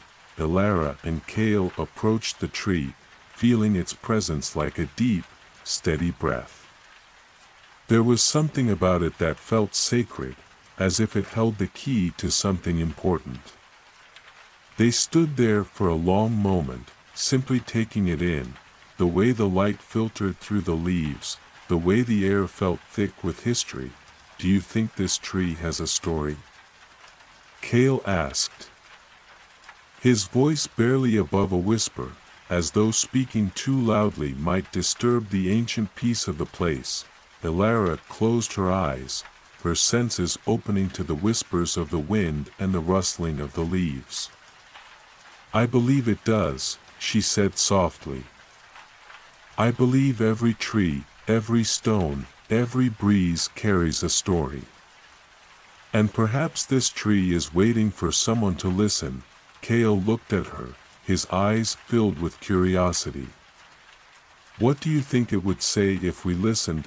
Elara smiled, a knowing smile, one that seemed to carry with it the wisdom of the forest itself. "I think it would tell us that every story is connected, that every moment is part of something greater.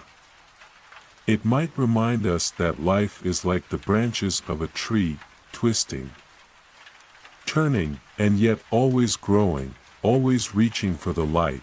They sat down beneath the tree, the ground cool and soft beneath them. For a long time, they simply sat in silence, allowing the quiet to wrap around them. The forest around them seemed to hold its breath, as though waiting for something. And then, slowly, as if the tree itself was speaking, a voice seemed to rise from the depths of the earth. "You have come seeking answers," the voice said, its tone gentle but deep, as though it was coming from the roots of the earth itself. "But the answers you seek are not outside of you. They are within. You already know the way. You simply need to trust it." The voice faded, leaving Elara and Kale in the stillness once more. Neither of them spoke for a long while. The words of the tree lingered in the air, settling deep into their hearts. Finally, Kale spoke, his voice filled with wonder. "How is it possible that the tree spoke to us? How did it know what we were seeking?" Elara looked at him, her eyes filled with a quiet certainty. "The tree didn't speak with words, Kale. It spoke with the rhythm of the earth. It spoke with the language of life itself. Everything is connected, everything speaks in its own way. We just have to listen." Kale's brow furrowed slightly, as if he were trying to understand the depth of what Elara was saying. "So, the tree wasn't telling us what we didn't know. It was reminding us of what we already knew." "Yes," Elara replied, her voice soft but firm. "We are not here to discover something new. We are here to remember. The truth, the peace, the rhythm of life, it is all within us, waiting to be recognized. The tree, the forest, the world around us, they are not separate from us. They are part of us, and we are part of them." For the first time in their journey, Kale fell silent, as if the weight of Elara's words had settled within him. He gazed up at the ancient tree, feeling its presence in a way he had never felt before. It was as though the tree's branches reached into his soul, touching something deep within him that had always been there but had been forgotten. Elara, too, felt the quiet truth of the moment. She had been searching for something for so long, something beyond the noise, beyond the distractions. But now, as she sat beneath the ancient tree, she realized that what she had been searching for was not out there, not in the future or the past. It was here, in this very moment. It was the peace that came with simply being present, the stillness that could be found in the heart of the world. The sun began to dip lower in the sky, casting a warm, golden light across the clearing. The forest seemed to exhale, the sounds of birds and insects filling the air once more. But in the midst of all that life, Elara and Kale sat in perfect stillness, knowing that they had found something sacred. Something that would stay with them forever. As they rose to continue their journey, they both knew that the path ahead would continue to unfold in its own time, just as the branches of the tree had unfolded toward the light. And though they did not know where the path would lead, they also knew that it did not matter. For they had already found the answer they had been seeking. It was within them all along. As the days passed, the path of Elara and Kale continued to twist and wind, each new turn bringing them deeper into the mystery of their journey. The wisdom of the ancient tree lingered in their hearts, a soft whisper that guided them through each new encounter. They no longer rushed from place to place, as they had once done. Instead, they moved with a quiet grace, allowing the flow of life to guide them, trusting that each moment had its own lesson to offer. One morning, after a long night of rain, they found themselves walking through a mist-filled valley, the air thick with the scent of damp earth and fresh growth. The valley was peaceful, almost otherworldly, with the mist curling around the trees like a blanket, hiding parts of the landscape from view. Everything seemed soft, muted, as though the world was holding its breath, waiting for something to happen. As they walked, Elara felt the pull of something deeper in the valley. It was as though the mist itself was calling to her, guiding her toward a place she could not yet see. Kale, ever curious, noticed the change in her pace and followed her lead, his footsteps soft on the damp ground. "Where are we going?" he asked, his voice barely a murmur in the thick air. Elara didn't answer at first. She felt as though words would break the connection she was experiencing with the land. Instead, she continued to walk, her steps slow and deliberate, her heart open to the unknown. The mist grew denser, and the valley seemed to grow quieter, as if the world itself was listening. It wasn't long before they reached the edge of a small pond, its surface still and mirror-like, reflecting the pale sky above. The mist curled around the edges of the water, blurring the line between sky and earth. In the center of the pond, rising from the water like a forgotten dream, was a stone. It was smooth and round, its surface worn by time, but there was something unusual about it, an energy that hung just beneath the surface.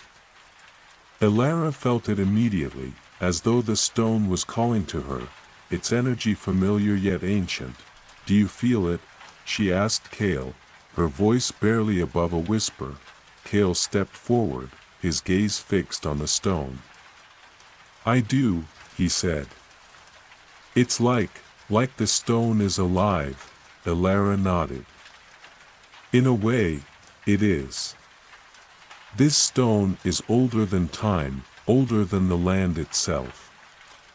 It has seen everything, the rise and fall of kingdoms, the birth of stars, the whisper of winds through forgotten forests. It has witnessed the turning of the world, and in that, it carries a wisdom that can only be understood through stillness." She knelt beside the pond, reaching out with her senses rather than her hands. The stone seemed to pulse with life, a rhythm that matched the beating of her own heart. As she touched the surface of the water with her fingers, A soft glow began to emanate from the stone, growing brighter with each passing moment. Kale stepped back, watching in awe as the glow grew. "What is happening?" he asked, his voice tinged with both wonder and confusion. Elara didn't answer immediately. Instead, she closed her eyes, sinking into the sensation of the moment. She could feel the energy of the stone moving through her, a gentle current of power that spoke of ancient things, of forgotten truths. "Everything is connected," Elara said softly, her voice almost lost in the mist. "This stone, the land, the sky, the water, it's all part of the same whole. The same rhythm. The same song. And we, too, are part of that song." As the stone's glow continued to intensify, Elara could feel her own energy aligning with it, as though the two were merging, becoming one. She understood, in that moment, that she and Kale were not separate from the world, nor were they separate from each other. They were all part of the same vast, interconnected web of life, a web that stretched through time and space, through every moment, every breath. The glow from the stone reached its peak, and in that instant, a vision unfolded before Elara's eyes.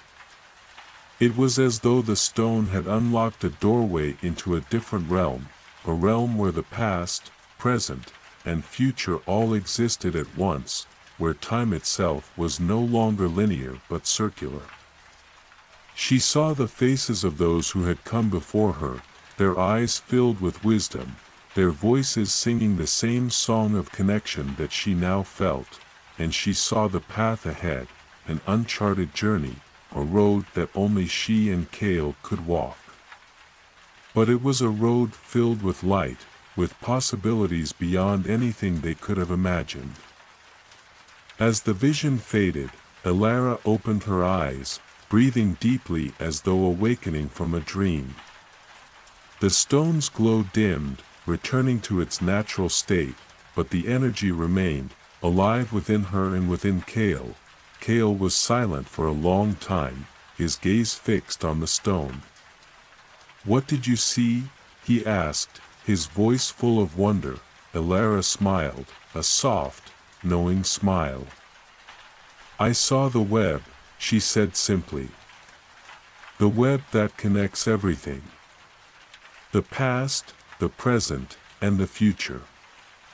We are all part of it, and it is part of us." She stood slowly, extending her hand to Kale. "The road ahead is ours to walk, but we don't walk it alone. We walk it with the land, with the trees, with the sky, and with each other. And as long as we remember that, we will always find our way." Kale took her hand, his heart full of understanding. For the first time in his life, he felt truly connected, to Elara, to the land, and to the greater mystery of the world. Together, they turned away from the pond, stepping back into the mist. The road ahead was uncertain, but it no longer seemed daunting. It felt like a continuation of the song that had always been playing, a melody that was both theirs to sing and theirs to listen to. And so, they walked on, knowing that they were part of something much greater than themselves. The mist that had enveloped the valley slowly began to lift as Elara and Kale continued on their journey. The quiet, deep understanding they had found by the stone lingered in their hearts, a silent song that played gently in the background of their thoughts. They walked side by side, each step feeling lighter than the last, as if the weight of the world had shifted and they were no longer carrying the burdens they once had. Days passed, and the landscape around them began to change. The air grew warmer, and the trees became sparse, replaced by wide open plains that stretched out before them like a canvas. The horizon seemed endless, the sky vast and clear, a soft blue that spoke of freedom and possibility. Yet, even in the openness, there was a sense of stillness that followed them. The land, though different from the dense forests they had walked through before, seemed to hum with the same quiet energy, the same connection. One evening, as the sun dipped low in the sky, painting the clouds with hues of orange and gold, they came upon a small village. It was peaceful, nestled at the edge of a calm river, its houses made of stone and wood, with gardens full of flowers and herbs. The people here moved slowly, their faces calm, their eyes clear, as if the land itself had taught them to live in harmony with the rhythms of the world. Elara and Kale walked into the village with no particular plan, simply following the pull of their hearts. They were welcomed warmly by the villagers, who offered them food and rest. The quiet of the place was contagious, and even the bustling of the village felt slow, as if the people had mastered the art of moving through life without rushing. That evening, as they sat by a fire in the village square, Elara felt a sense of peace she hadn't known before. It was as though the land had breathed its quiet wisdom into her, and the people of the village carried that wisdom with them in everything they did.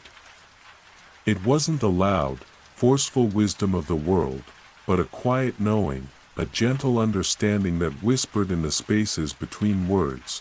As the fire crackled and the stars began to appear overhead, an elder approached them. She was a woman of advanced years, her hair silver and her face lined with the marks of time, but her eyes sparkled with the light of a young soul. She walked with the kind of ease that spoke of a life well lived, a life in tune with the earth. "I see that you have traveled far," the elder said, her voice soft and warm. "And I sense that you carry with you a great understanding." Elara and Kale looked at each other, then nodded. "We've learned much along the way," Elara said, her voice quiet but steady. "But we are still searching for something more," the elder smiled, sitting down beside them. "Ah," she said, "the search for something more is a journey that never truly ends. But the key is to understand that the search is not for something outside of you. It is a search for what is already within. The land, the people, the trees, the stones, everything you encounter is a reflection of the truth within you. And the more you see, the more you understand that there is nothing to search for, because it is all here, in the present moment." Kale's brow furrowed slightly, and Elara could see the question in his eyes. "But how do we recognize it?" he asked. "How do we know what is within us if we've never truly seen it before?" The elder's eyes softened, and she reached out to touch a nearby flower, its petals gently glowing in the firelight. "It is a matter of quieting the mind," she said. "When the mind is noisy, it drowns out the wisdom of the heart. But when you allow the stillness to settle within, when you allow yourself to simply be in the moment, the truth will rise to meet you. It will appear, not as a loud, commanding voice, but as a whisper in the heart, a soft knowing that you can't quite explain, but that you feel deeply." Elara sat quietly, absorbing the elder's words. It felt as though everything they had learned so far, everything they had experienced, was leading them to this understanding. The journey wasn't about finding something new or searching for answers in the world.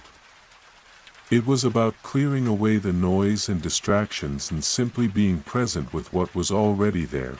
The fire crackled softly, the stars shining brightly overhead.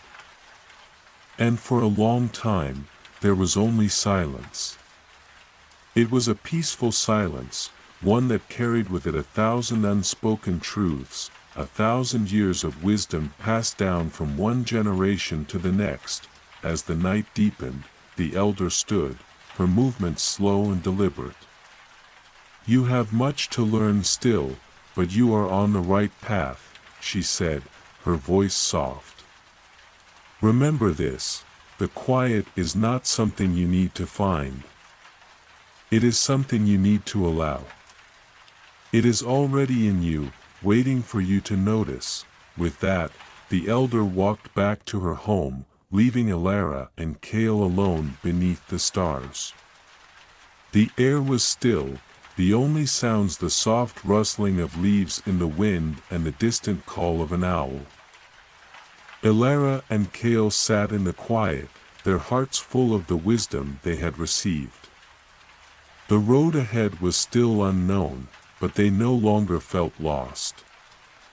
They were exactly where they needed to be, in the present moment, with each other and with the world around them. As the fire burned low, Elara turned to Kale. "The quiet," she said, her voice filled with a new understanding, "it's always been here. We just needed to learn how to listen." Kale nodded, a small smile playing at the corners of his mouth. "And now we know how." They sat in silence for a while longer, not because they had nothing to say, but because the quiet was enough. It was the language of the world, the language of the heart. And it spoke more clearly than any words ever could, and so, with the first light of dawn breaking over the horizon, Elara and Kale set out once again, knowing that the journey ahead was not about the destination, but about the quiet wisdom they were learning to carry with them, one step at a time. The days that followed were peaceful, as though the world had shifted into a softer rhythm, one that matched the quiet wisdom they had received from the elder. Elara and Kale moved through the land with a newfound understanding, no longer rushing or searching for answers outside themselves. Each step they took felt like a continuation of the stillness they had come to know, the kind of stillness that wasn't empty, but full, a stillness that held everything in perfect balance. The village they had stayed in became a distant memory, as they continued their journey through vast plains and rolling hills, each landscape more beautiful than the last. The connection they had found with the land grew stronger each day, as if the earth itself was responding to their inner shift. The wind whispered secrets through the tall grass, the birds sang songs of ancient times, and the trees, though few, stood as silent witnesses to their passing. One evening, as the sun began to set in a blaze of gold and lavender, Elara and Kale arrived at the edge of a great forest. Unlike the forests they had known before, this one was ancient and wild, its trees towering high above them, their bark dark and twisted with age. The air around the forest seemed thick with magic, a sense of something old, something powerful, lingering just beneath the surface. Elara felt the pull of the forest immediately. It was a magnetic force, a quiet invitation that whispered to her soul. She looked at Kale, who was also drawn to the forest's presence. "Do you feel it?" she asked, her voice soft. Kale nodded. "It's like it's calling to us." "But, why now? What does it want?" Elara stood still for a moment, closing her eyes as she allowed the forest's energy to wash over her. It was a deep, ancient energy, full of secrets and mysteries. She could feel it in the air, in the very earth beneath her feet. It was as though the forest itself was alive, breathing, waiting. "I think it's time," Elara said, her voice filled with quiet certainty. "The forest holds something, something we need to understand. We've learned so much already, but I think this is where the next part of our journey begins." Without another word, she stepped forward, her feet moving lightly over the earth as though guided by an unseen force. Kale followed her, his gaze fixed on the dark expanse of trees before them. As they entered the forest, the air grew cooler, and the light seemed to dim as the canopy above thickened. The sounds of the outside world faded, replaced by the soft rustle of leaves and the occasional snap of a twig beneath their feet. The forest felt alive, but not in a way that was overwhelming. It was as though the trees and the earth were watching, listening, waiting for them to take their next step. They walked deeper into the forest, the path narrowing as the trees closed in around them. The further they went, the more the sense of time seemed to blur. It was as if the forest existed outside of the usual flow of time, as though it was a place where the past, present, and future all intertwined. Suddenly, the trees parted to reveal a clearing, bathed in soft moonlight. In the center of the clearing stood an enormous tree. Its trunk thick and gnarled, its branches stretching high into the sky. The tree seemed to hum with energy, its bark glowing faintly, as though it was alive with a quiet, powerful force. Elara and Kale approached the tree, their steps slow and reverent. There was something sacred about this place, something that called for stillness and respect. As they drew closer, the air seemed to thrum with an ancient presence, as though the tree itself was watching them. Elara stood before the tree, her hand hovering just above the rough bark. She could feel its energy pulsing beneath the surface, a deep, rhythmic beat that matched her own heartbeat. She closed her eyes, letting herself be absorbed in the sensation.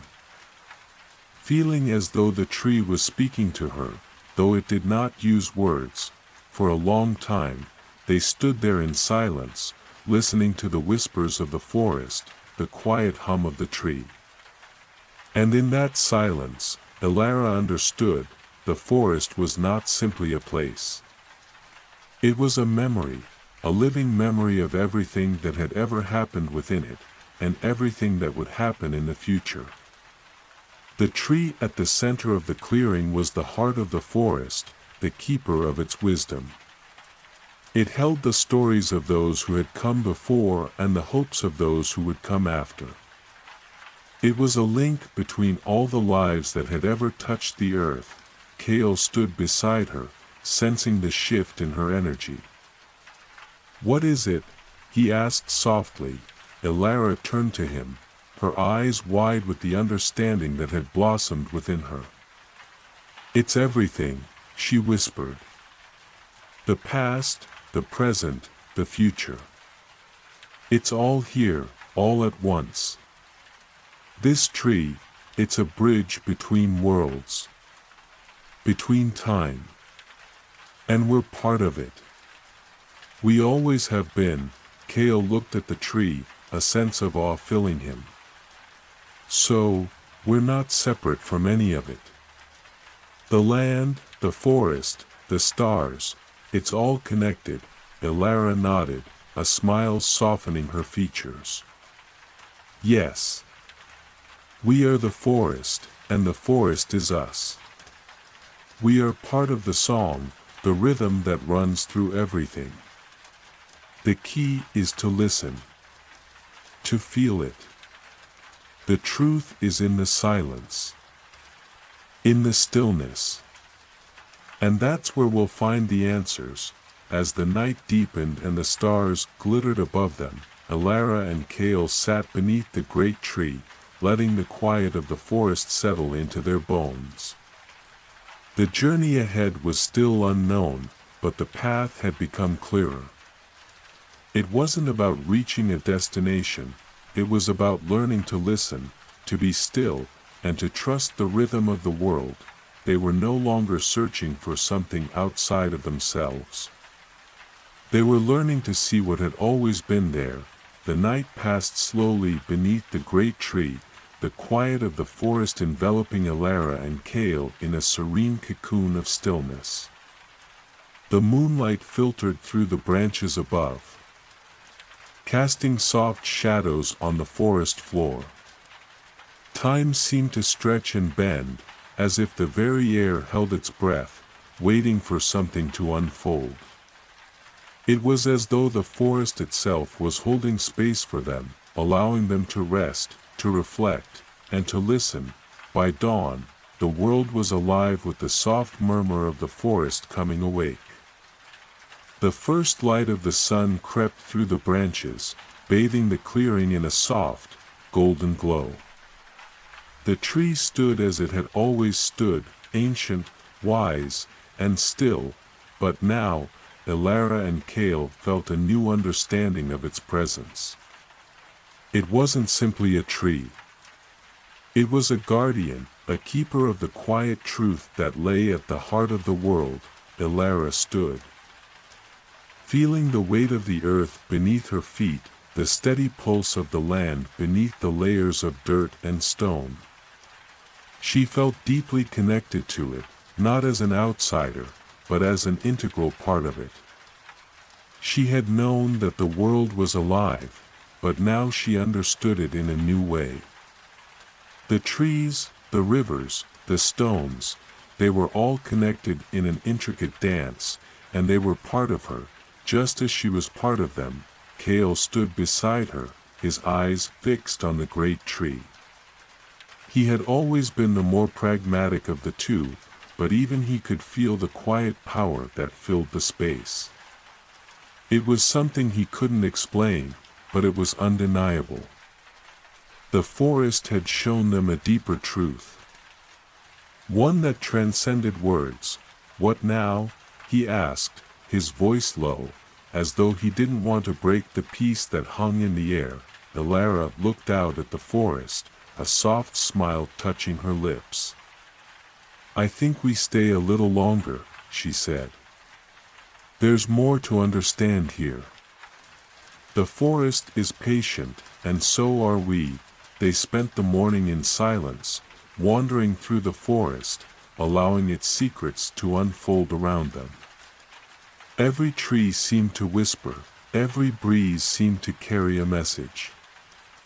They were no longer seeking answers from the outside world, they were simply listening, feeling the rhythm of the forest, of the earth beneath them, and of the stars above, as the sun climbed higher in the sky. Elara felt a pull, a soft nudge deep within her. It was as though the forest was guiding her, urging her towards something she could not yet see. Without a word, she began to walk, Kale following quietly behind her. The path they took was not marked, but it felt familiar, as if they were walking down a road they had always known, even if they hadn't realized it before.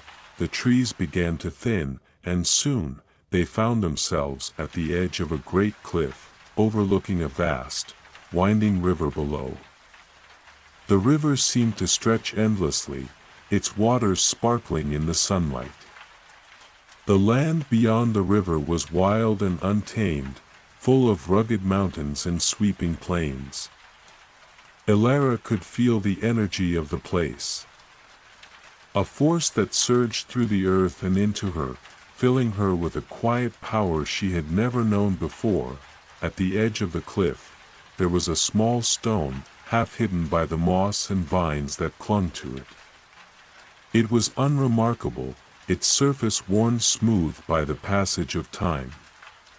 But as Elara knelt beside it, she felt a deep connection to it. Her fingers brushed against the stone, and in that moment, she felt as though a veil had been lifted. The world around her seemed to shift. The sound of the river, the whisper of the wind, the rustling of the leaves, all of it became clearer, sharper. She could hear the heartbeat of the earth beneath her, feel the pulse of life in every living thing. It was as if the stone had unlocked something deep within her, something she had not known she was searching for. "Elara," Kale's voice broke through the quiet, soft but filled with awe. "Do you feel it?" She turned to him, her eyes wide with wonder. "Yes. It's the same as the forest, the same rhythm, the same pulse." It's everywhere. It's not just the trees or the earth, it's in us too. Kale took a step forward, his gaze falling on the stone in her hand. What is it? Why does it feel so familiar? Elara looked down at the stone, her fingers tracing its smooth surface. I don't know, she said, her voice distant as though she were listening to something far beyond the words she was speaking. But I think it's a key to understanding the world. The forest, the tree, the stone, they're all connected. We are all connected. She closed her eyes, holding the stone close to her heart, and in that moment, she felt something stir deep within her. It was a feeling she couldn't quite explain, a sense of something ancient and powerful that had always been there, waiting for her to remember. The wind picked up, carrying with it the faintest whisper. Elara listened closely, her breath held in anticipation. And then, like a soft melody rising from the depths of her soul, she heard it. It was a song of the earth, a song of the stars, a song of everything that had ever been and everything that would ever be. It was a song of creation, of life, of the quiet rhythm that pulsed through the veins of the world. It was the song of the forest, the song of the river, the song of all living things, and Elara understood, the song was the truth. The truth that lived in the quiet spaces between words, in the stillness of the heart, in the rhythm of the earth. It was the song of unity, of connection, of the profound understanding that everything was part of the same whole. With a deep breath, Elara stood, holding the stone in both hands. We are part of this song, she said softly, her voice carrying the weight of the realization. We've always been part of it. And now we must listen. We must let the song guide us. Kale nodded, a sense of peace settling over him. And we will. Together, the sun was high in the sky now, casting long shadows over the land. Elara and Kale stood at the edge of the cliff, feeling the wind in their hair and the earth beneath their feet, knowing that their journey was far from over. The path ahead was still unknown, but they no longer felt lost. They had found their way, through the quiet, through the stillness, through the song of the earth itself, and with each step, they knew they were moving closer to the truth that had always been within them, waiting to be discovered. The sun began to dip low in the sky, casting the land in soft hues of pink and amber. The river below sparkled as if kissed by the last rays of daylight, its gentle current moving with the quiet rhythm of time itself. Elara and Kale stood together at the cliff's edge, the wind tousling their hair, their hearts filled with a peace they had never known before. In the stillness, a new sense of clarity had emerged. The stone Elara had found, still warm in her hand, seemed to pulse with an energy that resonated deep within her. She could feel it in the very air around them, a quiet hum, as if the earth itself was breathing, living, and speaking to them. We have to keep moving, Kale said after a long pause, his voice low but steady. We can't stay here forever, even though I feel like we found something.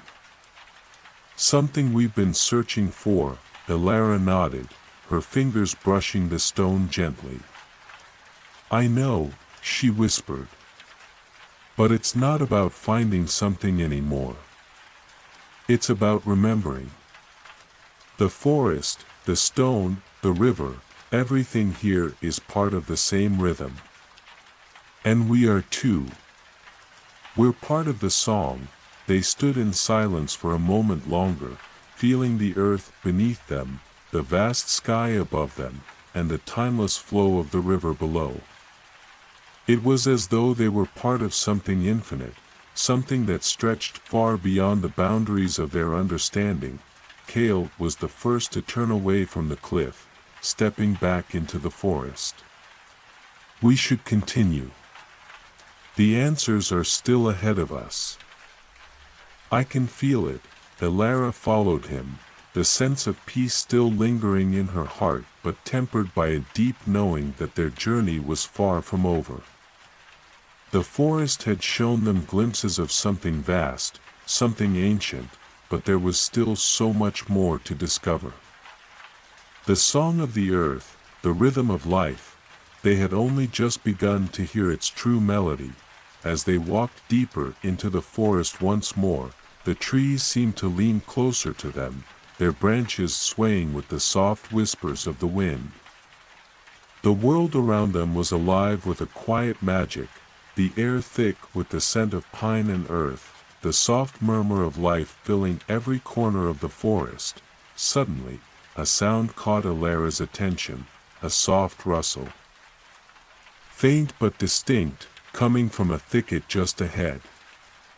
She motioned for Kale to stop, her senses sharpened by the stillness that had filled her being.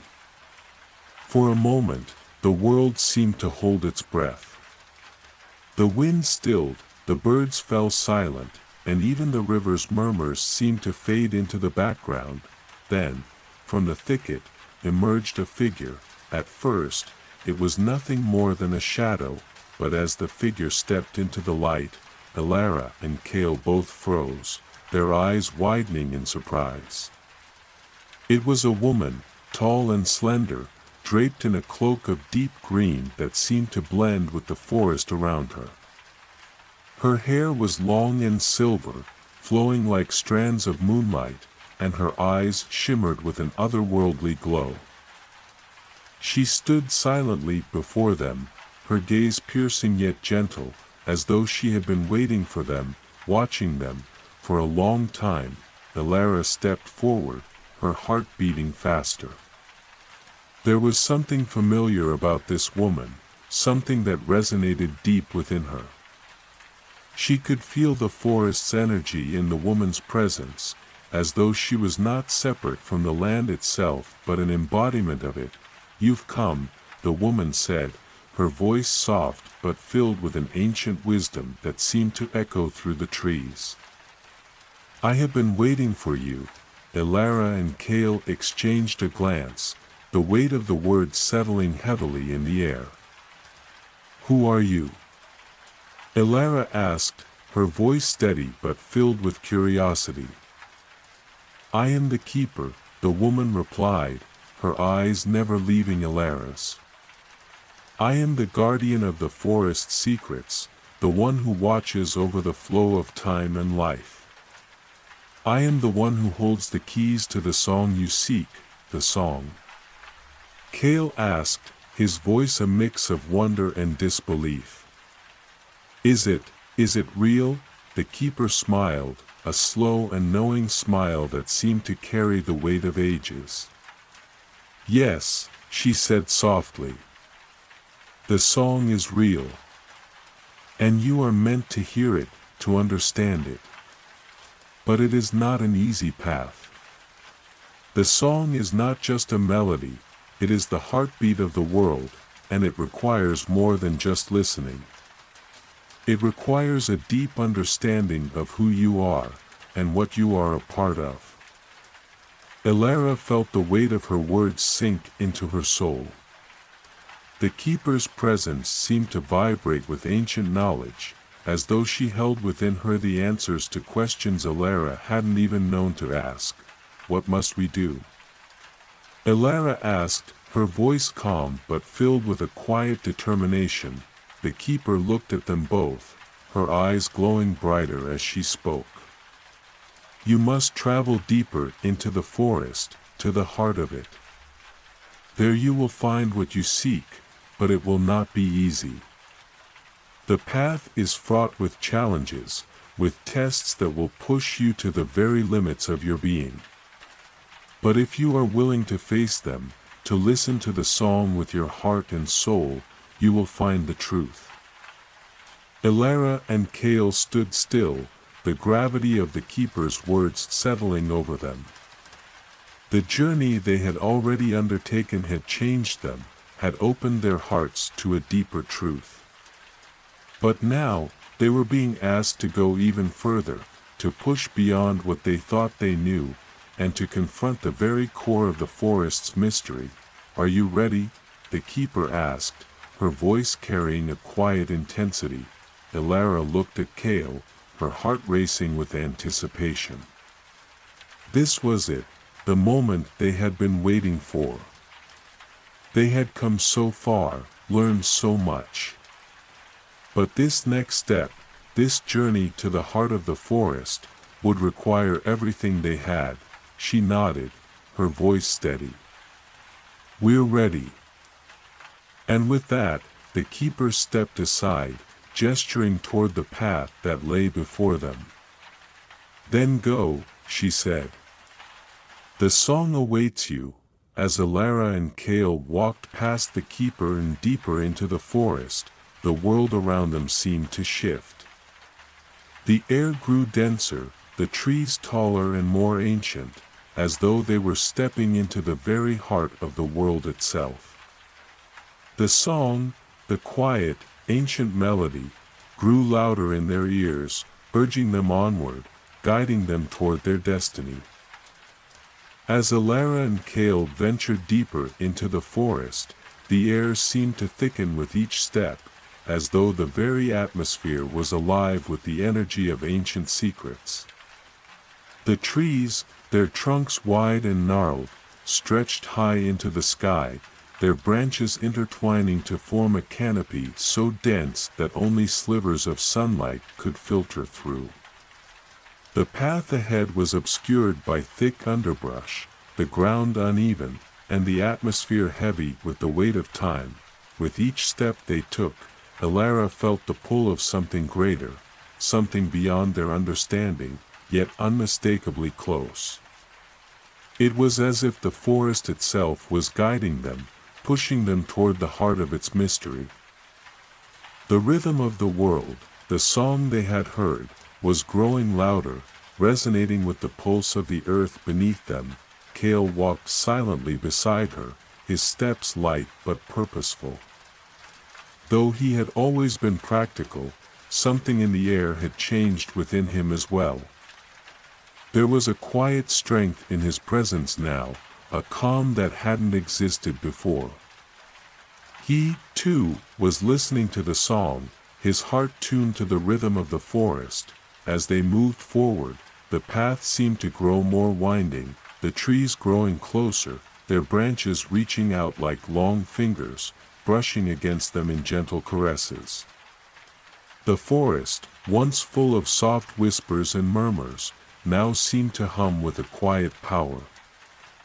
The air felt alive, as though every leaf, every blade of grass, every stone beneath their feet was part of a greater, unseen force. Soon, they came to a clearing, unlike any they had seen before.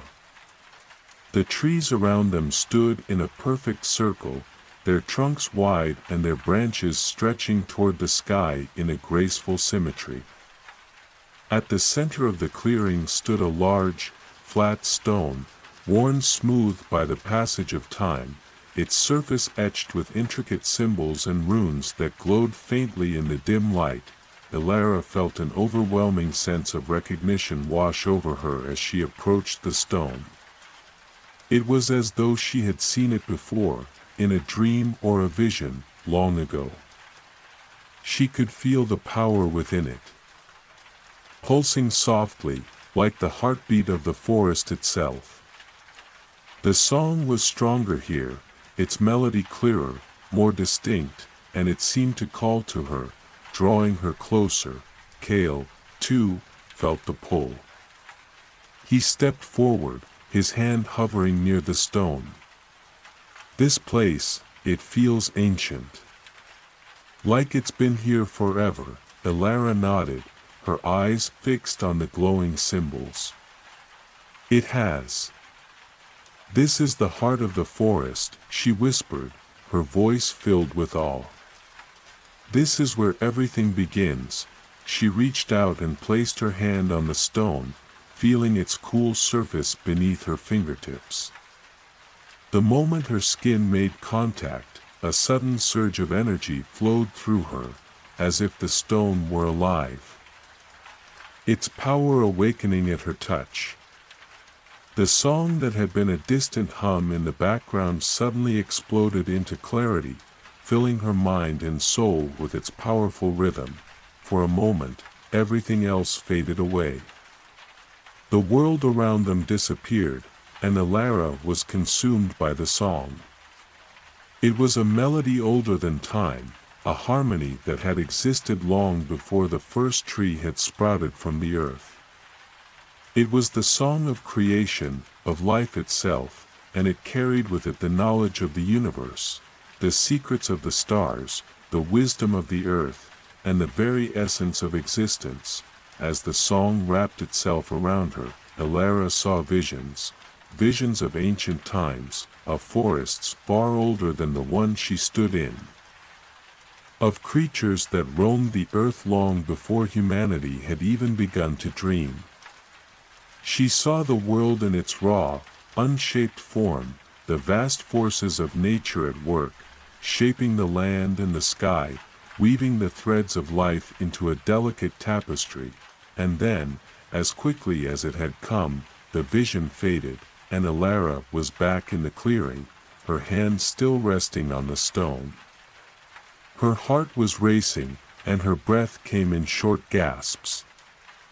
The song had not only shown her the past, it had shown her the future. The path ahead, the journey she and Kale were on, was part of something far greater than they had ever imagined. The forest, the river, the stars, they were all connected, part of the same eternal cycle. Kale's voice brought her back to the present. "Alara," he said softly, his tone filled with awe. "What did you see?" Alara closed her eyes, trying to steady her breath, the images still vivid in her mind. "I saw everything," she whispered. "I saw the beginning of the world, and I saw its end.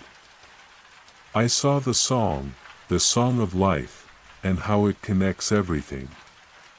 The forest, the river, the stars, all of it is part of one great cycle. And we are part of it too." Kale stood still, processing her words. He had always known there was something greater at play, but hearing it so clearly from Alara, seeing the wonder and the certainty in her eyes, made it all feel so real. He stepped closer to the stone, his hand brushing against its surface.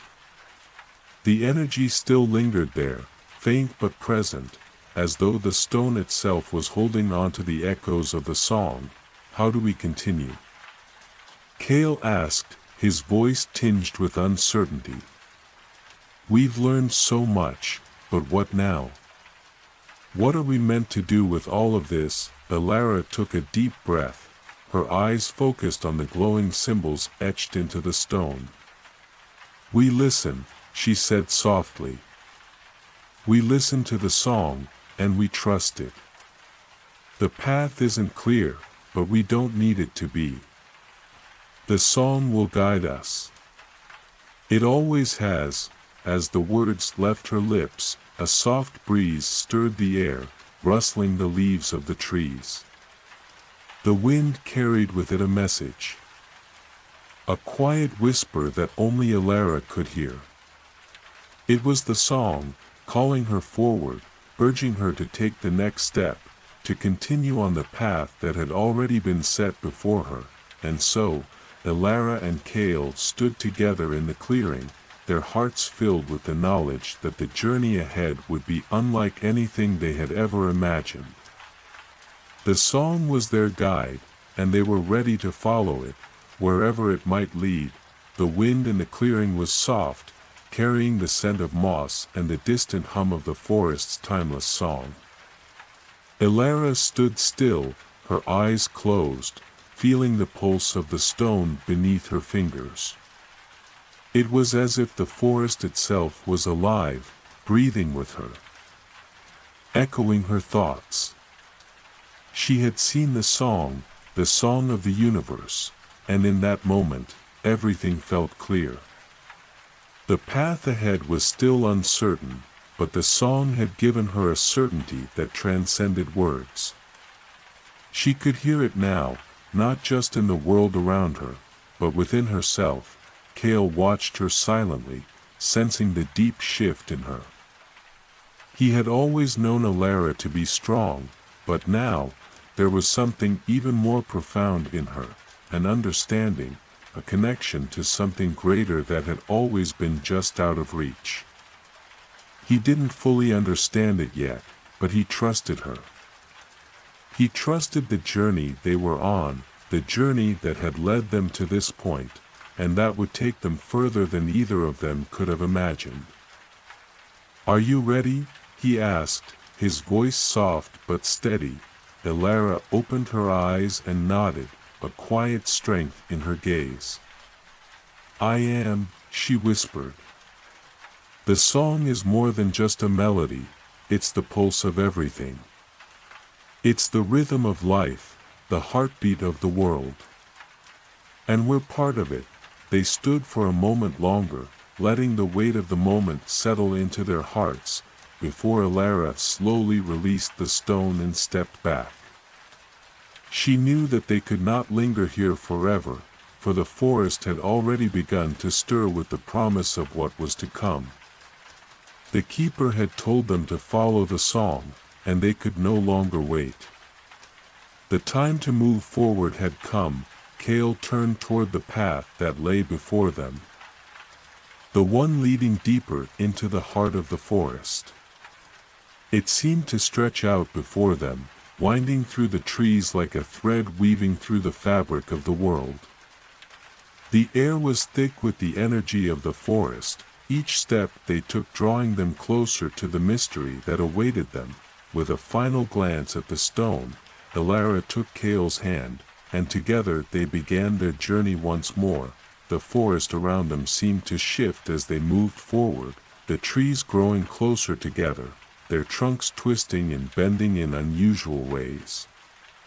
It was as though the very landscape was alive, reacting to their presence, guiding them toward something unknown. The song was louder now, reverberating through the ground beneath their feet, filling the air with a sense of urgency. It was as if the forest was calling them, urging them to keep moving, to unlock the secrets it held. They walked in silence for a time, the rhythm of their steps matching the pulse of the world around them. The forest seemed to narrow, the trees growing taller and denser, their branches reaching out like protective arms. As they walked deeper into the heart of the forest, a quiet stillness descended over them. The birds had stopped singing, the breeze had stilled, and even the river's soft murmur seemed to fade into the background. Alara's senses were on high alert, her eyes scanning the shadows, her heart beating in time with the song that now filled her completely. She could feel the forest watching them, could almost sense its breath on the back of her neck. It was both comforting and unsettling, as though they were moving through a place that was alive with its own consciousness. After what seemed like an eternity, they reached a clearing, a stark contrast to the dense woods that surrounded it. The space was vast, its floor covered in soft, emerald moss, and at its center stood a towering figure, unlike anything they had seen before. It was a tree, but not just any tree. Its trunk was wide and gnarled, its roots spiraling out in all directions, and its branches reached high into the sky. Twisting and curling like fingers seeking the heavens, the tree seemed to pulse with energy, a soft glow emanating from within its bark. The air around it hummed, vibrating with the same song that had guided them here. Elara could feel the power of the tree deep in her chest, like a heartbeat that echoed with the rhythm of the world itself. "This is it," Elara whispered, her voice trembling with awe. "This is the heart of the forest." Kale stepped forward cautiously, his eyes wide as he took in the sight of the tree. It was more than just a tree, it was an ancient being, older than the forest itself. He could feel its presence, like a deep well of wisdom and power that had been waiting for them. As they approached the tree, a soft voice filled the air, resonating within their minds. "Welcome, travelers," the voice said, gentle yet firm. "You have come to the heart of the forest, the place where the song begins and ends. You have walked far to reach this point, and now you must face the final test."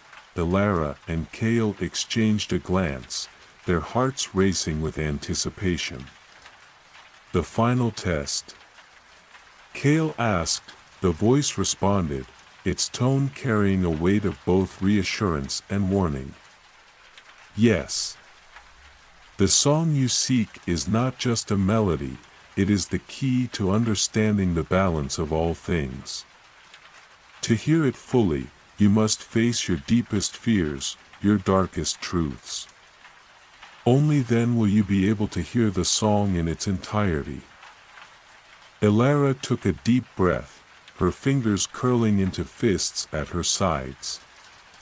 She knew that this moment was inevitable. They had come so far, and now the forest was asking them to confront something more personal, something deeper than they could have imagined. "We are ready," Elara said, her voice steady despite the surge of fear she felt rising within her. The tree seemed to respond, its branches shifting as if acknowledging their readiness. "Very well," the voice said. "Step forward and face the truth that lies within you. The song will guide you, but only if you are willing to listen." Elara and Kale took a deep breath and stepped forward, their feet sinking softly into the moss-covered ground. As they neared the tree, the song grew louder, its melody more distinct, resonating deep within their souls. The world around them seemed to blur, the air thick with an unseen presence. The tree's branches moved like tendrils, reaching out to envelop them, and then, the truth came. As Elara and Kale stepped forward into the heart of the tree, the world around them seemed to dissolve into a swirling mist. The familiar sounds of the forest faded, replaced by the deep, resonating hum of the song that had guided them thus far. The air grew heavy with energy, the vibrations of the forest's pulse reverberating through their bones. The mist wrapped around them like a cloak, soft and ethereal. But it carried an undeniable weight, a presence that seemed to watch them from every direction. Elara could feel her heart pounding, her breath quickening, as though the very forest itself was drawing her into its depths. She reached out for Kale's hand, squeezing it tightly, both of them silently reassuring each other that whatever came next, they would face it together. The mist parted, revealing an endless, dark void stretching out before them. There was no ground beneath their feet, no horizon to guide them. It was as though they were floating in the very fabric of the forest's song, surrounded by an expanse of nothingness that was both disorienting and strangely comforting. A voice, familiar, yet distant, broke the silence. Elara, her name echoed through the void, and she turned to find Kale, though he looked different, his eyes not quite his own. He appeared distant, as though the mist had taken part of his essence and twisted it. His expression was one of confusion, pain, and sorrow. "Kale?" Elara asked, her voice trembling. He didn't answer immediately. Instead, his gaze seemed to flicker, as if struggling to focus on her. Then, Slowly, he spoke, "You've come this far, but you are not yet ready. There is still a truth you must face before you can hear the song in full." Elara's heart tightened. She stepped toward him, the mist swirling around her feet. But Cale didn't move. The void felt colder now, more oppressive, and Elara could feel the weight of his words pressing down on her chest. There was a deep, unspoken truth between them, something unacknowledged, hidden beneath the surface of their friendship, their journey. "What do you mean?" she asked, the words barely escaping her lips. Cale's eyes met hers, but they seemed far away, as though the person standing before her was not quite the same as the Cale she had known. "The song isn't just a melody," he said softly, his voice heavy with sorrow. "It's not just about the world, or the forest. It's about you. It's about your choices, your fears, and your past." Elara's breath caught in her throat as the realization dawned. "My past?" she whispered. "What does that have to do with the song?" For a long moment, there was no answer. Then, the mist shifted, and the void around them began to transform. The image of Cale slowly faded, replaced by something else, something darker. Elara's own memories flickered before her eyes, one by one, like the turning pages of a forgotten story. The first was a memory she had long buried, a moment from her childhood, one that had always haunted her but never fully revealed itself. She saw her younger self standing on the edge of a cliff, staring out at the vast sea below, the wind whipping through her hair. She could almost hear the faint sound of the ocean waves crashing against the rocks far below. It was a moment of peace, a moment of freedom, but then, there was a shift. The image blurred, and she was no longer a child. The sea was gone, replaced by a dark, shadowed forest, and she was no longer standing alone. A figure stood beside her, a familiar figure, one she had not seen in years. It was her mother, standing tall and proud, but her face was obscured by shadows, and her voice was lost to time. Elara reached out, but her mother's figure disappeared, dissolving into the mist. The memories kept coming, each one more fragmented than the last, each one a piece of a larger puzzle that Elara had never fully understood. She saw her childhood home, now abandoned and decaying, and her family, distant and estranged. She saw her mother's final words, cryptic and haunting, words she had never been able to forget. "You must find the song, Elara. Only then will you understand." Her mind raced as the memories played before her, the emotions flooding her all at once. Fear, regret, love, loss, they all intertwined, pulling her deeper into the void. "Elara, you must face it," the voice of Cale said again, though it no longer sounded like him. "You cannot move forward until you understand the truth about yourself. The song can only reveal its full power once you let go of the past." The fog around her thickened, the mist pressing in on her, suffocating her. Elara's chest tightened as the truth began to sink in. She had been running for so long, running from her past, from the weight of her family's legacy, from the guilt she carried for leaving everything behind. She had always believed that the song was the key to the forest, to the world, but now she realized that it was also the key to herself. The truth she had been avoiding for so long was woven into the song, and only by facing it could she truly unlock its power. With a deep breath, Elara closed her eyes, letting the memories wash over her. She had to let go of the fear, the pain, the shame. She had to embrace who she was, all that she had been, and all that she could be. She wasn't just the girl running from her past. She was more than that. She was a part of the song, a part of the forest, and she was ready to face whatever lay ahead. Slowly, she opened her eyes again, her heart filled with resolve. The mist began to lift, the void slowly giving way to light. The figure of Kale returned, standing before her, his eyes clearer now, no longer distant. He looked at her with a knowing expression. "You've done it," he said softly. "You've faced the truth." Elara nodded, her voice steady. "I'm ready now." "We're ready." And as they stood there, the song began to play again, its melody more powerful than ever before. It was no longer a distant hum or a vague whisper. It was a song of unity, of connection, of understanding.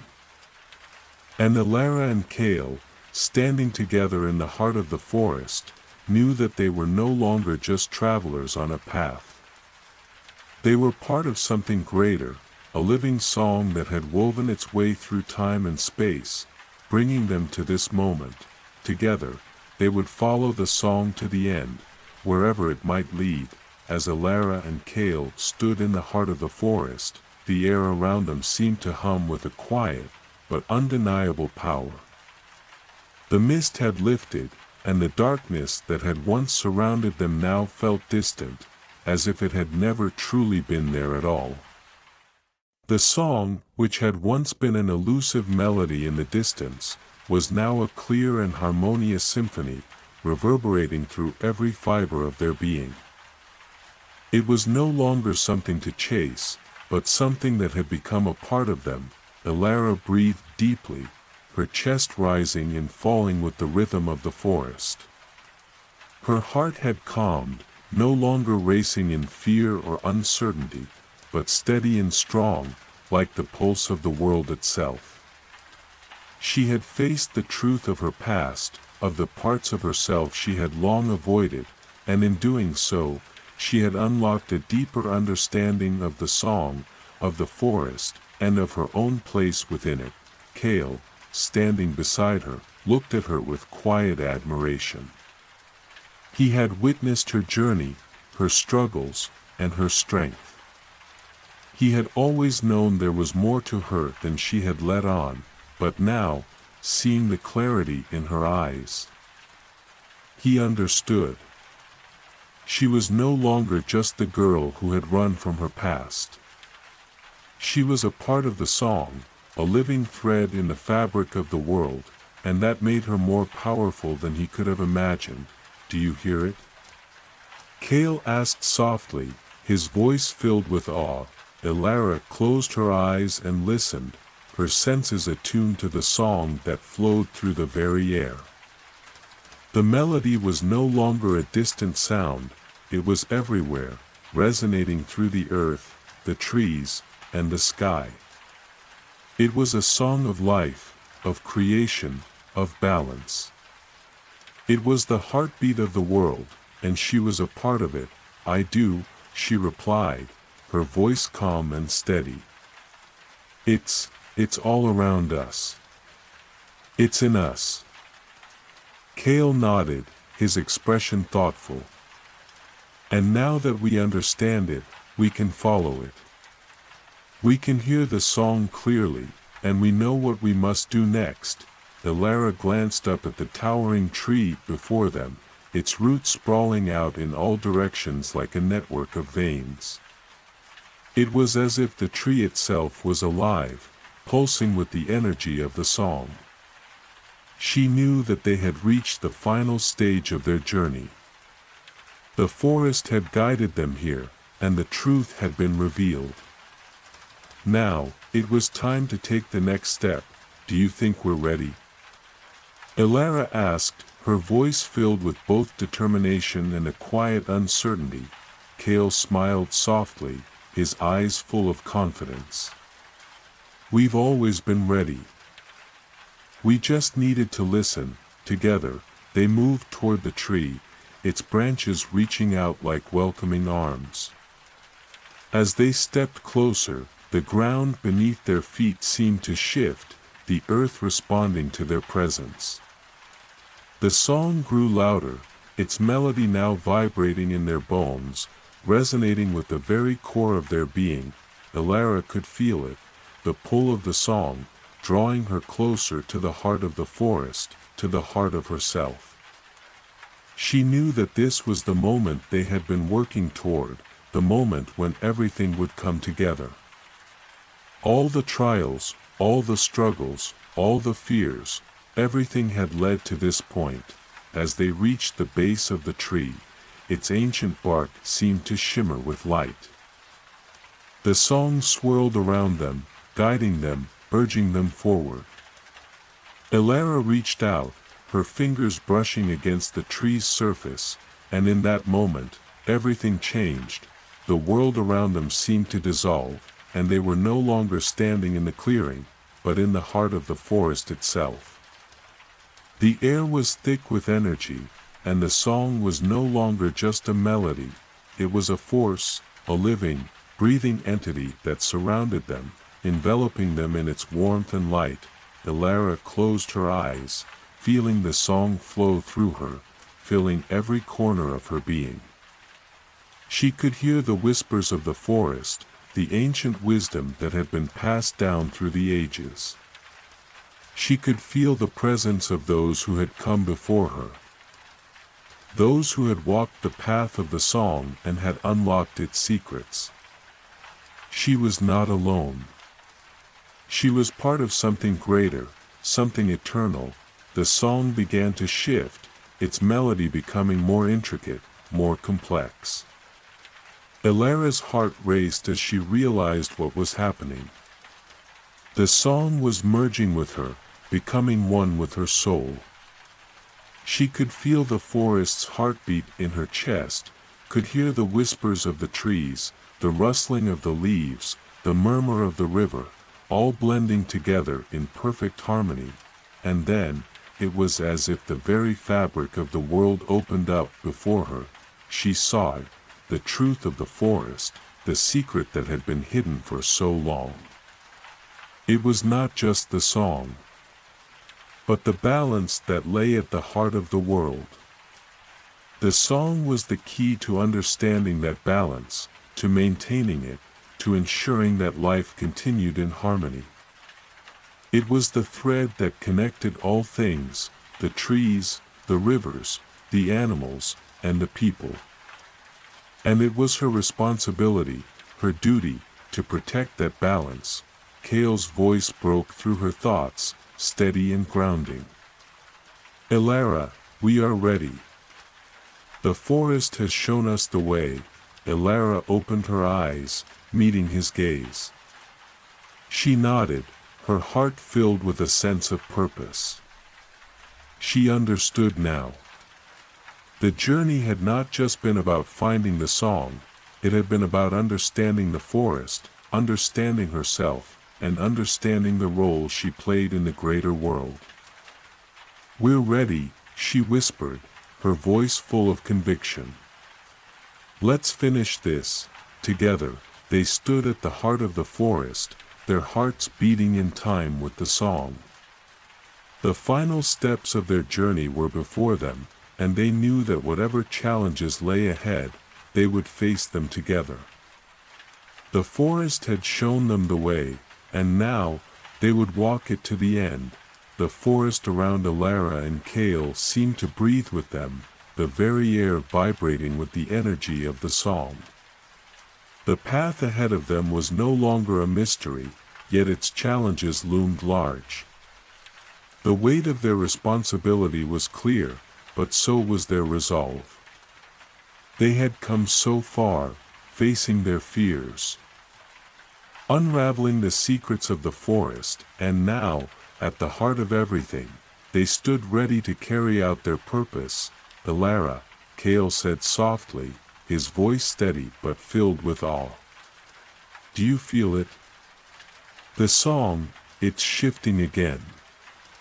It's guiding us. Elara nodded, her senses attuned to the rhythm of the song. The melody had changed, grown more profound, as though the forest itself was speaking directly to them. It was no longer just a force outside of them, it was within them, a part of their very being. They could feel its pulse, like a heartbeat, syncing with their own. "Yes," she replied. "It's telling us we're ready." "But, ready for what exactly?" Kale looked at her with a quiet determination. "We need to restore the balance. To do that, we must understand the core of the forest's power.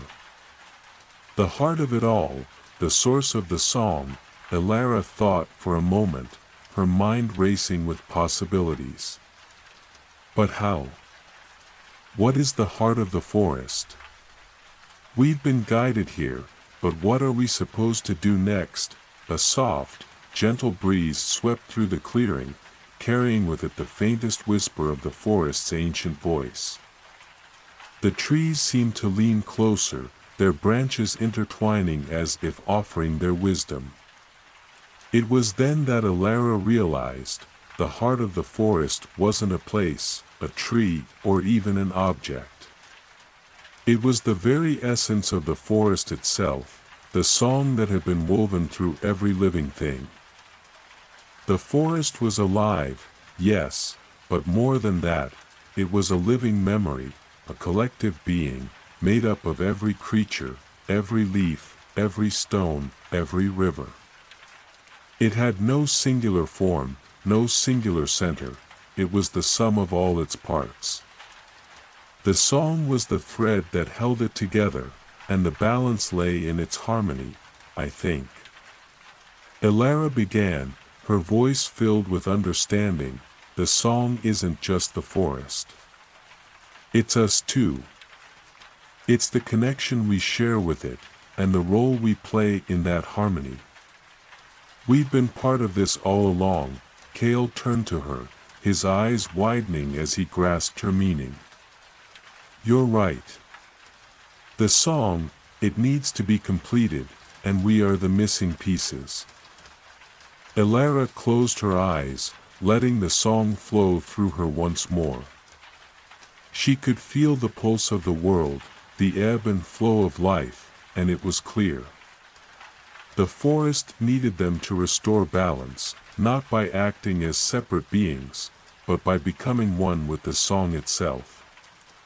Their connection to the forest, their journey, had been part of the forest's story all along, a thread woven into the song from the very beginning, and now, they had to sing the final notes. Elara stepped forward, feeling the power of the forest surge through her. She placed a hand on the trunk of the ancient tree before them, feeling the energy of the song radiate through her fingertips.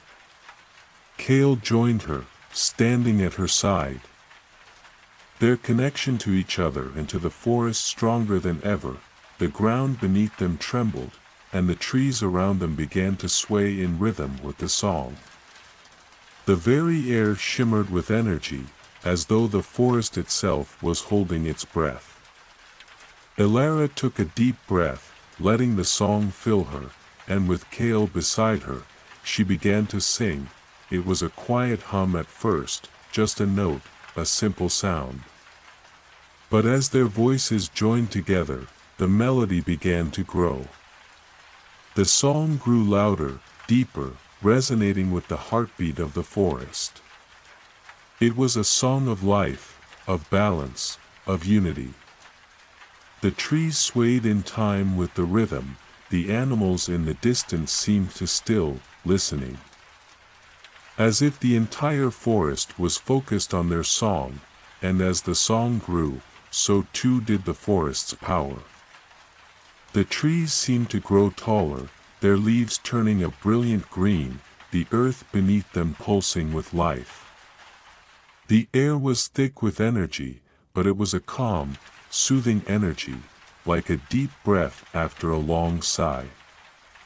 The song was healing, restoring, completing the cycle that had been broken. Elara and Kale sang together, their voices becoming one with the forest, becoming part of the song that had always been there, waiting for them to unlock it. The energy surged through them, and they could feel it. The forest was alive, not just in the sense of its trees and animals, but in the very spirit of the land. They were the final notes, the missing pieces, and together, they were completing the song. The song reached its crescendo, and for a moment, everything was still. The forest held its breath, waiting for the final note. Then, with a soft exhale, the last note was sung. The song echoed through the world, a perfect, harmonious chord that resonated across the land. The forest had been restored. The balance had been returned. And Alara and Kale, standing at the heart of it all, felt the weight of their journey finally lift. They had completed the song, not just for the forest, but for themselves, for the world, and for all who would walk the path after them, as the last echoes of the song faded into the distance. Alara opened her eyes, looking around at the forest with a new understanding. The trees were no longer just trees, they were living memories, stories woven into the fabric of the world. The animals, the rivers, the earth itself, they were all part of the song, part of the balance. And Alara and Kale were now part of that song, too. "It's over," Kale said softly, his voice filled with relief. Alara nodded, her heart full of peace. "It's just the beginning," and with that, they turned to leave, knowing that the forest would continue to sing, its song resonating through the world, a song of harmony, balance, and life. Alara and Kale stood at the edge of the forest, the song of life still resonating softly in their hearts. The air around them seemed to shimmer with energy, as if the world itself had shifted, renewed by the completion of the song. The trees, once again bathed in golden light, whispered a gentle farewell, their leaves fluttering as if in approval. The song had been restored, the balance had been returned, but Alara knew, deep within her, that their journey was not yet truly over. "We've done it," Kale said, his voice filled with awe as he glanced back at the forest. "We've brought the song back into harmony." But he hesitated, looking at Alara with a quiet uncertainty. Do you think this is the end? Or is there more we still need to understand?" Alara turned to him. Her eyes filled with both clarity and mystery. She had felt the weight of the forest's ancient presence, its pulse now steady and calm, but she also sensed something more, something beyond what they had just accomplished. The song had been restored, but the world, with all its complexity and layers, was far from simple. "I don't think this is the end," Alara said softly, her voice almost lost in the wind that swept through the trees. "I think we've been part of something much bigger. The forest, the song, it's all part of a cycle, a never-ending flow. Restoring the balance was just one chapter. But there's still more to learn, more to protect. The world doesn't stop here," Kale frowned, his brow furrowing as he thought about her words. "So, what are we supposed to do next? We've brought the balance back, but what happens when the song faces its next challenge? Can we always hear it? Can we always protect it?" Alara stepped forward, feeling the ground beneath her feet with every step. She closed her eyes for a moment, letting the song, now faint but still present, guide her thoughts. It wasn't just the forest song that needed tending, it was the balance that flowed through everything, the unseen connection between all life. She had seen the forest at its most vulnerable, and she had felt its strength. The world was constantly shifting, and so long as there was life, there would be challenges to the harmony they had restored. I think, she began slowly, her voice soft but firm, that we must become its keepers, not just of the forest, but of the song itself. The balance is fragile, and it requires those who understand it to help protect it. We are part of this world, but so too are all those who came before us, and all those who will come after. Our journey is to ensure the song is never lost again, to listen when it falters, and to restore it when it needs mending. Kale nodded, a sense of purpose washing over him. We'll protect the balance, together. Elara smiled, a quiet strength radiating from her. Yes. Together. But as they stood there, the wind carrying whispers of wisdom through the trees, something stirred within the forest. It was a subtle change, barely perceptible, but it made Elara's heart quicken. The world had been restored, yet she couldn't shake the feeling that there was more, something still hidden, something yet to be discovered. As they turned to leave the forest and head back to the world they knew, the song grew faint, almost as if it was calling them one last time, urging them to listen more closely. Elara and Kale exchanged a glance, their connection to the forest still strong. I think the forest is asking something of us, Elara murmured. It wants us to listen, to keep listening, and as they moved further away from the forest, the trees no longer visible in the distance, they realized what had become clear to them. Their role wasn't just to restore the balance, it was to remain vigilant, to be the keepers of the song, guardians of the quiet force that held everything together. The balance had been restored, but it was a living, breathing thing, constantly shifting, evolving, and needing care. And now, Elara and Kale knew their journey would never truly end. They would always be part of the song, just as the song was now a part of them. The days that followed the restoration of the song were peaceful, but Elara and Kale both knew that peace was often a fleeting thing, a delicate breath between moments of change. The world had shifted, the balance had been restored, but there was an underlying current that both of them could feel, pulling them forward. The song that had been healed now hummed quietly beneath the surface of their everyday lives, calling them to listen, to remain vigilant. As they traveled through the lands beyond the forest, the world seemed both the same and yet different. The trees still swayed in the wind, the rivers flowed with the same gentle rhythm, and the sun rose and set with the eternal cycle of the day. But there was a new awareness in the air, a subtle energy that flowed through everything. It was as if the world had been reset, its harmony renewed. Yet, beneath that surface, something still tugged at them. We've restored the balance, Kale said one evening as they made camp by a quiet river, his voice thoughtful. But I can't shake the feeling that the song isn't finished. The forest is peaceful, but it feels unfinished somehow. Elara stared into the crackling fire, the flames casting long shadows against the night.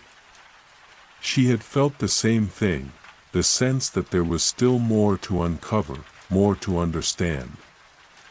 The song had been restored, but it wasn't just about the forest anymore. It was about the world. It was about all the threads of life, and how they connected everything, from the smallest blade of grass to the highest mountain. I know, she said softly. The song, it's like a promise.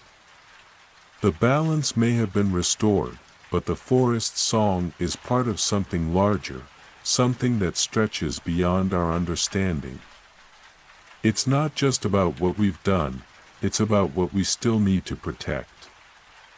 We've only heard part of the song, Kale sat beside her, gazing into the fire as if he could find the answers there. "So, what are we supposed to do? The forest is peaceful now. Are we meant to wander forever, listening for the next call?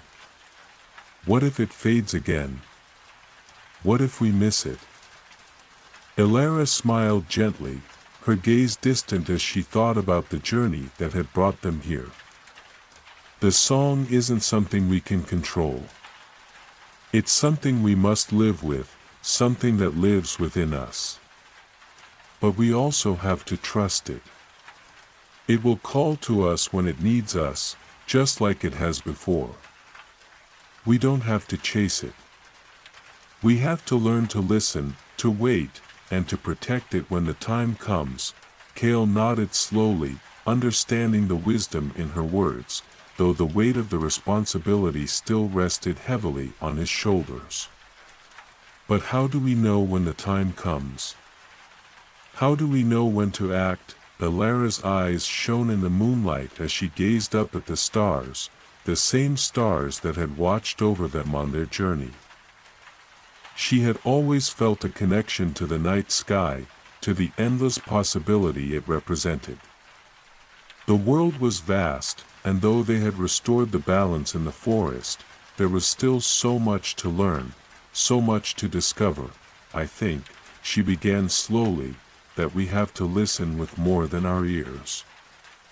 We have to listen with our hearts, with our instincts.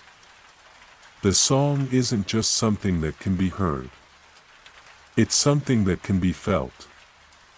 We've become part of it, and we need to trust that we will know when it's time to act." The fire crackled, its embers flickering in the cool night air. Kale was silent for a long time, as if he were processing everything Elara had said. Finally, he spoke. His voice softer than usual. "I trust you, Elara," he said quietly. "I believe in the path we're on. I just wish I knew what was ahead." Elara turned to him, a reassuring smile on her face. "We may not know what's ahead, Kale. But we've already faced so much, and we've always made it through. The song will guide us, just as it always has. We just have to keep walking, keep listening." As the night deepened, they both sat in silence, the only sound the gentle rush of the river and the occasional rustling of leaves in the wind. The world around them was peaceful, but within their hearts, the song continued to hum, a quiet reminder that their journey was far from over. In the days that followed, Elara and Kale traveled on, still seeking answers, still listening for the call of the song. They had restored the balance of the forest, but they knew that the balance of the world was fragile. They had become keepers, guardians of the song, and their journey would be one of patience, of quiet vigilance, and of discovery. And so, they walked on.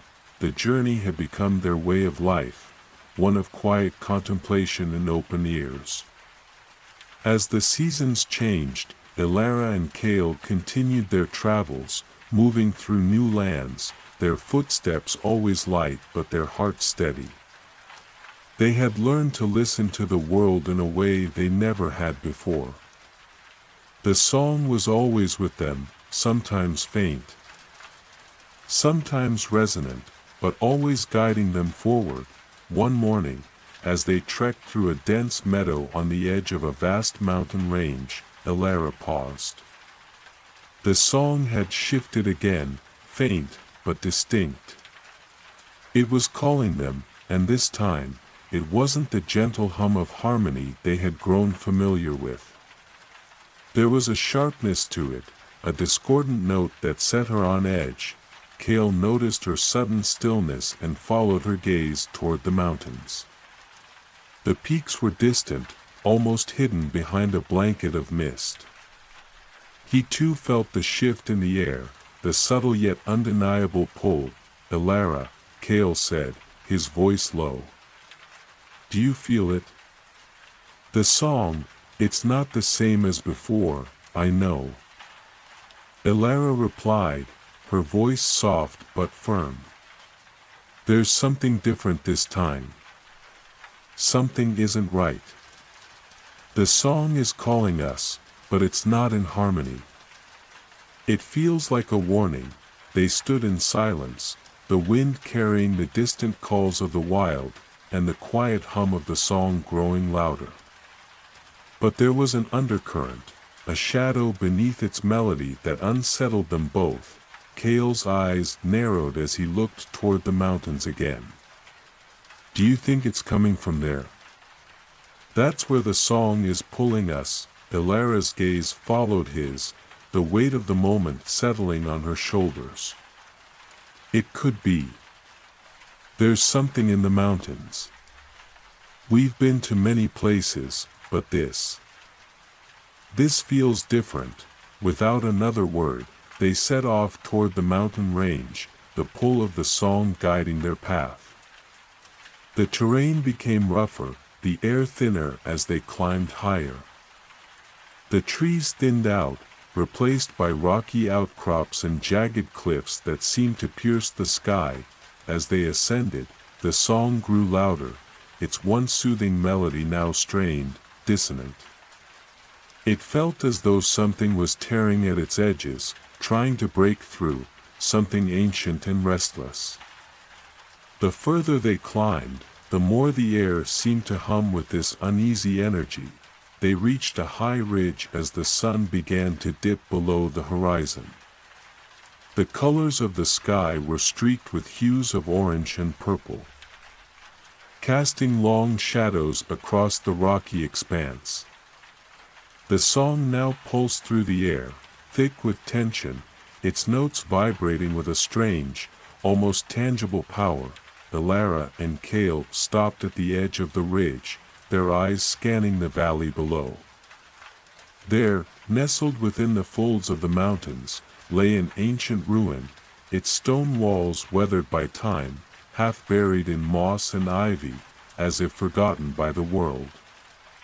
But the song seemed to emanate from it, an eerie, haunting melody that resonated from the very depths of the earth. We found it, Elara whispered. This is where the song is coming from. But why does it feel broken? Kale frowned, his hand resting on the hilt of his sword. It's like the song has been disturbed, like it's being twisted.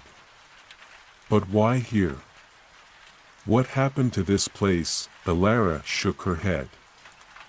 I don't know, but I think this is the source of the discord. Something here is trying to silence the song. They descended into the valley, careful not to disturb the delicate balance of the ruins. The stone pillars that remained stood like silent sentinels, ancient carvings on the walls faded but still visible. There was a strange aura to the place, as though it was both sacred and forgotten. The song reverberated around them, louder now, almost suffocating in its intensity. As they reached the heart of the ruin, Elara's eyes were drawn to a large stone altar at the center. The altar was cracked, its surface covered in strange, glowing symbols that pulsed in time with the discordant notes. The song seemed to converge here, its vibration stronger, sharper, as though the very fabric of the song was being torn apart by something hidden beneath the altar. This is it, Elara said, her voice filled with a mixture of awe and dread. The source of the disturbance. Something here is corrupting the song. Kale stepped forward, his hand hovering over the altar. What is it? What happened here? Elara reached out, placing her hand gently on the stone. As soon as her fingers made contact, the air around them seemed to hum with a powerful energy. The symbols on the altar began to glow brighter, and the discordant notes of the song grew louder, more chaotic. The ground beneath them trembled, and a deep, rumbling voice echoed from the depths of the ruin. "You dare disturb me?" the voice intoned, filled with ancient power. "The song is mine to control. You cannot restore what you do not understand." Elara's heart raced as the voice echoed in her mind. It was not the forest song that spoke now, it was something else, something dark and old. Something that had been waiting, hidden beneath the ruins. "What is this place?" Kale demanded, his voice steady, though the tension in the air was almost unbearable. "This is the heart of the song," a voice answered, though it was not the one that had spoken before. It was a new voice, calm, but filled with sorrow. "This is where the song was born, and where it was broken. A power older than the forest itself lies beneath. A force that seeks to silence the melody of life." Elara took a step back, her breath catching in her throat. "And who are you?" "I am the keeper of the song," the voice said. "And I have been waiting for you." The words of the keeper of the song echoed in the ruins, vibrating through the stone walls like a forgotten memory coming to life. Elara stood motionless, her hand still resting on the altar, feeling the strange energy surge beneath her fingertips. It wasn't the same as the song she had known, the one that had restored balance and harmony in the forest. This felt darker, more ancient. Kale's eyes were sharp, his senses on high alert as he scanned the space around them, but he didn't speak. The keeper's voice had a weight to it, as though it carried the secrets of an age-long past. "I have been waiting for you," the voice repeated, its tone more insistent now. "The ones who would restore the song. The ones who would listen, who would seek. But do you truly understand what you are dealing with?" Elara stepped back slowly, a cold shiver running down her spine. She had heard the song of the forest, pure, harmonious, and filled with life, but this was different. There was a bitterness in the air now, a sense of something once beautiful, now broken beyond repair. "What happened here?" she asked, her voice trembling slightly, though she tried to steady herself. "Why is the song disturbed? What is this place?" The keeper's presence seemed to grow stronger, the shadows in the ruins deepening, as if it were coming to life. The symbols on the altar flickered like the dying embers of a long-forgotten fire. "This place was the cradle of the song," the voice said. "It was where the melody of life was first woven, where all things were connected through harmony. But as with all things of great power, it was corrupted. Betrayed." Elara exchanged a glance with Kale, who had stepped closer to her, his hand resting on the hilt of his sword. "What do you mean, betrayed?" he asked, his voice low and wary. "Who could betray something like the song?" The keeper's voice grew distant, as though reliving an ancient pain. "Long ago, when the song was young, it was woven by those who understood its true nature. It was meant to connect all life, to be the thread that bound everything in harmony. But there were those who saw its power, who sought to control it for their own gain. And in their arrogance, they fractured the song, tore it apart, believing they could control its flow. They were wrong." Elara's heart raced.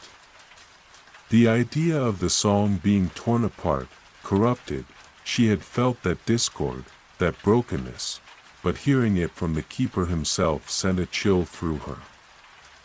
"But if the song was torn apart, how did it survive?" she asked. "How did it return to the forest? How did we restore it?" The keeper's voice softened, a note of sorrow weaving through the words. "The song can never truly be destroyed. It is the essence of all life. But it can be hidden, buried deep beneath the weight of time and betrayal. The forest was the last place where the song could still be heard, where it could begin to heal. And you, Elara, Kale, you were the ones chosen to restore it. You were drawn to the forest because it was there, waiting for you, waiting for those who could hear it and bring it back into harmony. But if the song is meant to heal, why does it feel broken here? Kale asked, his voice sharp. Why is there darkness in it now? The keeper's response came with a deep sigh, as though an eternal burden weighed upon its voice. Because the damage done to the song has a far-reaching effect. The ones who fractured it did so with intent, to use its power to control life itself. And when they failed, when the song resisted, they left behind a wound. That wound has festered over the centuries, and now, it seeks to spread. To silence the song forever, Elara's mind raced. A wound in the song. A wound that had been festering, growing, threatening the balance she and Kale had worked so hard to restore. This was not just about the forest anymore. It was about something far larger. Something that could affect the entire world. What can we do? Elara asked, her voice filled with determination, though the weight of what she was hearing made her heart heavy. If the song is broken, what can we do to fix it? The keeper's voice was quiet, almost a whisper now. To fix the song, you must first understand its true nature. It is not just a melody, it is the pulse of life itself. And to heal the wound, you must find the one who caused it. The one who first fractured the song, the one who sought to control it. Only they can undo the damage, if they can be reached. Elara's breath caught in her throat. Who is it? Who did this? The keeper hesitated, as though revealing this name would stir something that should remain buried. Their name is lost to time, the voice finally said. But they were once known as the Weaver of Shadows. The one who twisted the song, who sought to make it a tool of domination. Now, they are nothing more than a shadow, a remnant of the past, waiting to rise again. Kale clenched his fists, his face set in determination. So, we have to find this Weaver of Shadows and stop them before they can destroy the song for good. Elara nodded slowly, her mind piecing together the enormity of what lay ahead. Yes. We have to find them, before the song is silenced completely. The keeper's voice faded, the energy in the ruins dimming as if the very atmosphere was pulling back, retreating into the shadows. Be careful, Elara and Kale, the voice warned. The path ahead will not be easy. The Weaver of Shadows is a being of great power, and they will stop at nothing to ensure the song is never heard again. But if you succeed, the song will be whole once more. And with it, the world will heal. As the last of the keeper's words lingered in the air, Elara and Kale stood together, the weight of their task now clear. The song was not just a force of harmony, it was a living, breathing entity, and its fragility was far greater than they had ever imagined. They turned to leave the ruin, the path before them uncertain, but the fire of determination burning bright in their hearts. The Weaver of Shadows awaited them. And with them lay the fate of the song, and perhaps, the world. The wind howled through the craggy peaks of the mountains as Elara and Kale descended from the ancient ruins, their minds heavy with the revelations they had learned. The song, which had once been the source of all life, had been broken by a force far darker than they had imagined. The Weaver of Shadows was no mere myth. It was a living presence, a lingering echo of a time when the balance of the world had been shattered. As they made their way down the rugged path, the world around them seemed to close in, as if the mountains themselves were pressing in with the weight of the knowledge they had just uncovered. Elara couldn't shake the feeling that they were being watched. That the very air around them was charged with an unnatural energy. The wind carried with it whispers, not of the song, but of something darker, something ancient that stirred beneath the earth. "We need to be careful," Kale said quietly, his voice cutting through the silence between them. The Weaver of Shadows, it's not just a name. We're dealing with something that has been waiting for centuries. It won't be easy to find them, and even harder to stop them. Elara nodded, her gaze distant as she thought about the path ahead. "I know. But we don't have a choice. The song must be restored, or everything we've done will be undone." They walked in silence for a while, the weight of their task hanging between them. As they neared the base of the mountains, the landscape began to shift. The lush forests and meadows that had once seemed so full of life now appeared desolate, as if the land itself had begun to wither. The air grew colder, the trees sparse, their leaves twisted and darkened, as if they too had felt the pull of the darkness that had tainted the song. "I've never seen anything like this," Kale murmured, his eyes scanning the decaying landscape. "The world is changing. It feels like everything is falling apart." Elara could feel the same thing. The earth beneath her feet seemed to hum with a strange energy, as though it were on the brink of unraveling. The pull of the Weaver of Shadows was growing stronger. And the song that had once filled the air with peace was now a faint, distant echo. "We need to find the Weaver before it's too late," Elara said, her voice firm. "But where do we even begin?" The keeper said they were lost to time, a shadow of the past. Kale was quiet for a moment, his brow furrowed in thought.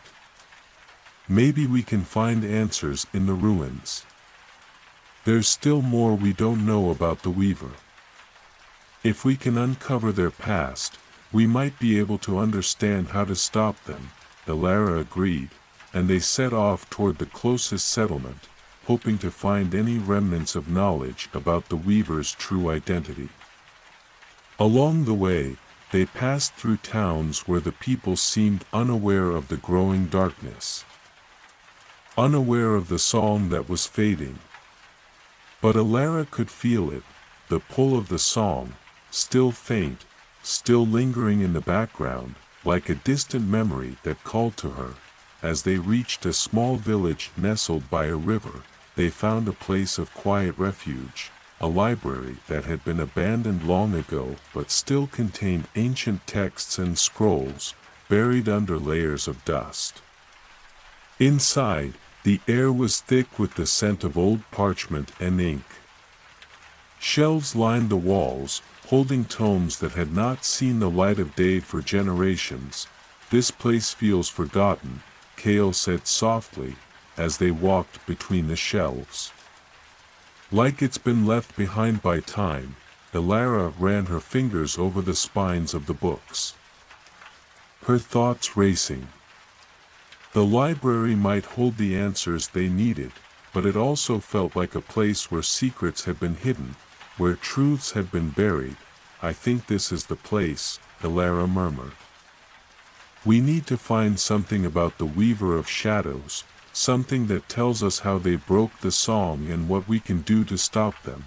They spent hours combing through the texts, deciphering old scripts and piecing together fragments of stories and ancient legends. Slowly, a picture began to form. The Weaver of Shadows was no mythical creature, no figment of some long-forgotten tale. They had once been a powerful figure, an ancient being who had come into possession of the song and sought to use its power to shape the world according to their will. But in their arrogance, the weaver had failed to understand the true nature of the song. It was not something to be controlled, not something to be bent to the whims of a single being. The song was life itself, and to break it was to break the balance of the world. As Alara and Kale read on, they uncovered a legend that spoke of a hidden place, the heart of the song, where the weaver had first twisted the melody. It was said to be a place where the fabric of the world was thinnest, a place where the energy of the song could be bent, corrupted, and destroyed. The heart of the song, Alara repeated, her eyes wide with understanding. That's where we must go. The keeper spoke of it. But how do we get there? How do we reach it before the weaver does? Kale scanned the text, his fingers tracing over the ancient words. It's not just a place, he said, his voice low. It's a realm. The heart of the song is a realm that lies between worlds, a space where the song's power is at its strongest and most vulnerable. We'll have to cross into that realm to find the weaver. Alara's heart raced. Crossing into another realm? It sounded impossible, dangerous, but the task ahead was already fraught with danger, and they had no choice but to try. Then we will find a way, she said firmly. We have to. The song must be restored. We can't let the Weaver of Shadows win. As they left the library, the first signs of dusk settling over the village, they felt the weight of the journey ahead. The heart of the song was the key to stopping the Weaver, but it was also a place of great danger. There would be no turning back once they entered it. With renewed resolve, they set off into the night, the first steps of their next trial already beginning.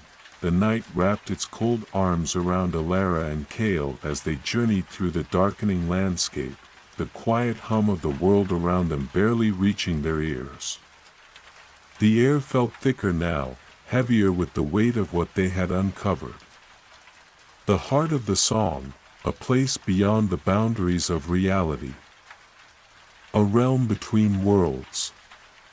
To reach it, they would have to traverse a path that defied logic, a journey where the very fabric of their existence would be tested. I can't stop thinking about what the heart of the song really is, Alara murmured, her voice barely above a whisper as they walked side by side. A realm between worlds. What does that even mean? Kale's expression was grim, his eyes scanning the horizon, alert to any movement. It means we're about to step into a place where nothing is certain, he replied. A place where the laws of nature, of magic, might not apply. We'll have to be prepared for anything, Alara nodded, though her heart was heavy with uncertainty. The idea of stepping into a realm where the very fabric of reality could unravel around them was both thrilling and terrifying. She had always believed in the power of the song, had always felt its pulse deep within her, but now that power seemed so far beyond her reach. How could she, just one person, hope to restore it, and yet, there was no turning back. The Weaver of Shadows was out there, waiting for them to falter, and the song, their world's very heartbeat, was at risk of being lost forever. The path ahead seemed to stretch on endlessly, the trees casting long shadows in the dim light. As they neared the edge of the forest, the air began to shift. A faint tremor ran through the ground beneath their feet, as if something deep within the earth was awakening. Alara paused, her senses alert, feeling the subtle change in the atmosphere. Kale's hand gripped the hilt of his sword, his eyes narrowing as he looked around. "We're getting close," he said. "Something's changing." Elara looked ahead, and for the first time, she saw it. The trees had thinned out, and in the distance, a strange light glimmered, pulsing like a heartbeat. The light was neither bright nor dim, but it hummed with an energy that was both ancient and alive. It was drawing them in, beckoning them forward. Without another word, they moved toward the light, their pace quickening. The closer they got, the more intense the pull became. Elara could feel the song, faint and distant, like a melody just out of reach. It was calling to her, urging her to find the place where it had first been broken. As they reached the clearing where the light pulsed strongest, they found themselves standing before a massive stone archway, ancient and weathered by time. The archway was carved with intricate symbols Elara recognized from the ruins they had visited, the same markings that had once glowed with the keeper's voice. "This is it," Elara breathed, her heart racing. The gateway to the heart of the song, Kale stepped forward, his gaze fixed on the archway. "It doesn't look like much. Just a doorway, but it's not a door," Elara replied. "It's a threshold, a crossing point between our world and the realm beyond. Once we step through, there's no turning back." She took a deep breath, gathering her courage. This was the moment. The path to restoring the song, to stopping the weaver of shadows, lay beyond this threshold. But what awaited them on the other side? With a glance at Kale, she nodded, and together they stepped toward the archway. As they passed beneath the ancient stone, the world around them seemed to shift. The air became thick with an otherworldly energy, and the ground beneath their feet trembled as if the very fabric of reality was bending. They emerged into a place that was both familiar and completely foreign, a vast, swirling expanse of colors and shapes that defied comprehension. The landscape was constantly shifting, as though the very elements of the world were in a state of flux. The sky above them was filled with swirling clouds of light and shadow, and the ground beneath their feet was an undulating sea of mist, shifting and changing as they moved. "Is this it?" Kale asked, his voice filled with awe and caution. "Is this the heart of the song?" Elara nodded slowly, her senses on high alert. "Yes.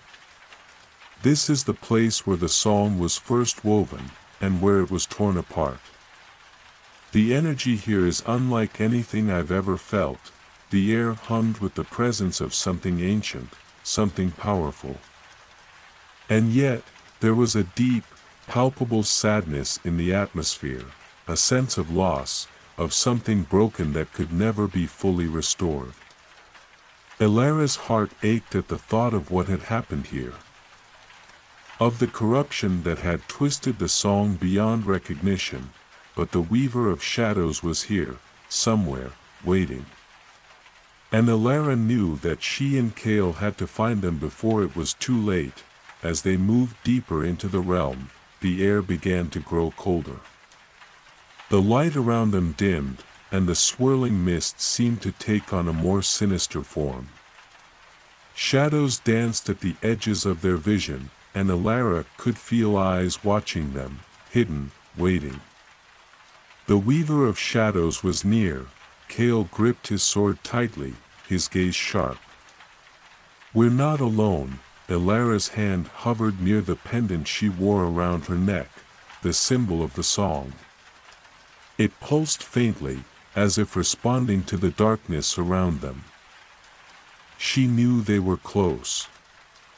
Very close, and then, a voice, a whisper, like a breeze carrying a forgotten memory, reached them. It was soft, almost gentle, but beneath it lay a deep, unshakable power. "You've come far," the voice said, its tone laced with both amusement and something darker. But do you truly believe you can restore what has been broken? The song is mine now. It always has been. Ilara's heart skipped a beat as the voice echoed around them, and she knew, without a doubt, that the weaver of shadows was here.